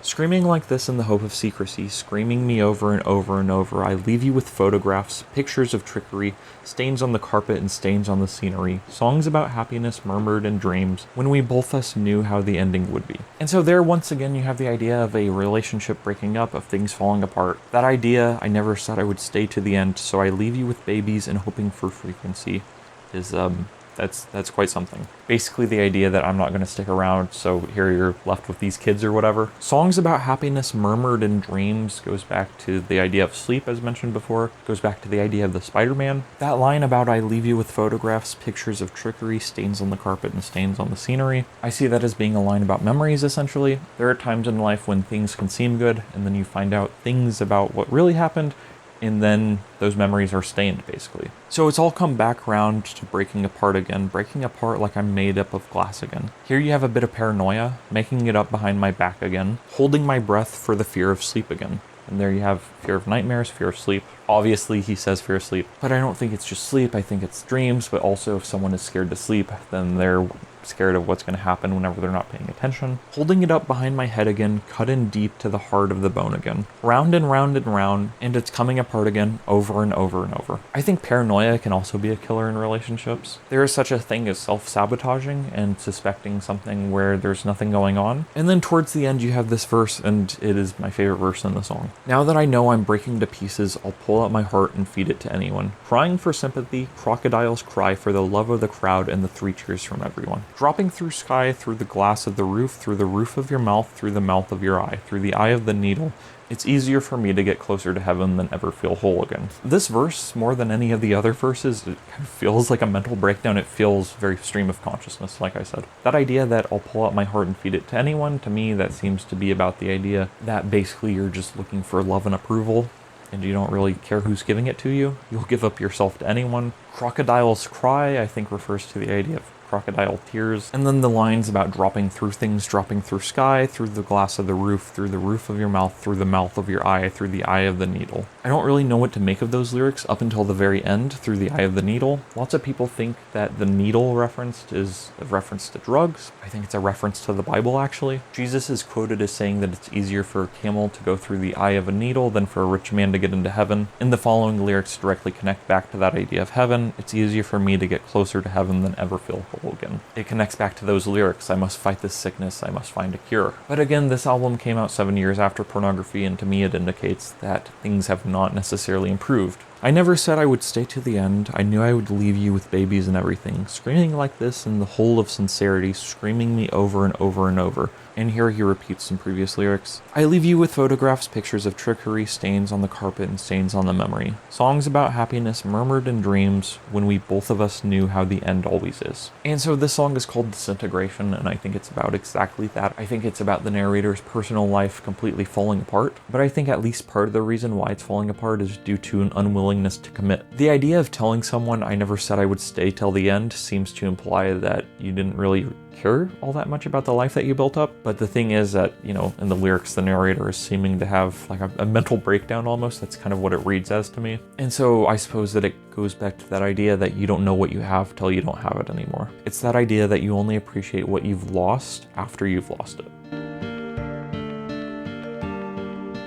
Here we've reached the penultimate track on the record, Homesick. Homesick may be my favorite Cure song, period. The Figurehead is also up there, but Homesick I think is absolutely gorgeous. It's absolutely beautiful, and it just rips my heart apart. There are just a lot of really beautiful, more classical instruments on this one. There's a lot of piano on this song. There's some violin, though I don't know if it's a real violin or if it's like a keyboard effect. At about the 3-minute mark, there's this very, very low bass sound that is just so heavy. And so it adds just a lot of weight and emphasis to the track. I think it takes like 4 minutes before the vocals kick into this track. And so as I was saying earlier, going back to this day and night cycle, Homesick is we're reaching the end of the night almost. At this point in my mind, at least, we're reaching dawn. We're not quite there yet, but we're getting there. And Robert Smith's vocal performance is interesting because it feels almost like a spoken word performance as opposed to just straight singing it. He makes his voice sound very low, and it's something that he only does on a handful of other Cure tracks. The only other one that's coming to mind right now is Club America off of Wild Mood Swings. I think the deepness and the richness of his voice on this track causes him to just feel really tired. It feels like his mind is sluggish almost. And so it's slowed down a lot from Disintegration, where Disintegration felt like the narrator's mind was racing, but Homesick, things are slower basically. And it feels like we're reaching the end of things. Hey, hey, just one more and I'll walk away. All the everything you win turns to nothing today. The idea that all the everything you win turns to nothing today can be interpreted as a gambling metaphor, but you can also see it as just being about the idea that everything dies. Everything fades away, and things that you love, everything you love will one day be gone. And I forget how to move when my mouth is this dry and my eyes are bursting hearts in a blood-stained sky. I think that's probably about being physically affected and tired after drug use. Oh, it was sweet, it was wild, and oh, how we...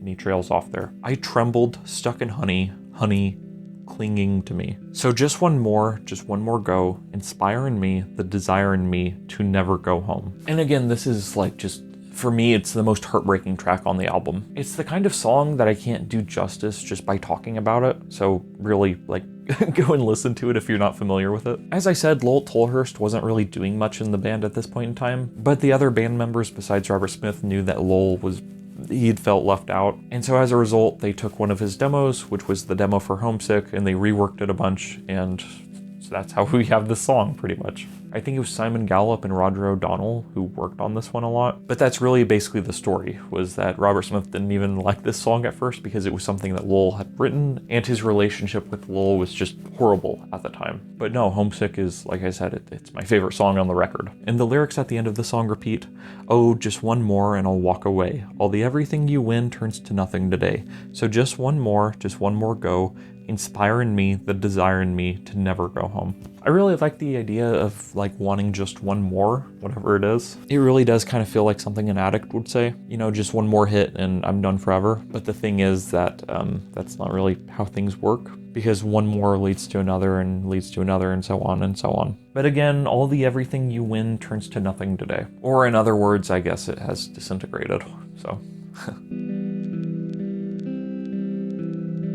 The final track on the album is untitled. If you buy into my idea about Disintegration essentially being a day, then at this point, for the final track on the album, we've looped back around to where we were with Plainsong in the early morning. I think that this song is actually really freeing and liberating, especially if you've listened to it after listening to the record in order, after hearing Praise for Rain, The Same Deep Water as You, Disintegration, and Homesick. There's a certain catharsis to this song, but even though it does feel cathartic, there's still a great sadness to it. It seems to me to be about finally letting go of someone. Hopelessly drift in the eyes of the ghost again, down on my knees and my hands in the air again, pushing my face in the memory of you again, but I never know if it's real. Never know how I wanted to feel. And here we go back to pictures of you, basically. Never quite said what I wanted to say to you, never quite managed the words to explain to you, never quite knew how to make them believable, and now the time has gone, another time undone. And this idea that you feel like you haven't said the right words is all the more heartbreaking whenever you consider it within the full context of the record. Like look at this, look at all these words that have been said.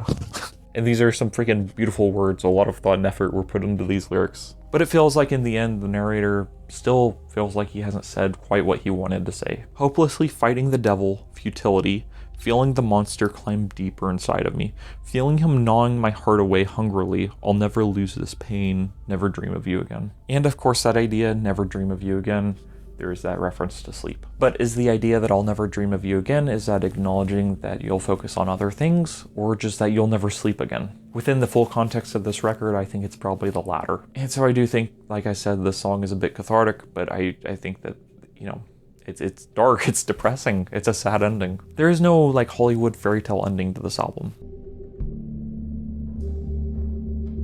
It's an album about love, I think, but more than that, it's an album about recalling the love that you once had that you no longer have. I think more than anything else, this is an introspective album wondering about how you fit into things, especially how you fit into relationships with other people and how you fit into your dreams. And it's about wondering how your dreams fit in with you. This is an album about trying to make sense of memories, of trying to make sense of things that have lost, people who are gone. It's an album about trying to make sense of all these feelings that you have inside of you that you can't quite put into words. And really, I think that Disintegration, more than anything else, is an album about learning to let go. It's a heartbreaking record, it's a beautiful masterpiece. And like I said, I think anything's possible. I think that Robert Smith and The Cure, especially after Songs of a Lost World, I think that they certainly have some gas left in the tank. And so I think they can make more great stuff. And so I do think it is possible for them to release a record better than Disintegration, but I just don't think it will happen. And the reason why is because Disintegration is just so special. It's just such a beautiful record, and it's a long record, you know, it's like 72 minutes, but at the same time, I wouldn't cut any of it. As I said towards the beginning, it feels like a record that is fully formed. I think every song on the record is needed, but yeah, Disintegration is a masterpiece, and I think at this point in time, I think it's my favorite record of all time.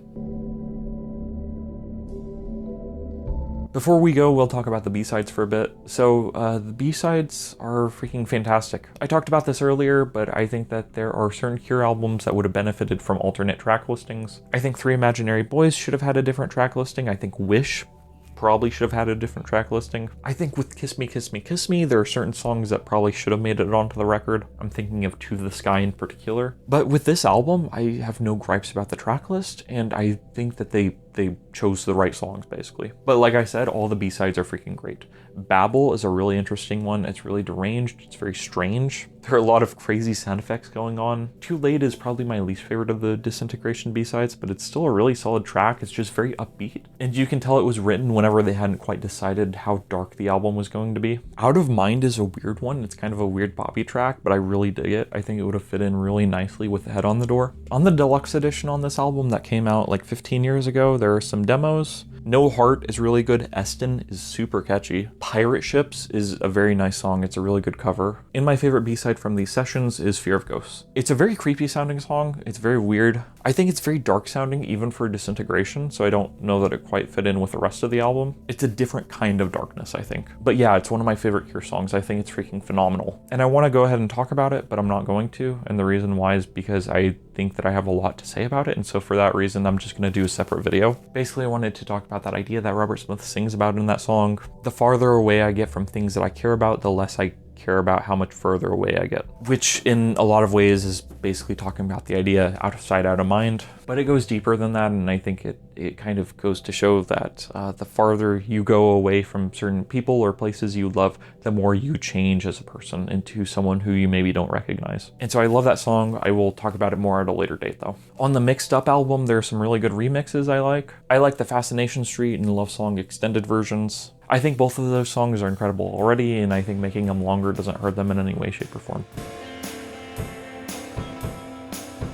So The Cure concluded the 80s with their best record. What a feat, what a feat, what a decade for the band, honestly. They did so much great work in the 80s that it's honestly insane. It's really difficult to think of another band or artist that put out that much great work in that short of a period, aside from like David Bowie or someone, because Bowie had a string of incredible albums in the 70s, obviously. But for recommendations, I will recommend the Silent Hill 2 soundtrack. I love Silent Hill 2, I think it's a great game, so if you are into games, play it, but especially listen to the soundtrack. Even though the soundtrack is entirely instrumental, I think that it has a lot of very beautiful love songs on there. Love Psalm specifically is one of my favorites. I think it's super underrated. And then the two bigger ones are Promise and Theme of Laura. But yeah, that record's awesome. And again, it's a soundtrack to a video game from 2001, but just as a work of music, it really stands on its own. I would also recommend Kate Bush's Hounds of Love. Running Up That Hill gained some popularity because of Stranger Things, but I think that if you like this album, you'll also like that one. Robert Smith likes Kate Bush as well, so I think that he would probably approve that recommendation. If you're looking for tales of lost love and that sort of thing, reflective pieces,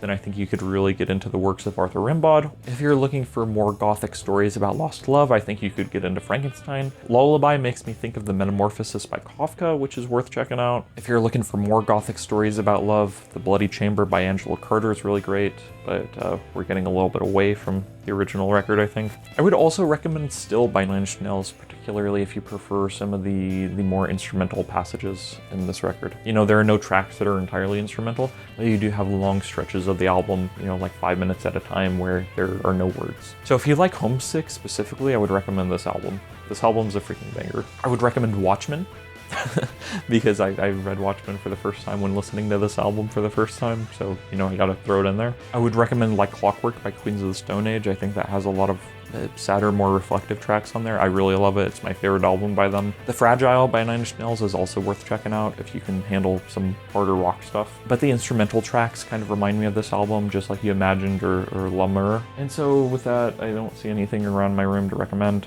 Thank you for watching. Let me know what you think about Disintegration. If you have a favorite Cure record that is not Disintegration or Pornography, let me know, because honestly, that's kind of crazy. So I would be interested in hearing why. Because people who love Pornography and who think it's the best Cure record, I freaking get it. I get it so much, dude. But like, Disintegration for me tops everything. Hello, so today we are talking about Wish, which a lot of people consider to be the last great Cure record. Are they correct?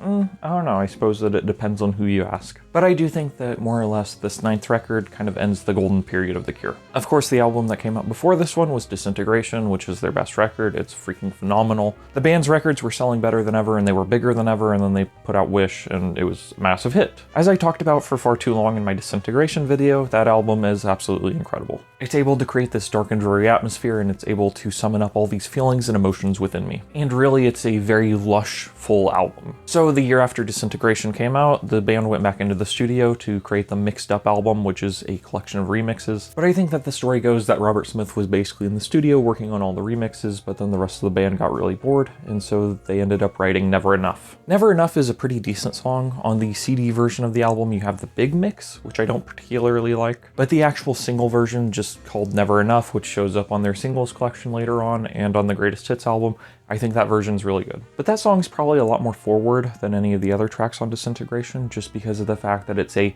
more straightforward rock and roll track. This song features a large emphasis on guitars, and according to Robert Smith, this was the song that made him realize that he wanted The Cure to go back to being a guitar band. In essence, he wanted the guitars to be the main focus of The Cure again. And I think you can probably argue that this was the case with their earlier stuff, with Three Imaginary Boys specifically, because of the fact that there were only 3 guys in the band. But then, of course, as you get more members, and as the band doubled in size essentially, with their peak being 6 members, that's a lot of different people to factor in. And so that's how you get a larger emphasis on the bass and the keys and whatever else. And so really it was this song, It Was Never Enough, off of the Mixed Up album, that made Robert Smith decide to go back to being a guitar band. And so really, if The Cure hadn't written Never Enough, then I don't know what Wish would have sounded like. Because I think that for all intents and purposes, Wish is one of their most guitar-driven albums. There are longer songs on it, and there are certainly some more atmospheric tracks, but not to the same extent that Disintegration had. This album came out in 1992, and so I think it actually kind of fits in with a lot of the alternative rock stuff coming out then. And a large part of that is just due to the fact that it focuses on guitars. Really, this is the closest thing that the band ever released to a shoegaze album. Robert Smith said that My Bloody Valentine were the first band to do what The Cure were trying to do, but better. And I don't really agree with that. You know, Loveless is a cool record, but I don't love it to the same degree that a lot of people do. But I do think that this record, Wish, really fits in with that. I think it fits in with some of the earlier Smashing Pumpkins stuff. And really, I do think it sounds quite different from all their new wave stuff, but at the same time, it's still The Cure. I will say that I don't feel like I have as much to say about this record as I do past records, and a lot of the reason why is because this is the 9th record put out by The Cure. And so as a result, it sounds like The Cure, and it is a Cure record, and Robert Smith covers a lot of the same familiar themes that we've already discussed. And so the thing about Wish is that it's a really great record. It's a really excellent record. It's one of The Cure's best. But at the same time, if you've listened to all their other stuff, then sometimes it sounds a little familiar just because of that lyrical content. I do think that if you look at The Cure's back catalog, then there are records that are very clearly dark and gothic, and then there are records that are very clearly poppy. So for instance, Disintegration, Bloodflowers, 17 Seconds, Faith, Pornography, Songs of a Lost World, all of these are the dark records. And then all their other records fall into a more poppy, upbeat sort of phase. Three Imaginary Boys is a pop record, Kiss Me, Kiss Me, Kiss Me is a pop record, Head on the Door is a pop record, Japanese Whispers is certainly a pop record, Wild Mood Swings fits into that, 413 Dream fits into that, I think. And sure, while these albums may have some darker tracks, on the whole, I think they're pretty upbeat records. But Wish is a record that I don't think fits super neatly into either category. If I was pushed, then I would say that Wish falls under the pop side of things. And I think that if you look at some of the advertising for the record, then you can tell that they were pretty clearly trying to go for more of the pop mainstream crowd. And so I do think that you have some very happy, obviously upbeat tracks like Friday I'm in Love or High, but at the same time you do have some darker stuff. You have To Wish Impossible Things, which is the title track essentially. You have Trust, you have Apart, End has some pretty dark lyrics. And so really, as I'm saying, this is a great record. This is a great album. I know sometimes people don't really pay that much attention to it because it was released in 1992, so it was their first record of the 90s, unless you count Mixed Up, which I don't. And again, it was kind of the last record of The Cure's golden period. But still, it's an album that shouldn't be dismissed. It's freaking great. And one last thing I'll say before we jump into the album proper is I feel like there's a pretty decent Pitchfork review on this album, which is crazy, I know, because Pitchfork sucks. But this review I think is actually really good. And one thing that it kind of highlights is the fact that there weren't any crazy things happening during the recording of this album. The band were really big and they were really popular, but at the same time you didn't have Robert Smith suffering a mental breakdown because he was about to turn 30. There wasn't really any in-band fighting. Drug use was still prevalent during this period, and there was an article I saw that said that Robert Smith had used heroin for a short period of time, and I believe that it would have been around this period during the Disintegration Wish period, but I can't really find any more details on it, so, you know, not everything was great, but at the same time, things were still really good. This was The Cure's peak. Robert Smith, during the time they were coming out, has said that probably like half of the different Cure records were going to be their last record. So for instance, he said Pornography was going to be their last record. He said Kiss Me, Kiss Me, Kiss Me was going to be their last record. He said Disintegration was going to be their last album. He said the self-titled one was. He said Bloodflowers was. But with Wish, that wasn't really the case. It was just kind of the next record from the band. And all in all, things were pretty good. So with that, we will jump into the track listing proper, starting with track 1, Open.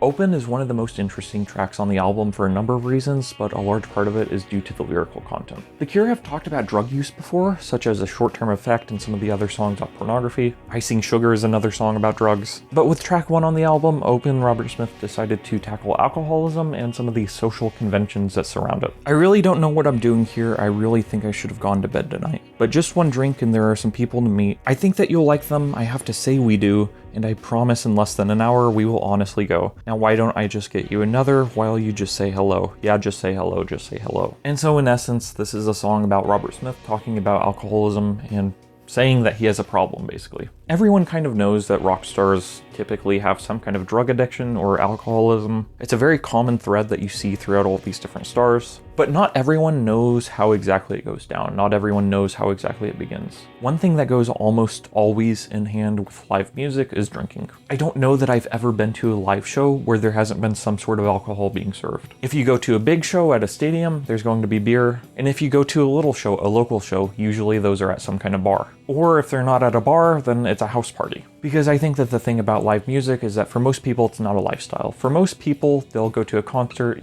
like once a month, sometimes once or twice a year. And so it's not something that they're living out every single day in the same way that these bands are. And so if you have a band that's touring like The Cure, they are constantly being in places where alcohol is served. In essence, they get up and go to work every day, and then they're given free beer. And so I have a brother who plays in a band, and so I've been going to a lot more local shows over this past year or two. And I don't drink, and my buddy Josh, who I've shown here before, he's in the band. And typically speaking, at any given show, we are like the two people I know who don't drink. But everyone else at any given moment is more than likely to have some kind of drink in their hand. And so whenever I listen to this song, this is what I think about basically, is I think of my experience witnessing all these local bands play. The thing is that, like I said, if you're a local band, then you're playing at a bar usually, and typically speaking, you'll get paid, but also you'll get some kind of beer tokens. There's just sort of an expectation that if you're going to be playing a live show, and if you drink, then you will be drinking. And the lyrics being read, it's basically the narrator being told that he needs to meet some people who they have to say that they'll like. Just one drink and there are some people to meet you. I think that you'll like them. I have to say we do. And so there are all these social conventions wrapped up around drinking, basically, and all these networking kind of conventions built into playing live shows. Because the thing is that you get gigs from knowing other bands. So a lot of the time you'll get a show because you're friends with someone who got a show, and then they'll just add you to the bill. And then if you don't want to be there, then drinking makes that easier. So I'm clutching it tight, another glass in my hand, and my mouth and the smiles moving up as I stand up, too close and too wide. And the smiles are too bright, and I breathe in too deep, and my head's getting light. But the air is getting heavier, and it's closer, and I'm starting to sway. And the hands all on my shoulders don't have names, and they won't go away. I think that's a really brilliant lyric, the hands on my shoulders don't have names, and they won't go away. I interpret that lyric as basically being about the idea that sometimes you're just guided by these impulses. You're driven by these bad habits, by these addictions. And as I've said, it's almost encouraged to drink whenever you're playing live. Because again, most people aren't going to a show every single night. For most people, it's a party, it's a special occasion. And so if you're playing in a band and you're doing it multiple nights a week, then it's very easy to slip into this habit of drinking. And more than that, it's really easy to slip into this habit of drinking excessive amounts. Most people drink responsibly, as the beer ads would say. For the majority of people, drinking doesn't really screw them up, but if you're doing it night after night after night after night, then that can have a severely detrimental effect on you. And then this part of the song is talking about being drunk. So here I go again, falling into strangers, and it's only just 11, and I'm staring like a child until someone slips me heaven. Take it on my knees just like 1,000 times before, and I get transfixed. That fixed. When he says someone slips me heaven, I think that's probably a reference to like drugs of some kind. I was reading some interviews with Trent Reznor from the early 2000s, which was whenever he got sober, and basically he talked about this idea that he was really an alcoholic more than anything else, but the thing is that whenever he got drunk, it was almost like an anything goes type situation. And so he was addicted to cocaine and used other substances and stuff, but it was really kind of alcohol that served as the gateway drug into him using these things. And so I think that's kind of what it's discussing here. And I'm starting to laugh like an animal in pain. I've got blood on my hands. I've got hands in my brain. I love that line. Here he talks about throwing up. The first short retch leaves me gasping for more, and I stagger over screaming on my way to the floor. And I'm back on my back with the lights and lies in my eyes, and the color and the music's too loud, and my head's all the wrong size. So here I go again. Yeah, I laugh and I jump and I sing and I laugh and I dance and I laugh and I laugh and I laugh. And I can't seem to think where this is, who I am, why I'm keeping this going. Keep pouring it out, keep pouring it down, keeping it going and keep pouring it down.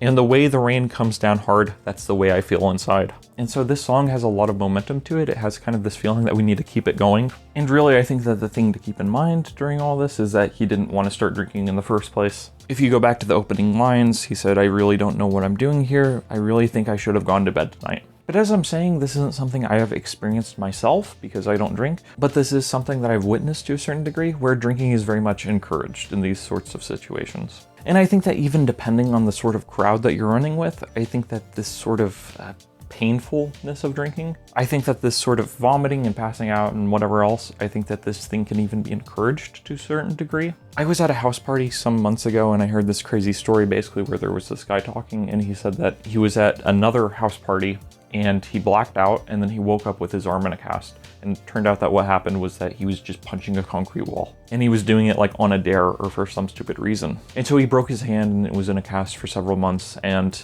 then, you know, funny enough, he told that story with a beer in his hand. And so I really love these lyrics that repeat towards the end, and the way the rain comes down hard, that's the way I feel inside, basically implying that you don't want to be here, you don't want to be doing this. I can't take it anymore, this it I've become, this is it like I get when my life's going numb. I just keep moving my mouth, I just keep moving my feet, I say I'm loving you to death like I'm losing my breath. And all the smiles I wear and all the games that I play, and all the drinks that I mix and I drink until I'm sick, and all the faces I make and all the shapes that I throw, and all the people I meet and all the words that I know, makes me sick to the heart. Oh, I feel so tired, and the way the rain comes down hard, that's how I feel inside. And so I really love his delivery in this section because it has kind of a rushing stream of consciousness feel to it, like things keep on coming and going. Because again, if you're a member of the band, then you have to meet all the other bands and whatever and talk to all of them. And I think there's a reason why oftentimes bands will come back from the road and then they'll just write songs about being on the road, basically, because it's all they know. And I think that there are very clear and obvious reasons why so many rock stars develop substance abuse problems. In essence, that's just kind of the lifestyle. And again, I just want to repeat, most people don't have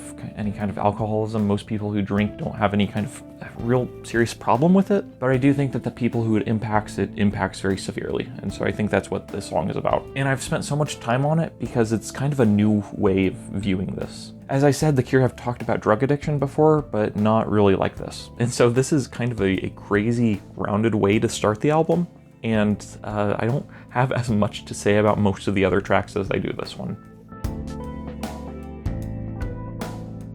Track 2 is High, which is a very cheery, upbeat, beautiful track. It has a lot of fun lyrics to it. When I see you sticky as lips, as licky as trips, I can't lick that far. But when you pout the way you shout loud, it makes me want to start. And when I see you happy as a girl that swims in a world of a magic show, it makes me bite my fingers through it. To think I could have let you go, and when I see you take the same sweet steps you used to take, I say I'll keep on holding you, my arms so tight, I'll never let you slip away. And when I see you kitten as a cat, meow! Yeah, this is another one of the many Cure songs that features references to a cat. But basically it's a song about being in love. I don't have all that much to say about it. It's one of the more upbeat, cheery tracks. It's one of the more silly tracks that The Cure has done. It's not unlike the Love Cats, I think. There is a version of the song called the Higher Mix, and I think I actually prefer it to the studio version because it has this sort of arpeggiating riff throughout it. But yeah, some songs by The Cure are very dark and depressing, and then others are happy and upbeat and cheery, and this is one of those that falls into the latter category.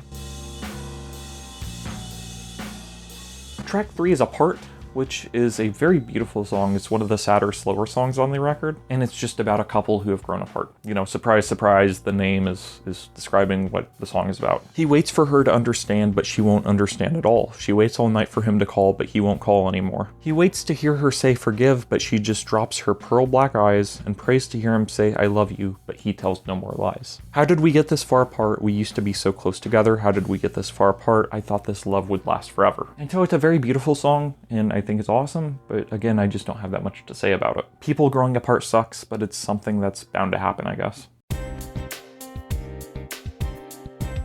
Track 4 is From the Edge of the Deep Green Sea, which I think is a freaking phenomenal song. I think it's one of The Cure's best, and it's almost 8 minutes long. And to me, it strikes me as a song that's basically about a kind of push and pull sort of relationship. Every time we do this, I fall for her. Wave after wave after wave, it's all for her. I know this can't be wrong, I say, and I'll lie to keep her happy. As long as I know that you know, today I belong right here with you, right here with you. And so we watch the sun come up from the edge of the deep green sea, and she listened like her head's on fire. Like she wants to believe in me, so I try.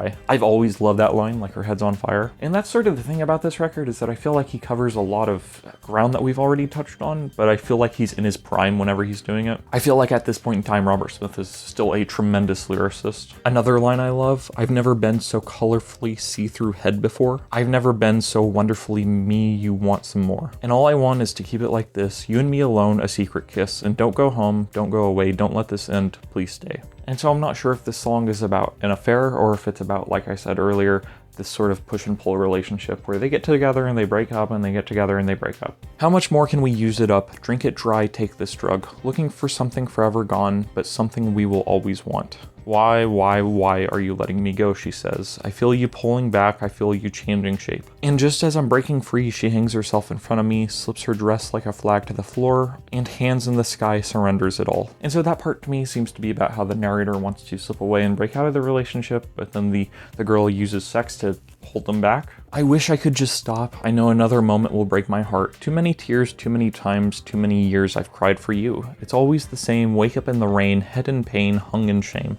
A different name, same old game, love in vain, and miles and miles and miles and miles away from home again. And so it kind of reminds me of Open in the sense that it's about doing something that you wish you weren't doing. And it kind of goes back to a part where it's like this relationship that isn't meant to last, basically. It's this relationship that's like unhealthy and not good. But still, this song is absolutely tremendous. It's one of those that I can't really believe is 8 minutes long because it manages to keep my attention the entire time. And for the most part, it's just this one repeating guitar riff, and I think it's a great freaking song. There's a Robert Smith remix that he did in 2018 off the Mixed Up Extras that I think is really good. I think that's worth checking out. But overall, this song is like my second favorite on the record. I wish I had more to say about it because it's phenomenal, but I don't, so we'll move on to track 5.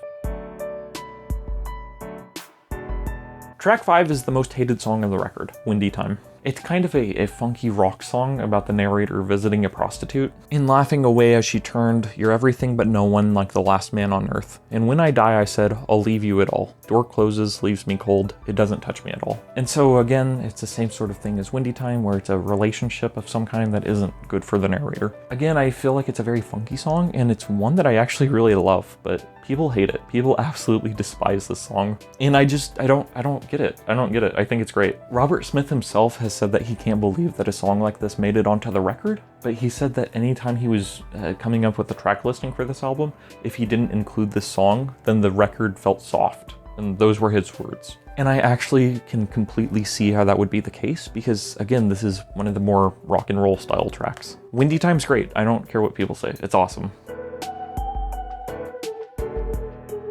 Track 6 is Doing the Unstuck, which Robert Smith, whenever I saw them live, he described as being a sister song to Friday I'm in Love. Friday I'm in Love is track 7. Both of these two songs kind of go hand in hand in a lot of ways. Doing the Unstuck says it's a perfect day for letting go, for setting fire to bridges, boats, and other dreary worlds you know, and let's get happy. It's a perfect day for making out, to wake up with a smile without a doubt. To burst, grin, giggle, bliss, skip, jump, sing and shout. Okay, that was the best take of that. I had to do it like 5 times. To burst, grin, giggle, bliss, jump. To burst, grin, giggle, to burst, grin, giggle,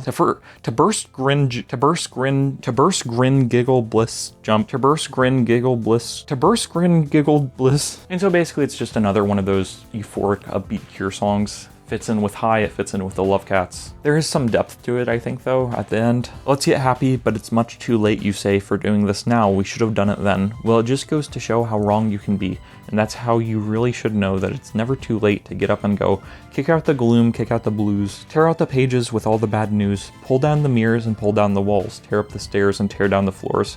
Oh, just burn down the house, burn down the street, turn everything red and the dream is complete. With the sound of your world going up in fire, it's a perfect day to throw back your head and kiss it all goodbye. And so basically it's a song about saying that, you know, if things suck, then just change everything. Just change everything and be happy almost. A lot of people really love this song, and it's one of those that whenever I think about it, I don't like it. But then whenever I listen to it, I'm like, oh, this song's pretty good. And it's one of those that I feel like maybe I don't give enough credit because it is a solid track. I think it's one that Robert Smith wanted to be a single. I don't think the record company liked it, but I think it could have done well. Then the next track, of course, is Friday I'm in Love, which is one of the Cure's biggest hits ever. I don't care if Monday's blue, Tuesday's gray, and Wednesday's too. Thursday, I don't care about you, it's Friday I'm in love. And it's just kind of one of those that, like, I feel like I know, and I'm sure a lot of people also feel like they know it. I don't care if Monday's black, Tuesday, Wednesday, heart attack, Thursday, never looking back, it's Friday I'm in love. I've always thought that I don't care if Monday's blue is a reference to New Order with Blue Monday, and I had kind of a deranged train of thought where I was like, what's the opposite of Black Sabbath? Blue Monday. And I don't know if that makes sense to anyone except me and my buddy who laughed at it, but I don't care if Monday's blue. A lot of people really love New Order. I like Joy Division more, so make of that what you will. But Blue Monday is a freaking banger. But yeah, Robert Smith doesn't care if Monday's blue. But again, it's the same sort of thing as Doing the Unstuck and High, where it's just a really happy, upbeat track.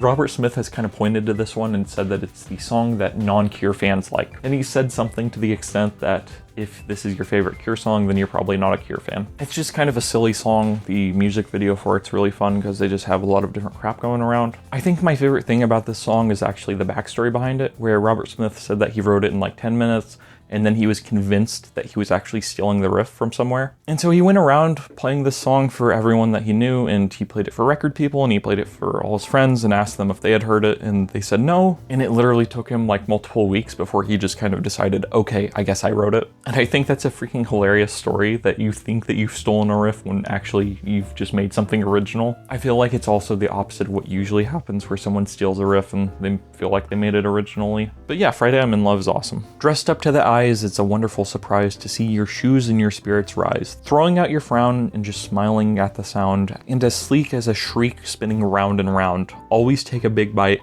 It's such a gorgeous sight to see you eat in the middle of the night. People take issue with that lyric, but I think it's kind of fun. I think it's kind of cute. And really, I just think that this is a fun, upbeat, cheery, happy song. As I said before in my last video, Love Song is my favorite of the Cure's major pop hits, but Friday I'm in Love is great. Track 8 is Trust, which covers Familiar Ground. It kind of reminds me a lot of Apart. In pretty much every way possible. It's a really great song. I think it's better than Apart. But lyrically, it's just kind of, it's about the same thing, basically. There is no one left in the world that I can hold on to. There is really no one left at all. There is only you. And if you leave me now, you leave all that we were undone. And still the hardest part for you, to put your trust in me. I love you more than I can say. Why won't you just believe? And so it's about this sort of unrequited love. Basically, there's a mismatch in personalities, I would say. And it's another song written by Robert Smith that's about love not working out. That's all I got.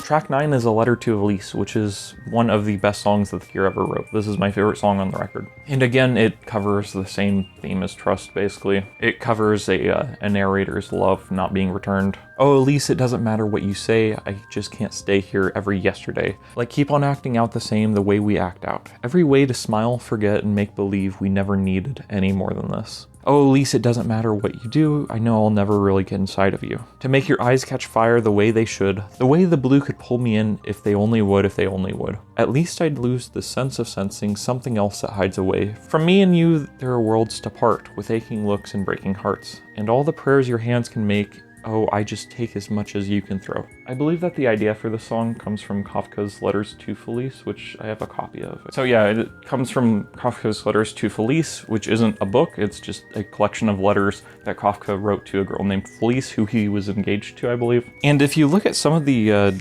dates on these letters, he was writing like almost every day. And I haven't read this book, but basically all these letters are just about Kafka being like, I love you, but I think Kafka had issues of his own. And so that's what this song strikes me as, basically, where it's about the narrator feeling like he loves Elise, but Elise isn't exactly returning that love. And then eventually he kind of realizes that things aren't meant to work out between them. Yesterday I stood and stared wide-eyed in front of you, and the face I saw looked back the way I wanted to. But I just can't hold my tears away the way you do. Elise, believe I never wanted this. I thought this time I'd keep all of my promises. I thought you were the girl I always dreamed about, but I let the dream go. And the promises broke, and the make-believe ran out.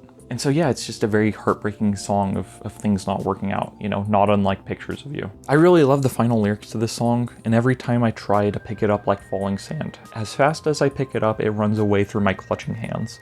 But there's nothing else I can really do. There's nothing else I can really do. There's nothing else I can really do at all. And I think those are really important lyrics. Basically, it's just that feeling that things are getting away from you, that things aren't working out. Back in the early 2000s, MTV would put on these icon shows where basically they would have all these different bands cover an icon. So they had one for Metallica, for instance, where they brought in all these different people to cover different Metallica songs. And they did one for The Cure where they had all these different bands cover Cure songs. And so if you've ever heard Deftones' cover of If Only Tonight We Could Sleep, that's where it's from. But Blink-182 did a cover of this song where basically they turn it into a Blink-182 song, and I actually kind of love it. I think they did a really great job with the cover, though I know it's not everyone's cup of tea, but I'll leave a link in the description down below if you want to check it out. This was the last single release from the record, and Robert Smith has said before that this song never made it into their live repertoire, but he's not really sure why.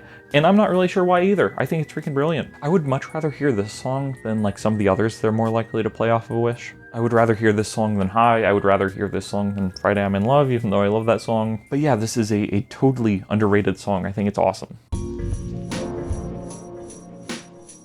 Track 10 is Cut. It's about the same sort of thing, a relationship not working out. If only you'd never speak to me the way that you do. If only you'd never speak like that. It's like listening to a breaking heart, falling sky, fire go out and friendship die. I wish you felt the way that I still do. And Cut, I think, is a really freaking great upbeat track. I think it has the same problem that Screw does off of The Head on the Door. And what I mean by that is that it's a great song, but it just isn't as good as some of the others on the album. I love this song a lot, and I think it's closest to Windy Time, instrumentally at least. But again, it's just one of the last tracks on the record, and it doesn't get as much play as some of the others on this album.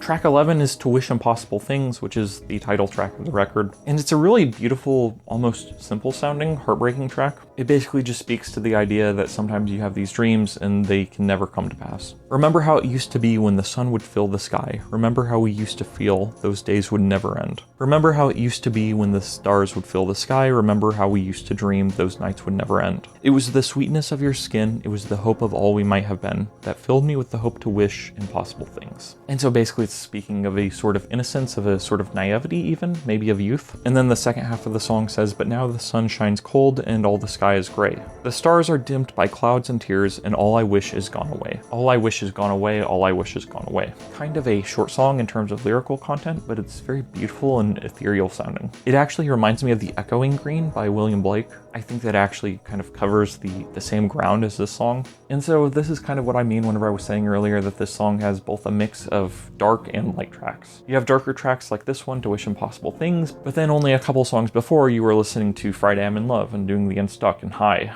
And so that's why this record has always been hard to categorize, because you do have the darker tracks, but then also you have the lighter tracks. This song is definitely a highlight. It's great.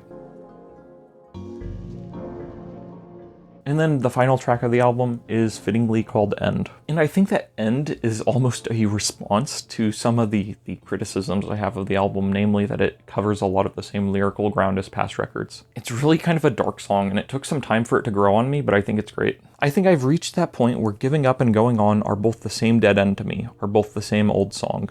And then I don't remember how exactly it goes, but he does sing do do do do do do throughout the track, which I think is sort of a self-referential thing, because he talks about singing the same old song, and then he does the do do do do do do, like, and he does it throughout a ton of Cure songs. He makes that sort of melodic sound in like Pictures of You, and he does it in Windy Time, and I can't think of any others, but I know he does it in a billion other Cure songs. I think I've reached that point where every wish has come true, and tired disguised oblivion is everything I do. In other words, he's kind of accomplished all his goals, and so whenever you've accomplished all your goals, what are you left with? And I like that line where every wish has come true, because it kind of it fits in with To Wish Impossible Things, because you have one song, To Wish Impossible Things, which is about not getting your wishes fulfilled, and that song is immediately followed by End, which talks about having your wishes fulfilled, and in either scenario, the narrator is not happy. Tired disguised oblivion is everything I do is a lyric I really love. In essence, he's just going on because that's what there is for him to do, and so this kind of strikes me as a song about burnout. It also reminds me of 39 off Bloodflowers, which is a song about how the fire is almost out, he says. Please stop loving me, please stop loving me, I'm none of these things. And those lines basically are just a reference to the idea that people love Robert Smith as a performer, people love him as an artist, and he knows that people who have never met him develop these emotional attachments to him and to the band. And he said before that you can love a band and you can love an album, you can love a song, you can love the music,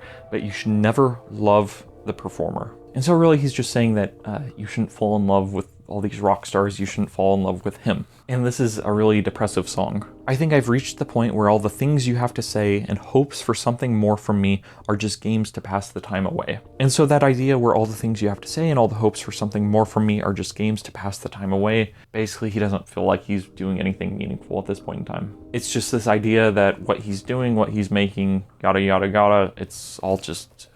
he's just kind of doing it because it is what there is to do. And I think it's really easy to become complacent. I think it's really easy to kind of look back on your past successes and to feel like you've done your work almost. And And I think it's really easy to get this feeling that you've kind of done all there is to do. But really, I don't know that that's ever the case. I think that it's easy to get burnt out, and I also think it's easy, especially if you're not constantly taking in new influences, if you're not constantly doing new things and trying to grow as a person. I think it's really easy to feel like you've accomplished everything you want to. And this record came out on Robert Smith's 33rd birthday, and so he is double that age now. And so he's lived for quite a bit longer, but actually if you look at his life, he's put out, I think, 5 albums after this one. And so basically The Cure did more work, they did more music in the year 1979 to 1992 than they did in the, 25, 30 years after. And of course, throughout all this, The Cure have been playing live shows, but they haven't been producing new music regularly. And so that's actually kind of sad for me to think about, because I think that these dudes are brilliant songwriters, and so it makes me sad that they haven't been producing new stuff constantly throughout this last period of time. And I also think that is sort of a self-fulfilling prophecy, where if you feel like you have nothing new to give, then you won't give anything new. If you feel like you've done and said all that there is to do and say, then you're not going to try even. I really love this last section of the song. I think I've reached the point where every word that you write of every blood dark sea, and every soul black night, and every dream you dream me in, and every perfect free from sin, and burning eyes and hearts on fire are just the same old song. And so I interpret that as basically just saying that he feels like he's repeating himself almost. And so I really think that this is the album where The Cure's lyrical problems kind of begin, in the sense that Robert Smith doesn't really break new ground after this. He approaches things differently and he does it in new ways, and I think Songs of a Lost World actually have some, I think there are some really interesting lyrics on that one. And I think Bloodflowers has a lot of lyrics that are worth dissecting, but I feel like for the most part, Robert Smith doesn't introduce too many new ideas after this. The very first Cure video I did, and the very first video I did covering music, was actually on The Cure's self-titled record. I filmed that video a little over 2 years ago, and basically the idea was that it was a weird record. At the time I put that record out on YouTube, it was the only video on the entire platform covering The Cure's self-titled record. Even back then, before I talked about all the other Cure's past records, I felt like that was an album that didn't break any new lyrical ground for The Cure. I feel like it covers a lot of the same themes and ideas. It talks about relationships and falling in love, and then being unhappy whenever you're in a relationship, and then breaking up and whatever. And so really I do think that this record concludes the golden era of The Cure, but I do think that this is sort of where the cracks start to show. And it's one of those things that you can only tell whenever you're looking back, because again, this was The Cure's 9th record, and it's freaking great. I think it's one of their best, and so you wouldn't know that the cracks were beginning to show unless you knew that Wild Mood Swings was going to suck, and that they would struggle to release good albums after that. And so Wish, I think, is a really great record, but I think that it actually could have been even better. The Cure during this period were just on fire, and so if you look at some of the B-sides, and if you look at the demo tracks that were released on the Anniversary Deluxe edition of the album that came out some years ago, you'll see that there are just so many great freaking songs. A lot of people have this idea that the album was going to be darker than it currently is if you look at some of the B-sides, but then Boris Williams wanted the album to be lighter so that way it would be more commercially successful. I don't know if Boris deserves the blame, because honestly it could just be that, like, the rest of the band wanted to release something that was more upbeat after Disintegration, or it could just be that the band wanted to release something that had a more even mix of dark and light. But really, there are some freaking phenomenal B-sides that were left off this album. The best one, I think, is The Big Hand. This is a song that at first, whenever I heard it, I thought it was about God, but I think more likely than not, I think it's about drugs. I've seen before that this song could be about heroin, because heroin is often called H, and hand starts with H. The Big Hand makes all of your favorite things, like all your dreams go small and all your friends run away, until your memories fail and the words don't fit. I like that reference to words because it goes back to Disintegration.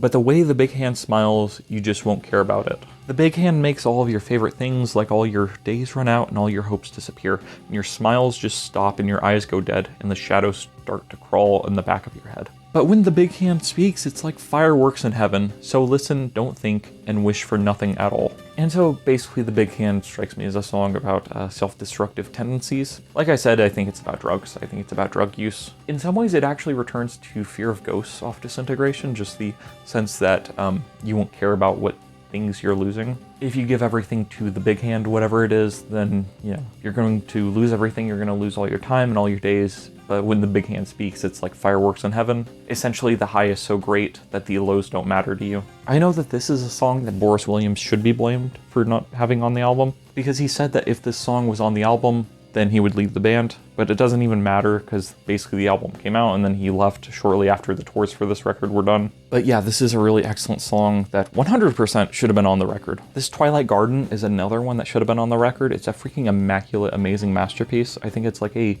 better version of To the Sky, honestly. I lift my hands from touching you to touch the wind that whispers through this Twilight Garden.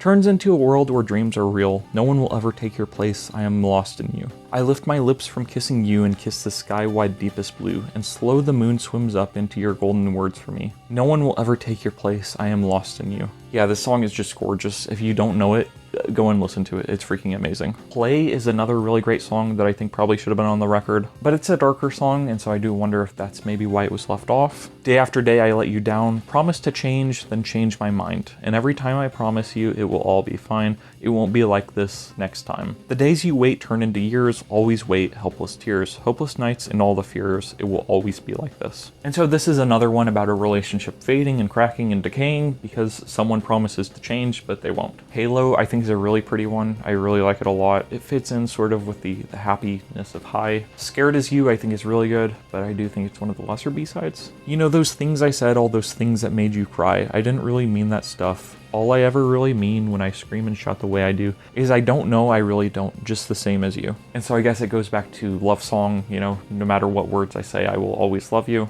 A Foolish Arrangement is one of the best freaking songs The Cure ever wrote. It's like so fun. I don't know what it's about. Christabel strips and slips like a dream, breaking ice with arms that gleam with pain. Disdain. She throws her head and glides against the stream, throwing me her bravest smile. Defiant, glittering, shivering guile. Catching a cold is quick this time, but fish may take a while. Christabel dips and slips from me, and hand pushed deep inside is suddenly free. Triumphant, reluctantly, struggling 6 legs held up for me to see. Don't be scared, it's nothing new. It's the same old game, only fun with 2. So I don't know, is it about sex? Maybe. Is it about drugs? Probably.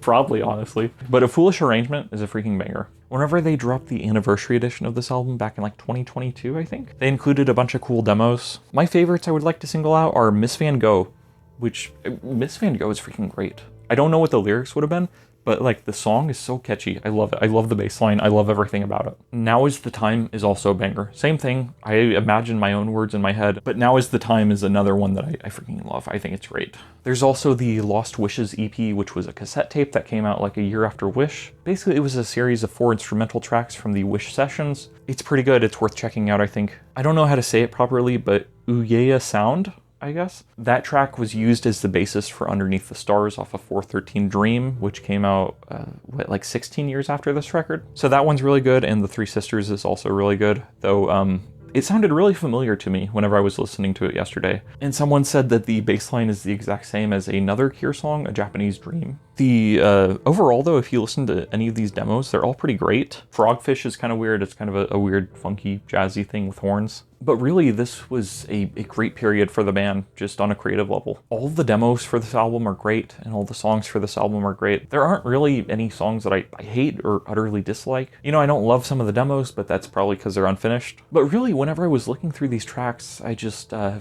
felt that if Kiss Me, Kiss Me, Kiss Me got a double album, then I think Wish could have been a double album as well. And so I was thinking about this. In the early 90s, it sort of became a thing for bands to release like B-side compilations. You had the Smashing Pumpkins who released Pisces Iscariot, and you had Nirvana who released Incesticide. And it's kind of surprising to me that The Cure didn't do something similar, just considering the wealth of great B-sides they had at this time. Of course, all the B-sides were later compiled in the Join the Dots compilation, but really most people aren't going to listen to that, which is a shame because there are some real gems. There are a lot of songs on that compilation that deserve to be on studio records.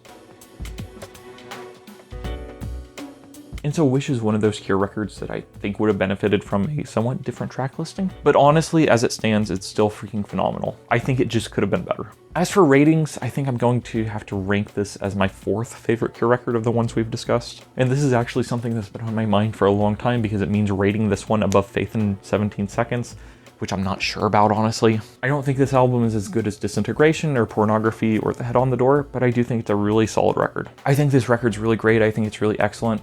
And I think even though the cracks are starting to show, I think that if you want a record that kind of sums up the Cure the best, I think this is a decent one. Again, I don't think this is the best Cure record, that's Disintegration, but I do think that if you want something that kind of touches on every part of their style, I think that this is a pretty good submission. So for recommendations before we leave, Of course, I have to recommend Susie and the Banshees. You know, Susie and the Banshees are awesome. Robert Smith played with them, but I think they were doing some really good stuff around this period as well. Peep Show is probably the record that I would recommend if you like Wish. I already mentioned these records, but if you like Wish, then check out Loveless by My Bloody Valentine and check out Siamese Dream by the Smashing Pumpkins. I would also recommend Villains by Queens of the Stone Age. A lot of people don't like that record, but for some reason, it's coming to mind whenever I'm thinking of this record. I would recommend Womb by Purity Ring, which is a really weird one to recommend, but I think it kind of fits in for some reason. I think it might be the lyrical content that is causing me to think of it more than anything else, but Stardew off of it I think is freaking phenomenal, and I don't really know if it fits in that well because it doesn't fit in instrumentally with this album, but maybe there's someone else out there who's a Purity Ring fan and who will kind of go, oh yeah, I get it for some reason. Again, I don't know why it's coming to mind, but it is. And so, I guess that's what I got. Thank you for watching me talk about Wish for a bit. I'm going to the gym now, so thank you for watching, and goodbye.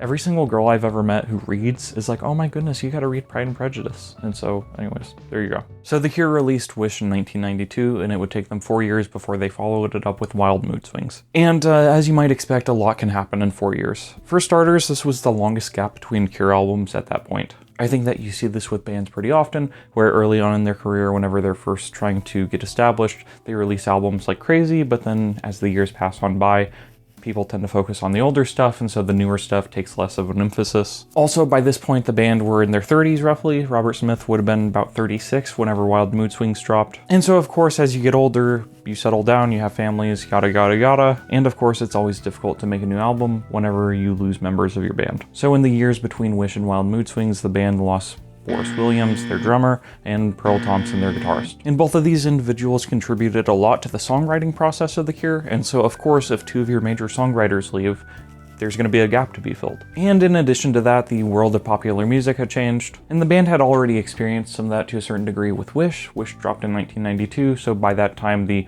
alternative music scene looked very different than it did in the 80s. You had bands like Nine Inch Nails, Nirvana, Smashing Pumpkins. You also had Britpop bands, you had Oasis and Blur, and so really by the time that Wild Mood Swings dropped in 1996, everything was different about The Cure. And I think most people, whenever they're talking about the golden period of The Cure, they point to Wish and its tours and say that was kind of when the band stopped being great. Because really, I think in the eyes of most people, Wild Mood Swings is the first bad album that The Cure released. And when this album dropped, it was hated by fans and it was hated by critics. And people have written different retrospective pieces where they've tried to argue that basically this album was only hated because of the time that it came out in. Essentially, a lot of people will try to argue that Wild Mood Swings didn't fit in with the alternative rock stuff, with the grunge stuff. They'll say that because the band didn't sound like Soundgarden or Alice in Chains or Pearl Jam, that was the reason this album failed. And you have a lot of people who look at this album and say, oh no, it's actually some hidden great masterpiece. And I do think that inevitably it is true that this album would have done better if The Cure were more in vogue than they were in 1996. But really, as I've been listening to this album more and more and more,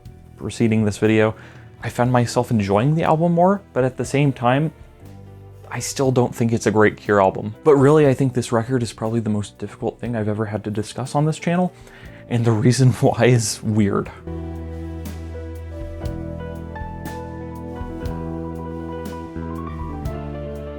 I feel like I'm pretty good at articulating why certain things work and why others don't, but this album is confusing to me. Because for one reason or another, I just find it really freaking difficult to explain why this album doesn't work for me. And obviously it's not just me who didn't like this album, it was also everyone else who listened to it at the time it came out. You know, The Cure went from being these rock superstars to just kind of falling off the face of the earth. I remember reading a line that summed it up this way and said that the band prior to this had no problem selling 50,000 seats in a night.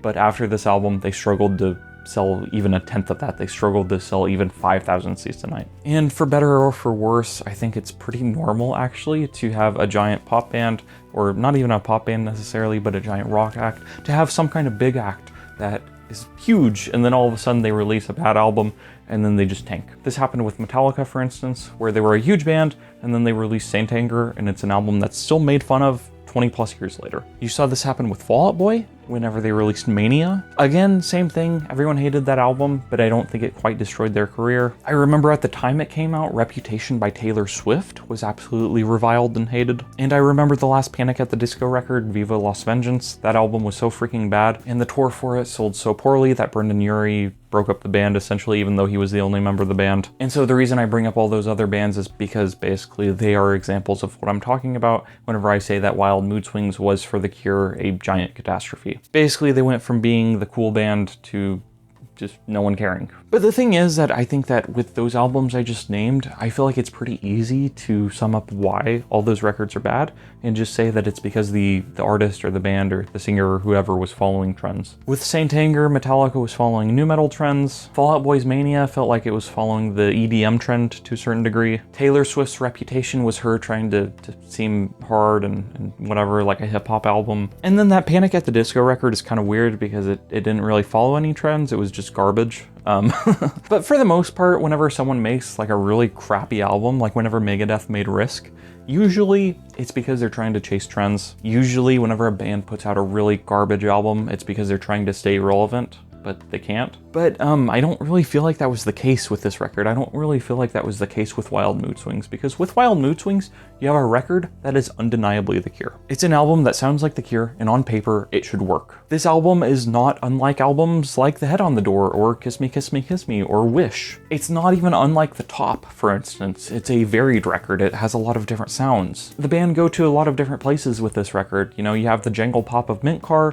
you have the the salsa dance of 13th. You have really like sad, heavy Cure songs on there like Treasure and Bear. You have songs about love and longing like Strange Attraction and Jupiter Crash. And those two songs are actually two of the best on the record, by the way. And so this album was never going to be something like Pornography or 17 Seconds or Disintegration. It was never going to be some kind of gothic masterpiece. But really, on paper, it should have been a really great pop album in the same way that The Head on the Door or Kiss Me, Kiss Me, Kiss Me are. But the thing is that it just does not come together. And this is what I mean when I say that this album is really difficult for me to talk about. It's really difficult for me to explain why exactly it doesn't work. Because there are 14 tracks on this album, and as I'm saying, they all sound pretty different from one another. And so whenever I think about them, I can explain to you how each one sounds. I can tell you what they sound like and what other songs they remind me of. But in some strange way, the album just doesn't leave a mark on me. Whenever I turn the album off, I don't really feel the urge to listen to it again. Aside from a couple songs that I actually do love, like Strange Attraction, I don't care to listen to most of the record. And I think that right there is the best that I can do at identifying why this album doesn't work for me. Just none of the material on here is exceptionally great. Aside from like one or two songs. Like Want is a freaking banger. Want, I love Want. And Want is a really intense track, you know. Robert Smith sings about wanting blood instead of rain. And he sings about just wanting more things, wanting more sex, wanting more drugs, wanting more love. I want to take a trip to the moon. And he seems to want everything and he wants it all right now. And it reminds me a lot actually of I Do Not Want This off of the Downward Spiral, which is kind of a weird comparison. In terms of lyrical content, I mean, not necessarily the sonic qualities of it. But Want is like classic Cure. Want is freaking phenomenal. And then as I said, I really love Strange Attraction because it tells this really like kind of heartbreaking story in some ways. It essentially tells the story of how this girl has fallen in love with the narrator of the song. And she writes to him from afar and tells him that she wants him. And so in the song, this goes on for months, and finally the girl and the narrator of the song are able to meet up. And then they part ways, and by that point the narrator has actually fallen in love with the girl, but then the girl has fallen out of love with the narrator and realized that he wasn't the person who she thought he was. So that's one of the few songs on this record that I love. And I think it has some interesting backstory to it because of the fact that Robert Smith, being a big famous rock star, had that experience. And I'm sure that to this day, he still has that experience, basically where people fall in love with him through his lyrics, through his stage presence. They fall in love with him through interviews, and they never meet. And so the song is sort of about that, and it's about how they will interpret his lyrics as being secret messages to them that he doesn't even know that he's broadcasting. And in essence, it's kind of about a parasocial relationship, even though I don't think that that would have been the word that they used back then. But this is a song I really love, and Jupiter Crash I think is a really beautiful one. I think it's a really touching one. Mint Car is kind of fun. It's kind of cheesy. It's a jangle pop kind of tune. It's the closest thing that The Cure ever released to a Smith song. And honestly, it's not all that bad. It's kind of fun. Trap is a decent one. It has a pretty impassioned vocal performance from Robert Smith, and so I think it's a pretty solid like rock and roll style track. And so as I'm explaining, there are actually some really good songs on this record. But the thing is that just nothing about it fits together. And so this is kind of why the record has been frustrating and difficult for me to explain. I know that there are good tracks on the album. I know there are good songs. I can point to the ones that I really like. But whenever I think about the album and I think about my experience with it and I think about the act of listening to it, nothing really sticks. The album doesn't make me feel the same way that something like Faith or Disintegration does. I don't find the pop songs as catchy as a lot of the stuff on Head on the Door. And really, as I'm saying, I feel like there is just a wealth of mediocrity on this record. Nothing really comes together the way that it should. And so really the album is just kind of a boring experience in a lot of ways. And again, I feel like this doesn't make sense. I feel like me calling it boring doesn't line up with what I've said prior to it, but I don't know how to explain it. If you listen to individual songs in isolation, they're pretty good, but if you put them all together and listen to the track listing through, it doesn't fit. It's just a dull experience. It's just not fun. And I think most people tend to agree that there are issues with the track listing, and Robert Smith himself has said that he's not happy with the final track listing of the album. And so a lot of people have experimented with making their own track listing for the album using B-sides. But the thing is that the B-sides are also, it's the same sort of thing basically, where if you listen to them in isolation, if you listen to one song at a time, you might enjoy it. But whenever you put it together, it kind of blurs. As I said, aside from a couple tracks like Want and Strange Attraction and Jupiter Crash, aside from those, there isn't really that much great standout material. And it's crazy to me because all the B-sides from like Wish, for instance, make for a better album than this album. If you took the B-sides from the Kiss Me, Kiss Me, Kiss Me sessions and put them together in an album, that's a better album than Wild Mood Swings is. And so really this album just feels uninspired in a lot of ways, but that's a stupid way to frame it. I think that a better way to say uninspired is it doesn't feel fresh. Like I said, this album feels like a Cure album, and even though they push in new directions, and even though they're doing new things, like the 13th, for instance, which is a salsa song, a lot of people hate it, a lot of people think it's cheesy. I think it's whatever. Mint Car is a jangle pop song, and you did have stuff like Doing the Unstuck on Wish, for instance, that kind of fits in with that more upbeat, happy sort of thing. But overall, Mint Car sounds kind of unique. But even though you have these different sounds, it's just that the album never comes together quite as it should. It feels like with almost every track on here, it feels like it needed more time in the oven or something. Or I don't know, there just should have been a new batch of songs written. Because as I keep on saying, and I feel like I'm kind of repeating myself, there's a lot of stuff on here that's good, there's a lot of stuff that's decent, it's enjoyable enough in the moment, but just most of it doesn't have any staying power, most of it doesn't stick in your head. And really, even though it's called Wild Mood Swings, I still feel like the Head on the Door is a more varied record than this one.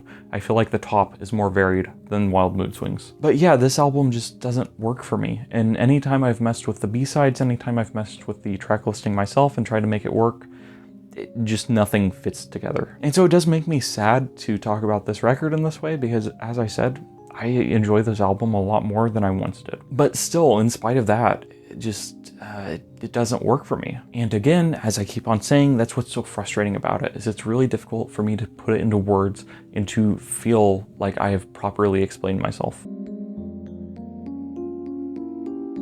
But all in all, this record came out, and it was a bad time for The Cure. The Cure toured it on the Swing Tour, and this tour didn't go particularly well. The band put on some really bad performances during it. Robert Smith was obscenely incapacitated during parts of it. And all in all, the band just, it was not a good time to be a Cure fan, I guess. And I think that Robert Smith and The Cure knew this. I think they knew that they had fallen off. And so after the release of this album, Robert Smith put out a second singles collection for the band, Galore. That album contains tracks from Kiss Me, Kiss Me, Kiss Me, Disintegration, Wish, and Wild Mood Swings. And it was the band's second compilation because their first one was Standing on the Beach, Staring at the Sea. It goes under a couple different names. And that compilation's freaking great because it includes stuff from 1979 to 1985, the Head on the Door. And so even though the first compilation covers a shorter time frame than the second compilation, it still feels like the first compilation has a lot more varied stuff on it. And so this second compilation, Galore, has never really worked for me in any capacity whatsoever. The band did record Wrong Number, which is actually a song I love. It's super cheesy and silly and goofy, but I love it. It's just a really silly pop track, and Reeves Gabriel worked on it, and he was the guitarist for Bowie at the time,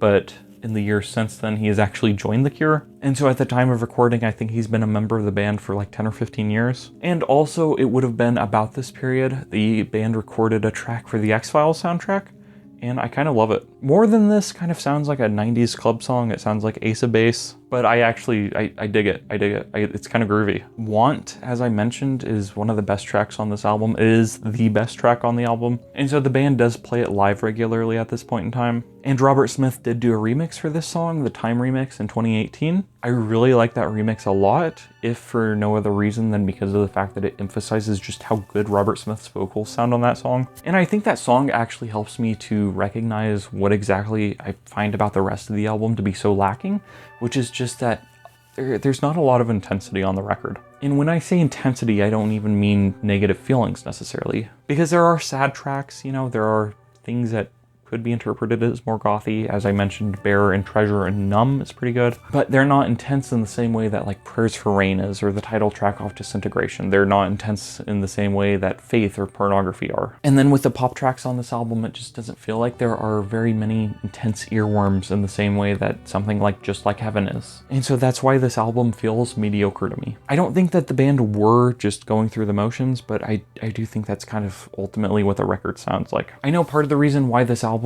is kind of a mess is because of the fact that they didn't have a drummer locked in for the album, and so they just were going through different drummers every week. But really, I don't know if I believe that any of the raw material on this album would have been great. I don't know if there was any saving this album.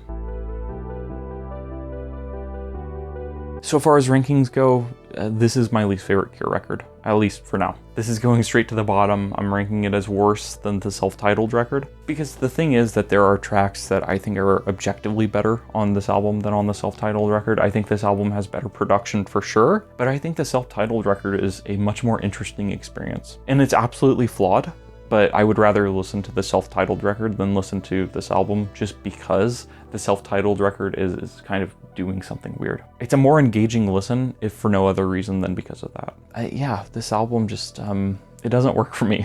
It just doesn't leave a mark, and it makes me sad to say that. As I said towards the beginning, a lot of people say that the reason this album failed was because of the fact that The Cure weren't in vogue. The Cure weren't cool in 1996. And sure, I think there's some truth to that, but at the same time, I don't think that explains why this album is not enjoyable now. This album is almost 30 years old, and so I like to think at least, that if it were actually some secret great record, then it would have been reevaluated and rediscovered by now. I think that if it were actually some secret great masterpiece that was simply blasted because of the time period it came out during, then I think that it would have been, I think it would be seen differently now. There are plenty of records that were hated whenever they came out that are beloved now. You know, Pornography is an instance of that. Pornography was not well received by critics whenever it came out, but people freaking love it now. And there's a reason why it's number 2 on my ratings list and why it's freaking staying there. And so I don't think that it dropping in 1996 is the reason why this album doesn't work. I think that all in all, it's just not a very good album. And I guess that's okay. It was the band's 10th record, and so, I mean, if you can make 9 freaking solid, if not masterpiece records before releasing, you know, kind of a blunder, then like, that's pretty good. But yeah, if I were alive in 1996, then I would not have been listening to this record. There were like so many other better albums coming out during this period. The Downward Spiral would have come out 2 years before. Antichrist Superstar came out in 1996, I think. Metallica would have been in their Load Reload period, and those albums aren't as good as the 80s stuff, but they're better than this album. I don't really like Pantera, but like, I like Pantera more than I like this record. I'm not super huge into Soundgarden, but I like Soundgarden more than this record. If it were 1996, the Foo Fighters' first record would have been out by now. Weezer, their first 2 records would have been out by now. Green Day would have been big by now. So all in all, just nothing about this record is really great. And yeah, I don't think there's any saving this one. As I said, there was a 4-year gap between Wish and Wild Mood Swings, and after the release of this record, there will be another 4-year gap between Wild Mood Swings and Bloodflowers, which we'll talk about next time. So if you have any strong opinions about this album, drop them below, or if you have any strong opinions about Bloodflowers, feel free to drop them below. I have many strong opinions about Bloodflowers for what it's worth. So thank you for watching, and have a nice night. So it's no secret that the late 90s were not a particularly great period for The Cure. Wild Mood Swings was poorly received, the band was not in vogue, there were a lot of performances during this period that were not great due to intoxication, and even though Robert Smith was very happy with Wild Mood Swings at the time it came out, in the years following, he realized that he was actually quite dissatisfied with the album. In short, he felt like the album was too long and he felt like it was too disjointed. Smith felt like the reason why the record was so disjointed was because of the fact that every member of the band contributed to the album. As a result, it was the creation of 5 different guys as opposed to a single mastermind. And so in the time following the release of Wild Mood Swings and its ensuing tour, Robert Smith realized that he wanted to go in a different direction with their next record. I think that the story is that he found himself listening to the Cure records Pornography and Disintegration all the way through in one weekend, and he found himself reflecting on the idea that those 2 records are the ones that most Cure fans really, really love and adore. And so after listening to these records through, he realized that he wanted to make something new that was in that same vein. And I also thought that the thing that was wrong with Wild Mood Swings is that it had no kind of, it had very little emotional depth, and so I wanted Bloodflowers to compete on that kind of level with Disintegration and Pornography and Faith. I wanted it to make people feel something. Which brings us to Bloodflowers, the album we're going to be talking about today.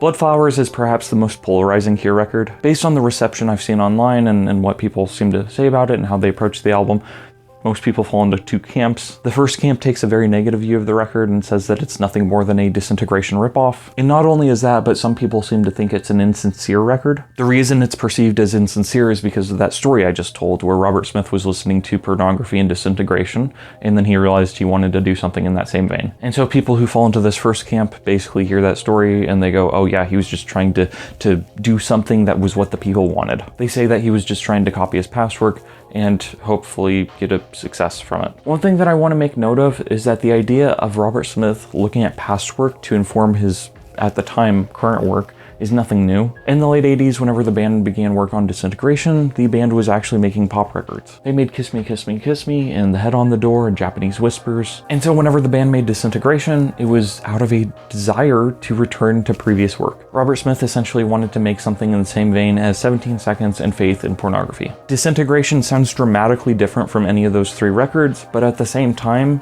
that's how it started. And really, I think with Bloodflowers, it's the same thing. Bloodflowers was grown out of a desire to return to past work, Disintegration, and Pornography. And really, I think that the #1 reason I hear people talk about this album poorly is because of the fact that they see it as a Disintegration ripoff. But then you have people in another camp, people who love this record. And a lot of these fans see it as a unique record on its own. Maybe they see it as a continuation of Disintegration as opposed to just a straight ripoff. Even though most Cure fans, up until Songs of a Lost World dropped at least, disliked everything that came after Wish, Bloodflowers was kind of the exception for some people. Some people look at this album and think that it's great. It's a great return to form for the band. But really, at the end of the day, I can't help but feel like the way that Robert Smith promoted this album has a lot to do with how you view it. One thing that I've noticed is that Cure fans who were around and there for the release and promotion of this record seem to dislike it, but then anyone who came afterwards, anyone who was born afterwards or gone to the Cure far after this record came out, those people seem to be fond of the record. And I think the reason why is because Robert Smith hyped this record up a lot. He painted it as being the 3rd in a trilogy, basically. According to him, Pornography was 1 record, Disintegration was the 2nd, and then Bloodflowers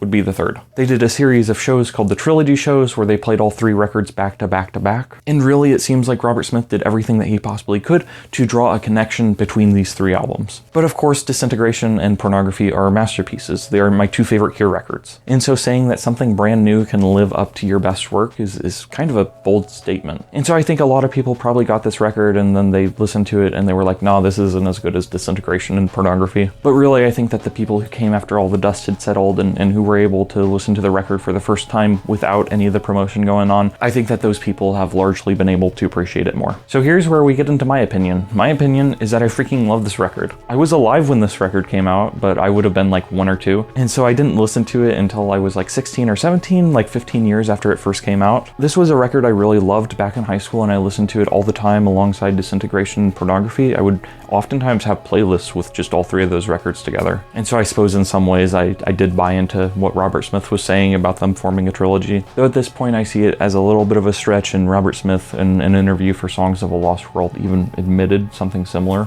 And I wanted to kind of like hammer home the idea that this was, you know, the three albums belong together. I'm not sure that I was trying to bang a round peg into a square hole, but Pornography, I turned 21, and Disintegration, I turned 30, and Bloodflowers, I turned 40. I felt in my own mind there was a connection. With hindsight, it's a bit of a stretch. But it wasn't until recently that I listened to the album again, you know, as I've been doing for these Cure videos. I hadn't listened to it all the way through for a very long time. And I'm not gonna lie, I wasn't really feeling it at first. But then the more and more I got into it, the more I started to listen to it, the more I realized just how special of an album it is in my eyes. And quite frankly, I think it's a very different record than Disintegration. And again, that's kind of the label that is thrown at this record. People call it a Disintegration ripoff, but it's not. If anything, I think Songs of a Lost World, which is a record I love, by the way, I think that is closer to being a Disintegration ripoff than Bloodflowers. There are two reasons why I say Bloodflowers is not a Disintegration ripoff. The first one is that I think the lyrics take a slightly different approach to some of the same subjects. Robert Smith has talked about this before, but he tends to write a lot about the same subjects, and this is something I even talked about in my Wish video. He writes about love, and he writes about lost love, and he writes about growing older, and if you're lucky, you might get a song about a book he read, you might get a song about drugs, but by and large, Robert Smith, and this is something he's admitted,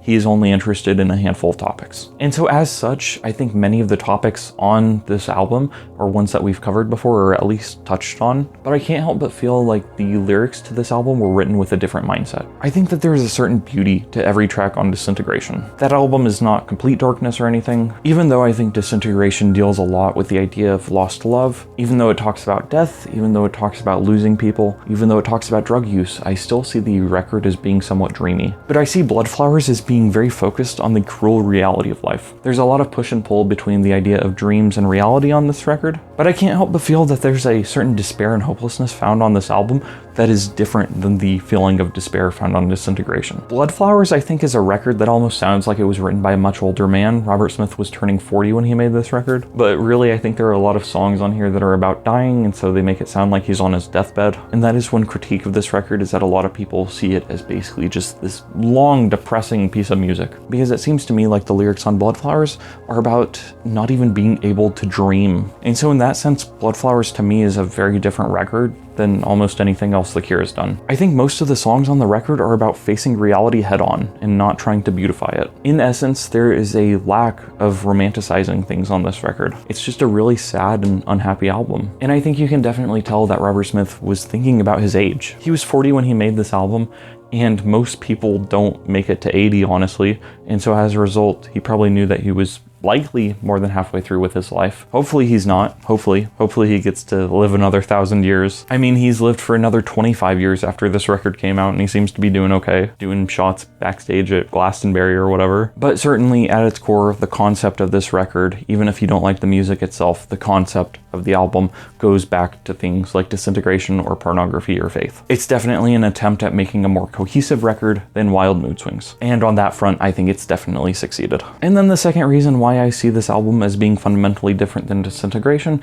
is because of the sound of the actual instrumentals. I feel like this album has a lot heavier of a focus on guitars than something like Disintegration. There are a lot more acoustic guitars and a lot more electric guitars. There are keys on this album, but it feels like they're kind of buried in the mix a lot of the time. You can definitely tell that Robert Smith was listening to a lot of trip hop. He was definitely messing around with a lot of digital stuff, a lot of loops, but really I can't say that there are too many pop tracks on this record. When this album was put out, there were no singles released. I know they did do a couple promotional singles, but I think on the whole, Robert Smith basically just wanted to put out the music and have people listen to the entire record. But again, the instrumentals of Songs of a Lost World, I think really sound a lot more like Disintegration than this album does. And I think that's one thing that frustrates me about the reception of this album. It feels like Bloodflowers got dinged for a lot of the same things that Songs of a Lost World does. But as I'm saying, I feel like that album, I feel like Songs of a Lost World sounds a lot more like a Disintegration ripoff, if you want to call it that, than this album does. This album feels like it was following in Wish's footsteps in the sense of being guitar music. What I mean is that whenever the band made Never Enough in 1990, Robert Smith decided that they wanted to be a guitar band, or in short, they just wanted a lot more focus and emphasis on the guitars of their music. And so after all that background, we will now hop into the track listing and break it down song by song. Track 1 is Out of This World, which I think is a very understated opener. It's not loud and in your face like a lot of Cure openers like 100 Years or Shake Dog Shake, and even something like Plainsong, even though it has an intro with the chimes, it's kind of quiet. Whenever the actual bass and the synthesizer kick in, it's loud. But as I was saying, I think this is an album that was inspired by a lot of trip hop. I think it was probably influenced by Portishead and Massive Attack and all those bands. And so Out of This World kicks off the record with what I think is a very quiet, mellow sort of song. It's not really the kind of song that would get you hyped up to listen to the album if you'd never heard it. It's definitely not an exciting track in terms of energy, but rather it reminds me a lot of A Reflection off of 17 Seconds, because Robert Smith said that that instrumental track was intended to put the listener in a contemplative mood, I believe were his exact words. And with Out of This World, it feels like the exact same thing. That's what makes this song a great opener, I think, is the fact that it is intended to set the listener in a certain mood. And certainly you are intended to be put into a mood of reflection. When we look back at it all, as I know we will, you and me wide-eyed, I wonder, will we really remember how it feels to be this alive? These lines capture a really interesting idea, and it's something that I've struggled with, which is the idea of being unable to live and enjoy the present moment. Or rather, even if you are living and enjoying the present moment, there's still that lurking doubt in the back of your mind, will I actually remember how I feel? And I know we have to go, I realize we only get to stay so long. This is something I struggle with a lot, where I find myself having fun at different activities, and then I'll just remember that whatever is going on, whether it's a concert or a show or a movie, whatever, I will remember that it's only for a little while. Or this is something I've even struggled with in the context of dating. I very vividly recall dating this one girl, and I remember thinking to myself, I was like, oh, if we break up, this is really gonna hurt. And then we did, and I was right, and it did hurt. But I think that's the idea that these opening lines seem to capture for me. Nothing lasts forever, and this is one of those things that I think is true, but at the same time, it can feel like an infection to just have that in your mind all the time. And all in all, I think it makes it harder to enjoy whatever's going on in the moment. And I know we have to go. I realize we only get to stay so long. Always have to go back to real lives where we belong. And so here with this very first chorus, we're introduced to one of the ideas that I was talking about earlier, notably the idea, the theme of reality versus dreams. When we think back to all this, and I'm sure we will, me and you here and now, will we forget the way it really was, why it feels like this, and how? Again, you have the idea of not being able to fully enjoy the present moment, but also there's that idea, will I even enjoy it looking back in the future? Which is like another level of discomfort. It's a really weird idea to think about whether or not when you're remembering something in the future, if you'll actually enjoy those memories. Really, this is an example of overthinking, or at least the way I'm interpreting it. And here he repeats the first chorus with some alterations. And we always have to go. I realize we always have to say goodbye, always have to go back to real lives, but real lives are the reason why we want to live another life. We want to feel another time, yeah, another time. In short, good moments always end. The present moment, whether or not you're fully enjoying it, always ends. And also these lines speak to a sort of forgetfulness that we all experience. I read something disturbing recently that said that from your perspective, once you've hit the age of 25, you've essentially lived half of your life. And the idea behind that is just that memories are formed through novel experiences. And whenever you reflect and look back on your life,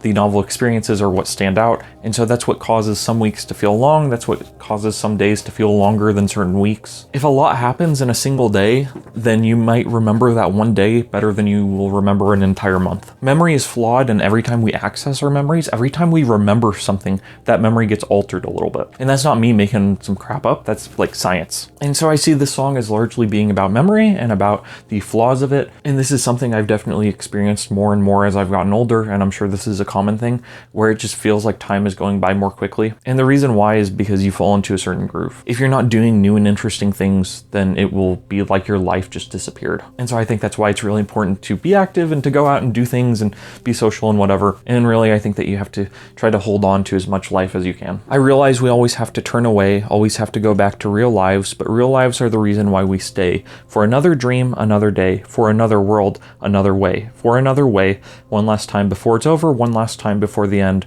one last time before it's time to go again. And so I see these lines as basically about trying to cling on to a dream, trying to cling on to a fantasy, a romance. I see this song as about trying to capture a piece of heaven. I think we have all had days that we want to last forever, and I think that we all have memories that we cling to and that we think of often whenever times are tough. And so in the end, I see this song as about being in one of those moments, being in one of those perfect days, but being unable to enjoy it because of how you think you might reflect on it afterwards. And also being unable to enjoy it because you know that once the perfect day ends, then you're back to real life. You're back to dull reality, you're back to paying your bills and paying your taxes, you're back to commuting to work and doing things you don't want to do and watching relationships and people fade and die and grow old. And so I think that this song is just about the neuroticism that can come from over-reflection, if you want to call it that. All in all, Out of This World is a great opener to this album, and I think it sets up a lot of the themes of this record. Track 2 is Watching Me Fall, which I think is the longest Cure song on a studio album. It's almost 11.5 minutes long. Robert Smith said that he tried to cut it down because he wanted this album to be concise. He wanted it to be about 45 minutes because he felt like Wild Mood Swings was too long, and so he wanted to do something shorter. This album's not shorter, it's like an hour long. And he said that a lot of the songs on this record had shorter cuts, but the issue with this song in particular, Watching Me Fall, is that he felt like it changed up the identity of the song. He was able to cut it down to like 5 or 6 minutes, but he felt like it wasn't the same. And I think this song is one of the heavier ones on this album. Again, this album features a lot more acoustic guitars than past Cure works. And so whenever I say that it's heavy, I don't mean that it's death metal, I don't mean it's Gatecreeper or Suffocation or whoever, but rather what I mean is that it's heavy in the same way that something like Fascination Street is. Fascination Street is a very different song than Close to Me, for instance. But there are a lot of heavy, distorted, swirling guitars on this track, and it's certainly about creating a certain atmosphere. And I think in some ways it's trying to create that Pornography atmosphere again,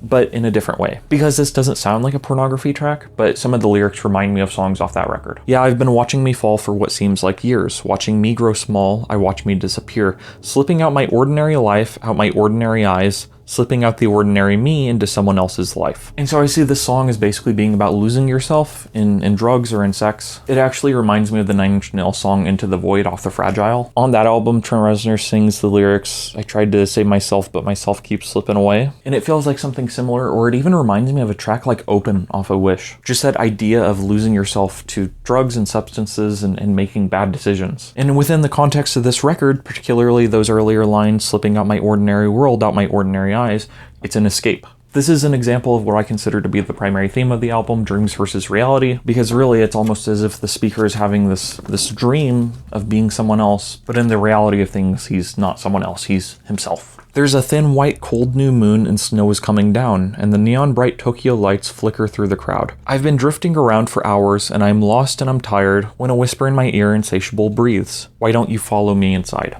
The reference to the neon bright Tokyo lights is interesting because there have been a lot of Cure songs that reference Japan. The Walk off of Japanese Whispers references Japan. There's Kyoto song off the Head on the Door. And really in this context, I think the neon bright Tokyo lights kind of serve as a way of showing that the narrator is somewhere foreign, somewhere that he is unfamiliar with. And because of the fact that he is unfamiliar, he is able to be easily swayed. Yeah, the room is small, the room is bright. Her hair is black, the bed is white. And the night is always young, it's always young. And so again, I think this goes back to some of the Pornography themes that you see on tracks like Siamese Twins or The Figurehead, the idea of losing yourself through sex. It even goes back to Closer by Nine Inch Nails, or it goes back to Suck by Nine Inch Nails, or the entirety of Pretty Hate Machine. I don't know, Robert Smith was probably listening to Nine Inch Nails throughout the 90s. And here you even have that idea made explicit. Yeah, I've been seeing them stripped to the bone in the mirror on the wall, seeing her swallow him whole like it's not me at all. She holds out her hands and I follow her down to my knees. In the sucking inside insatiable smiles, you will forget yourself and me. And again, whenever the speaker is talking here, he's talking as if he's watching two people sleep together, but he's not, because he's sleeping with a woman and he's acting like it's not him. And the reason he's acting like it's not him is because, again, you will forget yourself and me. Also, the mirror reference, I think, is important because I think it probably goes back to Pornography. There are multiple references to mirrors on that album. I laughed in the mirror for the first time in a year. I've been seeing them stripped to the bone in the mirror on the wall. Basically, if you're looking at yourself in the mirror, there's like a disconnect between you and what you're seeing. It's almost like you're seeing another reality. And here again, we have the chorus, but with some changes, with some additions. Yeah, the room is small, the room is bright. Her eyes are black, the bed is white, and the night is always young. And the night goes on, and the night is always young, and the night is never over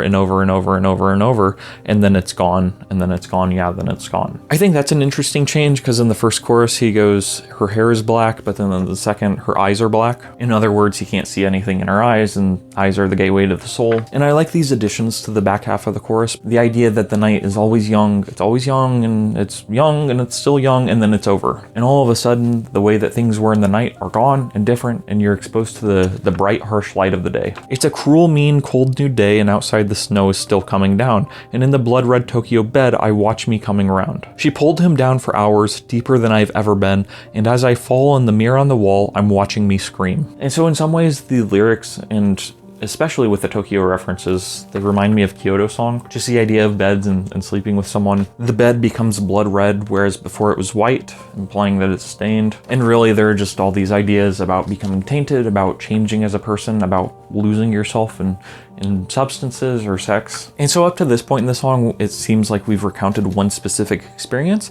and then the final verse changes it up a little. Yeah, I've been watching me go for it must be years, watching me get slow, I watch me disappear. And one day, yeah, I know I won't come back at all. And always over and over in his ordinary eyes, I'm watching me fall, I'm watching me fall, I'm watching me fall. And so the way I interpret these final lines is that this is not just a one-time experience, but rather this is the watching me fall experience is something that takes place over a long period of time. This isn't a story about just one bad night. This is a story about one bad night that presumably led to a series, years of bad nights. And again, I think it goes back to Pornography, of course, because that album ends with the lyrics, I must fight this sickness, I must find a cure, I must fight this sickness. And if we're here, if it's been 20 years since Pornography and we're here, I've been watching me go for it must be years.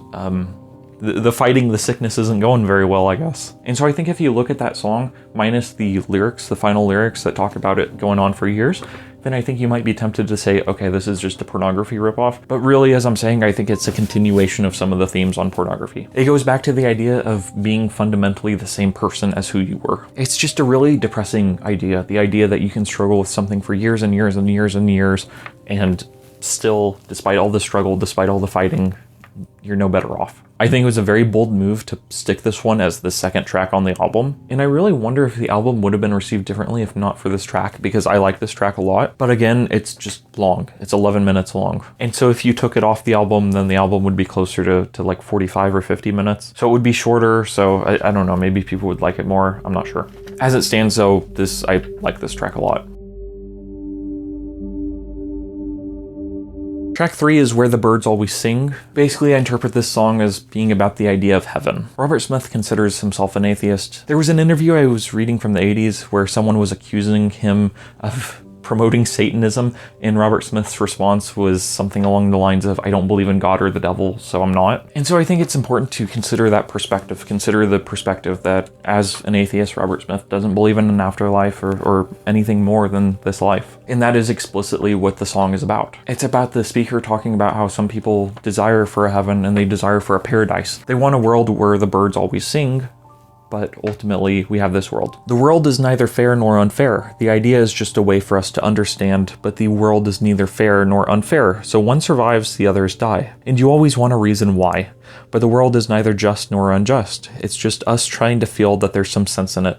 No, the world is neither just nor unjust. And through going young, so much undone is a tragedy for everyone. And so this song is fairly straightforward. Basically, he's just saying that there's no one pulling the strings, and so as a result, things can't be fair or unfair, they just are. It doesn't speak to a plan or any secret thing, no unseen sign or untold truth in anything. But living on in others and memories and dreams is not enough. You want everything, another world where the sun always shines and where the birds always sing. Right there, he seems to be critiquing people who believe in paradise or who believe in heaven, who believe in reincarnation or something more than this world. He's essentially saying that you should appreciate the fact that you will live on in others. You will be remembered after you die. For how long? I have no clue. That's kind of he doesn't really address that. But I mean, certainly whenever someone dies, people remember it. I mean, you might not like how you're remembered. Some people die and then you just think of them and you go, oh yeah, that person died. And then you move on with your day. But I mean, ideally, if you die, you know, people, your loved ones will remember you well, hopefully. The next verse is a repeat essentially of the first verse, though with a couple of minor changes. But again, I see it as basically being about the struggle of trying to make sense of life. It's about why young people die or why good people die and bad people live and whatever. And it's about trying to make sense of things. And the speaker here is essentially saying that there is no sense to be found. I feel like this is one of the many occasions where Robert Smith reading Camus pays off. It doesn't mean there has to be a way of things, no special sense that hidden hands are pulling strings, but living on in others in memories and dreams is not enough, and it never is. You always want so much more than this. An endless sense of soul and an eternity of love, a sweet mother down below and a just father above. For living on in others in memories and dreams is not enough. You want everything. Another world where the birds always sing, another world where the sun always shines, another world where nothing ever dies. And so with that, we come back to the familiar idea that we all die. And as a wise man once said, it doesn't matter if we all die. It's a pretty decent one, though I think that sometimes the lyrics can feel kind of boring. The world is neither fair nor unfair. The world is neither just nor unjust. I think he's making an interesting point, but at the same time, I wonder if there was a little bit of a more poetic way to say it. And I'm looking at my CD booklet, basically, and it looks like there's a bird in a cage here. I have the vinyl record here, and the pictures in the CD booklet are in black and white. On the vinyl, they're in color. And yeah, I'll take a picture, but it looks like a bird in a cage. Despite all my rage, I'm just a bird in a cage. Track 4 is Maybe Someday, which is in some senses a continuation of Out of This World. Basically, it's about the idea of wanting to go back to the past and wanting things to be like how they were, and ultimately realizing that you can't get that. No, I won't do it again. I don't want to pretend. If it can't be like before, I've got to let it end. I don't want what I was. I had a change of head, but maybe someday. I've got to let it go and leave it gone. Just walk away, stop it going on. Get too scared to jump if I wait too long, but maybe someday. So there are two ideas I want to address with this first verse. One is there's that push and pull between wanting things to be how they used to be, but at the same time not wanting to be the person you used to be. He says, if it can't be like before, I've got to let it end. But then immediately following that, he says, I don't want what I was. I had a change of head. And funny enough, this actually goes back to Want when he sings about like more sex, more drugs, more head is one of the lines. So interpret that how you will. And I really love the line, get too scared to jump if I wait too long, but maybe someday. Because I think there are so many instances of this in life where you want to do something, but you're scared. And so you don't do it, and you just put it off and you put it off and you put it off. And then by the time you finally gather up the courage to do it, oftentimes the time to do something has passed. For instance, if you want to ask someone out and you wait and you wait and you wait, then eventually, you know, odds are that they'll find a partner maybe, or they'll be asked out by someone else. I don't know. Again, we don't have that long on Earth. And so if you want to do something, you have to do it sooner than later. And there are all sorts of stories that I've heard of people like falling in love with someone, but then not confessing their feelings. And then they find out later on that that person liked them at the same time. And so if only one of them had confessed their feelings, then they would have had very different lives and whatever. But also you see this a lot when trying new things. Doing anything new is scary, and a lot of the time people will talk themselves out of doing things. They'll talk themselves out of making music or making YouTube videos or making art. Oftentimes it's something creative. They'll talk themselves out of starting their own business. And I think that there are some times when you just have to make the jump. You have to take a leap of faith and you have to go on. You can't just always say, maybe someday. The chorus reads, I'll see you smile as you call my name, start to feel, and it feels the same.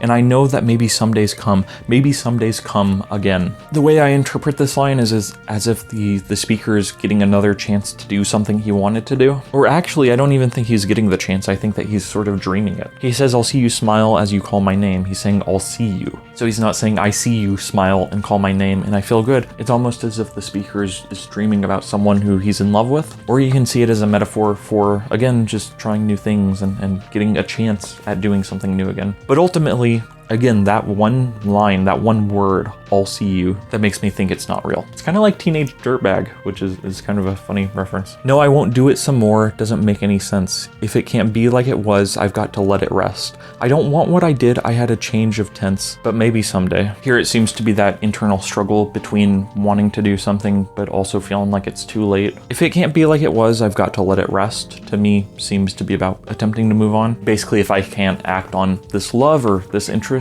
then why do I keep on dreaming about it? Let's move on and figure something else out. I don't want what I did, I had a change of tense. I had a change of tense, I think is a really, that's kind of a weird line, because I think it's referring to tense as in like time, like past tense, present tense, future tense. I don't know if this is right, I'm not sure about this, but it seems to me like he's saying that he wishes that the past was the present. If I could do it again, maybe just once more, think I could make it work like I did before. If I could try it out, if I could just be sure that maybe someday is the last time. Yeah, maybe someday is the end. Oh, maybe someday is when it all stops, or maybe someday always comes again. And so I think these lines, these final lines, the idea of maybe someday is when it all stops, maybe someday always comes again. I see this as basically being about the idea that maybe you'll get a chance to do something, maybe you won't, maybe this is the last shot you get, maybe you'll always get another shot. But that last idea, maybe someday always comes again, that feels like cope to me. Because I've said this before, I made a video about this idea that you don't get just one shot at happiness. Usually there are different opportunities that present themselves, and some come and some go, and you're able to capitalize on some but not on others. And so I don't think you should ever give up hope, but at the same time, an end always comes. There will come a day when you finally receive a final chance at something. Could be anything, could be a final chance to ask someone out or to apply for a job, could be a final chance to see a band live. And so even though this song strikes me as somewhat hopeful, really to me, it seems like it's about a dream that ultimately is a coping dream. It doesn't really seem that happy to me after examining the lyrics, but maybe someday always comes again, and I'm just being a downer. I also think it's important to note this line: if I could try it out, if I could just be sure that maybe someday is the last time. Because I think it kind of goes back to that idea, I get too scared to jump if I wait too long. It feels to me like the speaker wants to do something, but he also wants certainty. He wants certainty and assurance that whatever it is will work out. But the fact of the matter is that there's no such thing. The fact of the matter is that almost nothing in life is guaranteed, and you just kind of have to deal with it, I think. You have to act in spite of that uncertainty. Fortune favors the bold, I guess is what I'll say. And so if there's anyone out there who's scared to jump, as Robert Smith might say, that's normal. It's normal to be scared of new things, but I still think you have to do it anyway, because inevitably there will come a someday that is the end. Track 5 is The Last Day of Summer, which is a song that is very beloved, and I think they still play it live sometimes, not regularly, but sometimes. It's a song to me that reminds me a lot of End off of Wish, and the same goes for 39. I'll repeat myself whenever we hit that song. It kind of reminds me of the idea that everything I do is a game to pass the time away. Basically just that idea of feeling like you have nothing more to give and like you've accomplished whatever it is you want to do. And really, The Last Day of Summer is a song about self-doubt, I think. Nothing I am, nothing I dream, nothing is new. Nothing I think or believe in or say, nothing is true.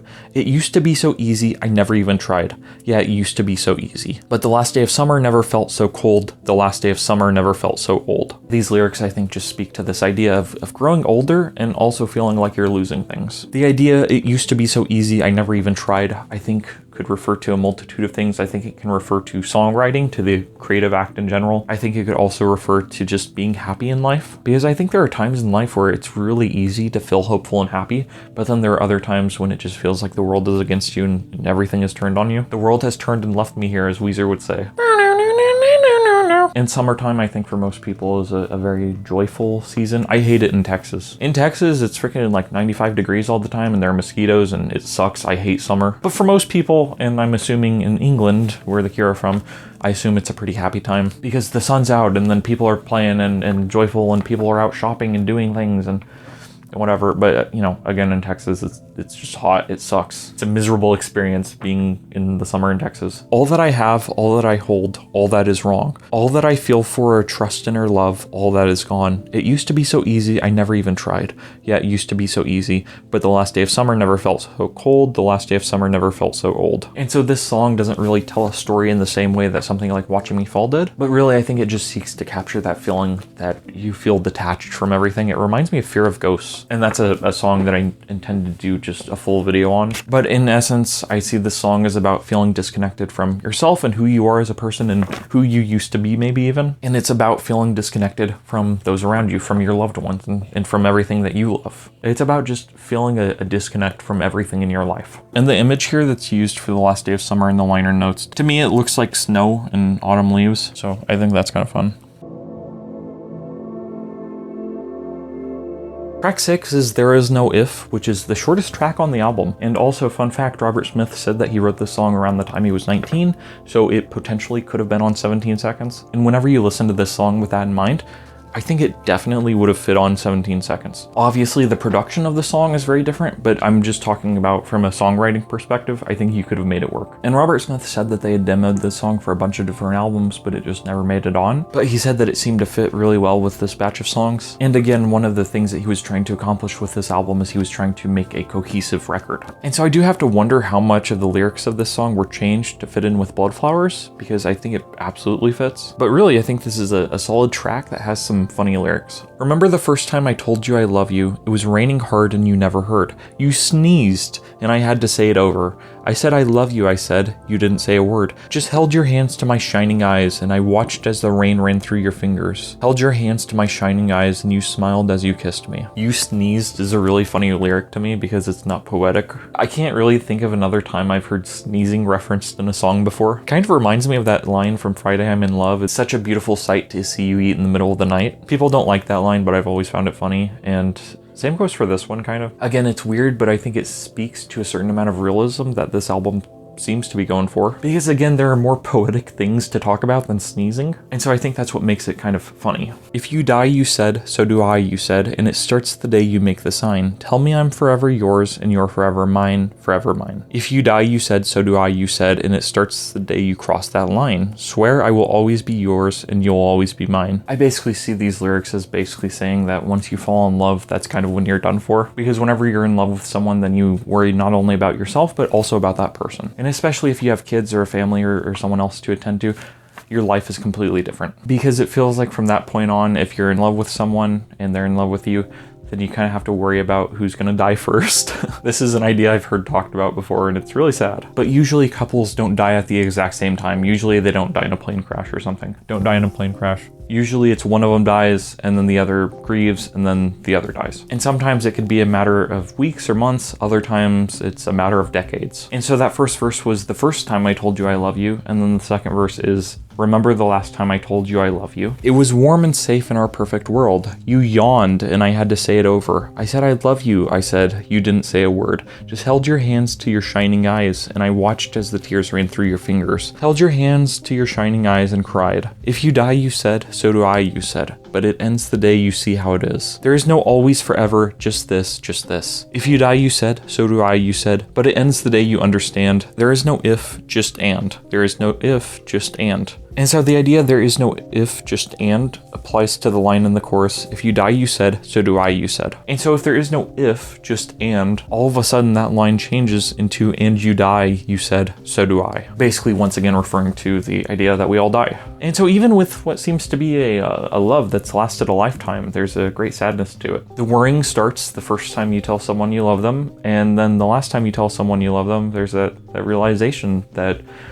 this is it. You're both old and dead and dying and on the verge of death. Also, it should be noted, Robert Smith was like 40 when he made this album, so he wasn't old. And so that's kind of, that's one thing that's kind of odd about this album, is that so many of the songs on here feel like they could have been written by a dying man.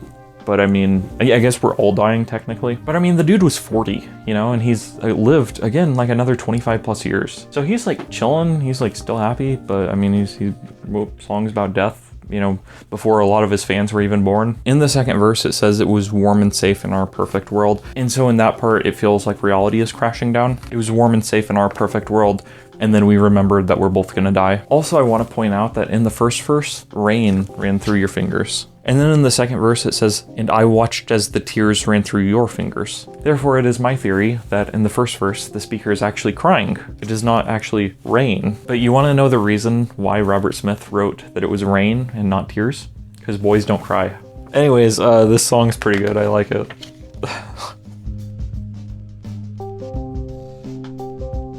Track 7 is The Loudest Sound, which is my least favorite track on the album, honestly. It seems to have some of those digital trip-hop loops that Robert Smith was messing with. And all in all, it's just not a song I particularly love. I interpret it as basically just being about two people growing apart. Side by side in silence, they pass away the day. So comfortable, so habitual, and so nothing left to say. Side by side in silence, his thoughts echo round. He looks up at the sky, she looks down at the ground. Side by side in silence, they wish for different worlds. She dreams him as a boy and he loves her as a girl. And side by side in silence, without a single word, the loudest sound, the loudest sound, it's the loudest sound I ever heard. And so I think this song is pretty obviously just about two people growing apart. It's about two people seeming to fall out of love. It reminds me a lot of Last Dance off of Disintegration. That song features the line, there's a woman now standing where once there was only a girl. And these are not the only Cure songs to feature that idea. The idea of remembering someone as they were as opposed to how they currently are. But again, there's a disconnect between the two people, between the partners, because they're stuck in reality, side by side, not talking, and they're wishing for different worlds. So again, dreams versus reality. There's a difference between loving the idea of something and loving things as they really are. And so that's The Loudest Sound. I think it's the weakest song on the album. I think it's still decent, it still belongs on the record, but it's not one of my favorite Cure songs.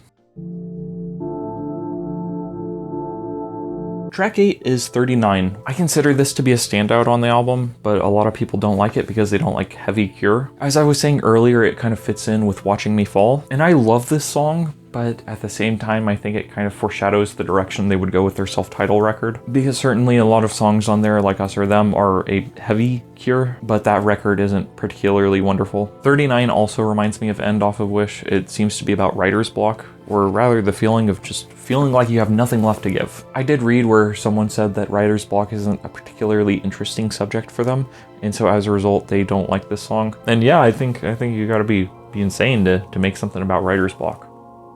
So the fire is almost out and there's nothing left to burn. I've run right out of thoughts and I've run right out of words. As I used them up, I used them up. Yeah, the fire is almost cold and there's nothing left to burn. I've run right out of feeling and I've run right out of world. And everything I promised and everything I tried, yeah, everything I ever did, I used to feed the fire. I think that whenever you're making anything dealing with emotion, you kind of have to draw on your own experience. I think that every creative work or creative act features some piece of yourself in some way, shape, or form. Even if you're telling a fictional story about fictional characters that never existed, I think that inevitably, if you write it well, then you will somehow put some piece of yourself into the story. And I think that is exactly the idea that Robert Smith is talking about. In essence, he's used his 39 years on Earth, and so that's why the song is called 39. At this point in time, he had used half of those years, more than half of those years, to be in the Cure and to write songs about his life and his experiences. And he drew on his feelings and his thoughts and his emotions, and he put them into all the great albums they had made. Because remember, this was the Cure's 11th studio album. So they had been doing this for a while, and I don't know how many songs they had written in total up to that point, but I would bet that it would be close to like 150 or 200 released studio tracks at that point in time, not even counting the songs that never even got demoed or never finished. There's a line in Hold Me Like a Grudge, the Fall Out Boy song, where he talks about freezing his feelings and thawing them out for 20 summers. And again, I think that's the exact same idea being shared here. You know, I think it's just that concept that you have to put a piece of yourself into your music, and people don't always appreciate the personal cost that comes to you. And so Robert Smith is saying here, I used to feed the fire, I used to feed the fire, I used to feed the fire, but the fire is almost out and there's nothing left to burn. So in other words, the creative flame, the creative spark is almost gone. And the fire is almost dead and there's nothing left to burn. I've finished everything, and all the things I promised and all the things I tried, yeah, all the things I ever dreamed, I used to feed the fire. The second verse is just a continuation of these ideas. Half my life I've been here, half my life in flames, using all I ever had to keep the fire ablaze. So basically this song is about running out of ideas or feeling like you are out of things to give the world. I've talked about this before, and my own life will be a test of whether or not this idea is true, but I think that you can continue creating things and making great work as long as you're continually taking in new influences and taking in new art from other people. And so I don't believe that the fire of a creative ever goes out if you don't want it to, but I do think that you have to maintain it. But I sympathize a lot with what he's describing, because this is something I've felt so many times before, where I'm like, what am I even doing? And I mean that with regards to video making or with regards to writing or doing anything really. And I think that just because you feel like you don't have anything to give today, that doesn't mean you should give up, because really weird things happen. New ideas come at strange moments. No one really understands how creativity works, and I think that there are things that you can do to help along the process, but ultimately I think that things happen, and that's just the way they are. Sometimes a good idea will come, or a good line, and you don't really know where it came from, but it's there and it's yours, and so you gotta do something with it. But really, this is one of my favorite tracks on the album, and always has been. I really love this heavy style of The Cure, though I don't think that the self-titled record did it justice exactly. I do think, though, that Drone No Drone off of Songs of a Lost World is very much in the same style. It's a very successful attempt at writing a similar song. And I don't mean that lyrically, I just mean that instrumentally. 39's great, on to the final track, Bloodflowers. This final track seems to take the shape of a conversation between two people. And again, this is one of the most obvious dream versus reality songs that is on this album. This dream never ends, you said. This feeling never goes. The time will never come to slip away. This wave never breaks, you said. The sun never sets again. These flowers will never fade. This world never stops, you said. This wonder never leaves. The time will never come to say goodbye. This tide never turns, you said. This night never falls again. These flowers will never die, never die, never die. And so basically this first half of of the song is about you. These lines were written in the second person. The speaker is basically saying that you believe in a paradise and you believe that the dream never ends and you believe that the flowers will never die. And then the second half of this song is the opposite of that. This dream always ends, I said. This feeling always goes. The time always comes to slip away. This wave always breaks, I said. The sun always sets again. And these flowers will always fade. This world always stops, I said. This wonder always leaves. The time always comes to say goodbye. And this night always falls again. And these flowers will always die. And so the second half of the song is about the narrator acknowledging the fact that everything dies. Everything changes and everything goes on. And even if some people don't want to admit that, even if some people don't want to even say the word die, they would rather say unalive. Even if people don't want to acknowledge the reality of death, it's still there. And I think the bridge of this song kind of acknowledges these two sides. Between you and me, it's hard to ever really know who to trust, how to think, what to believe. Between me and you, it's hard to ever really know who to choose, how to feel, what to do. And so again, there's just that acknowledgement of the struggle between dreams and reality. On one hand, you have the idea that the flowers will never die, and then on the other hand, you have the idea that the flowers will always die. Never fade, never die. You give me flowers of love. Always fade, always die. I let fall flowers of blood. In some ways, it feels like the speaker is saying that your flowers of love don't die, but my flowers of blood always die. And the idea of flowers of blood actually comes from a biography on Edvard Munch. He was the artist who did the Scream. If I'm not mistaken, Robert Smith got the title of the record from that book, but basically the idea of flowers of blood refers to the fact that in his paintings, Edvard Munch's flowers always represented pain, the pain of creation. And usually whenever we think of flowers, we think of love. We think of the gift of giving flowers and receiving flowers. And even though flowers die, even if you get a bundle of roses, even though they're going to be dead, in spite of that, it's still a very kind and nice gift, and it feels good to receive flowers. But I really love that metaphor of blood flowers, flowers of blood. I've talked about this before, most notably in my video on Look Back, the manga, but it's really difficult to make any kind of art. It's really difficult to pull off anything that is creatively interesting, and it takes a lot of time and effort, and you put pieces of yourself into it. And I think that there are times when it can hurt a lot to receive criticism or negative responses to your work, just because of the fact that oftentimes you'll put so much of yourself into it. And so as a result, it can feel like an attack on you as opposed to just something you made. And sometimes it is an attack on you. And again, there seems to be a bit of a contradiction or a paradox in those final lyrics. The idea that flowers of love don't die, but then blood flowers or creations do die. Because I feel like the opposite is true, where people will live forever, but then their work oftentimes remains around for many years after their death, sometimes even millennia. We're able to look at a lot of different Greek and Roman stuff, and we're able to see cave paintings and art that has stuck around. We still have the pyramids, for instance, even if we don't have the exact names of all the people who built them. But again, going back to some of the final lyrics in this song, it's hard to know who to ever really trust. It's hard to ever really know who to choose, how to feel, what to do. And I think the reason why it's hard to choose what to do is because of the fact that we all die. We all die, and so we can't make every choice. Quite frankly, there isn't enough time. You kind of have to lock in, as the kids would say. You have to make your decisions and you have to live with them for your entire life. And so with that, I guess that's the album Bloodflowers.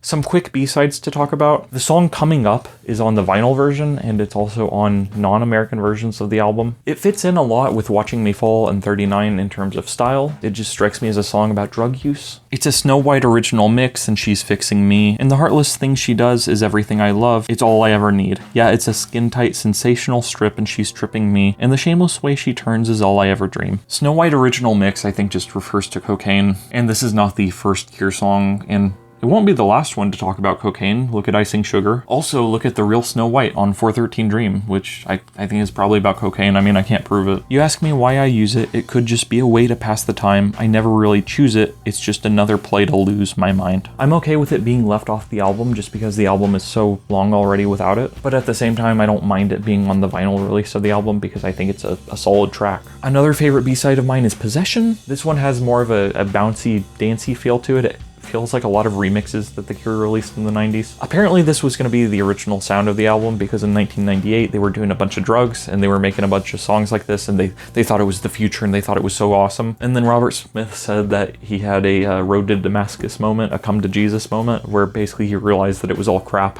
and everything they were doing was crap, and so then they kind of threw everything out and restarted. Possession is a track I like a lot. It reminds me a lot of that song off the X-Files soundtrack, and it reminds me of their Depeche Mode cover World in My my eyes. But Possession, I like a lot. Lyrically, it reminds me a lot of Watching Me Fall, just the idea of being someone else, feeling like you're someone else, of feeling like you're not who you actually are, like you're disconnected from yourself. And so that's what the title Possession refers to, is it's that feeling of being possessed. And again, I think it's a solid track, I think it's good, but really it's whatever, and I don't mind the fact it's not on the record. After this album came out, the next year in 2001, they put out a greatest hits album. There were 3 tracks that came out, and so there was a single cut here that came out with the B-side, Signal to Noise. I think both these songs are really good. There's an acoustic version of Signal to Noise that I think is really good. And then there's another track on the greatest hits album, Just Say Yes, which I think freaking blows. I think it sucks. I think it's really bad, guys. Just Say Yes, it's bad. And there's a Curve remix, and that's also bad. And all of these songs are more upbeat and they're more poppy than the stuff that was on Bloodflowers. There are a series of B-sides, the Lost Flowers demos, that have been cleaned up and they're on YouTube. I'll drop a link to the playlist. But I think the demos are kind of whatever. In one of them, there are horns, like Wild Mood Swings. And so that shows a potential direction for this record that I'm really glad they didn't take. There was a demo that was reworked into Another Happy Birthday,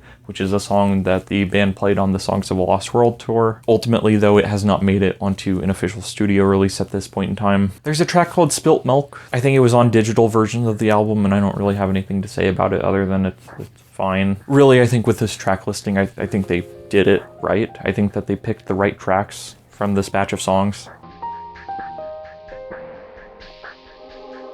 I love this album a lot. I think it's great. Again, I think that the criticism that it's a ripoff of Disintegration is off. I don't believe that at all. And so I don't think this is a perfect record, but at the same time, it holds a very special place in my heart. It's a record that I love, and I just can't help but love it. I think I really appreciate it because of the fact that it was made outside of what is considered the great period of The Cure. It was made after Wish, and at the time of recording, I think it's one of the 2 records made after Wish that is worth owning. A lot of people find this album depressing, and it is. Some people criticize it because of the fact that there isn't anything bright or cheery or uplifting, because even something like Disintegration had Love Song on it. But at the same time, this album has a deeply emotional effect on me. I find myself reflecting and thinking a lot about my death, my impending death or whatever. And I find myself thinking a lot about love and the idea that love fades away or dies away. And I think that it can be really hard knowing that you're gonna die, but sometimes it can be comforting. It's a weird thing. And I do appreciate a song like 39 because of the fact that it touches on,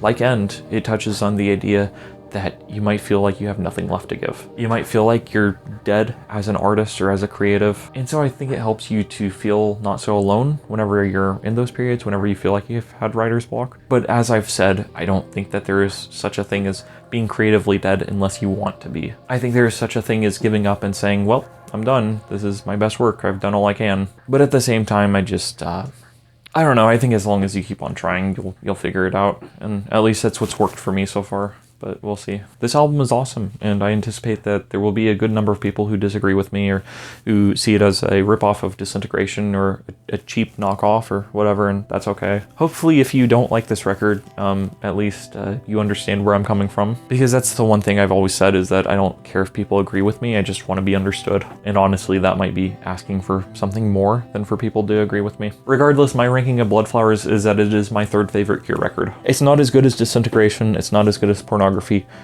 but it has such a strong emotional impact on me that I have to rank it at 3.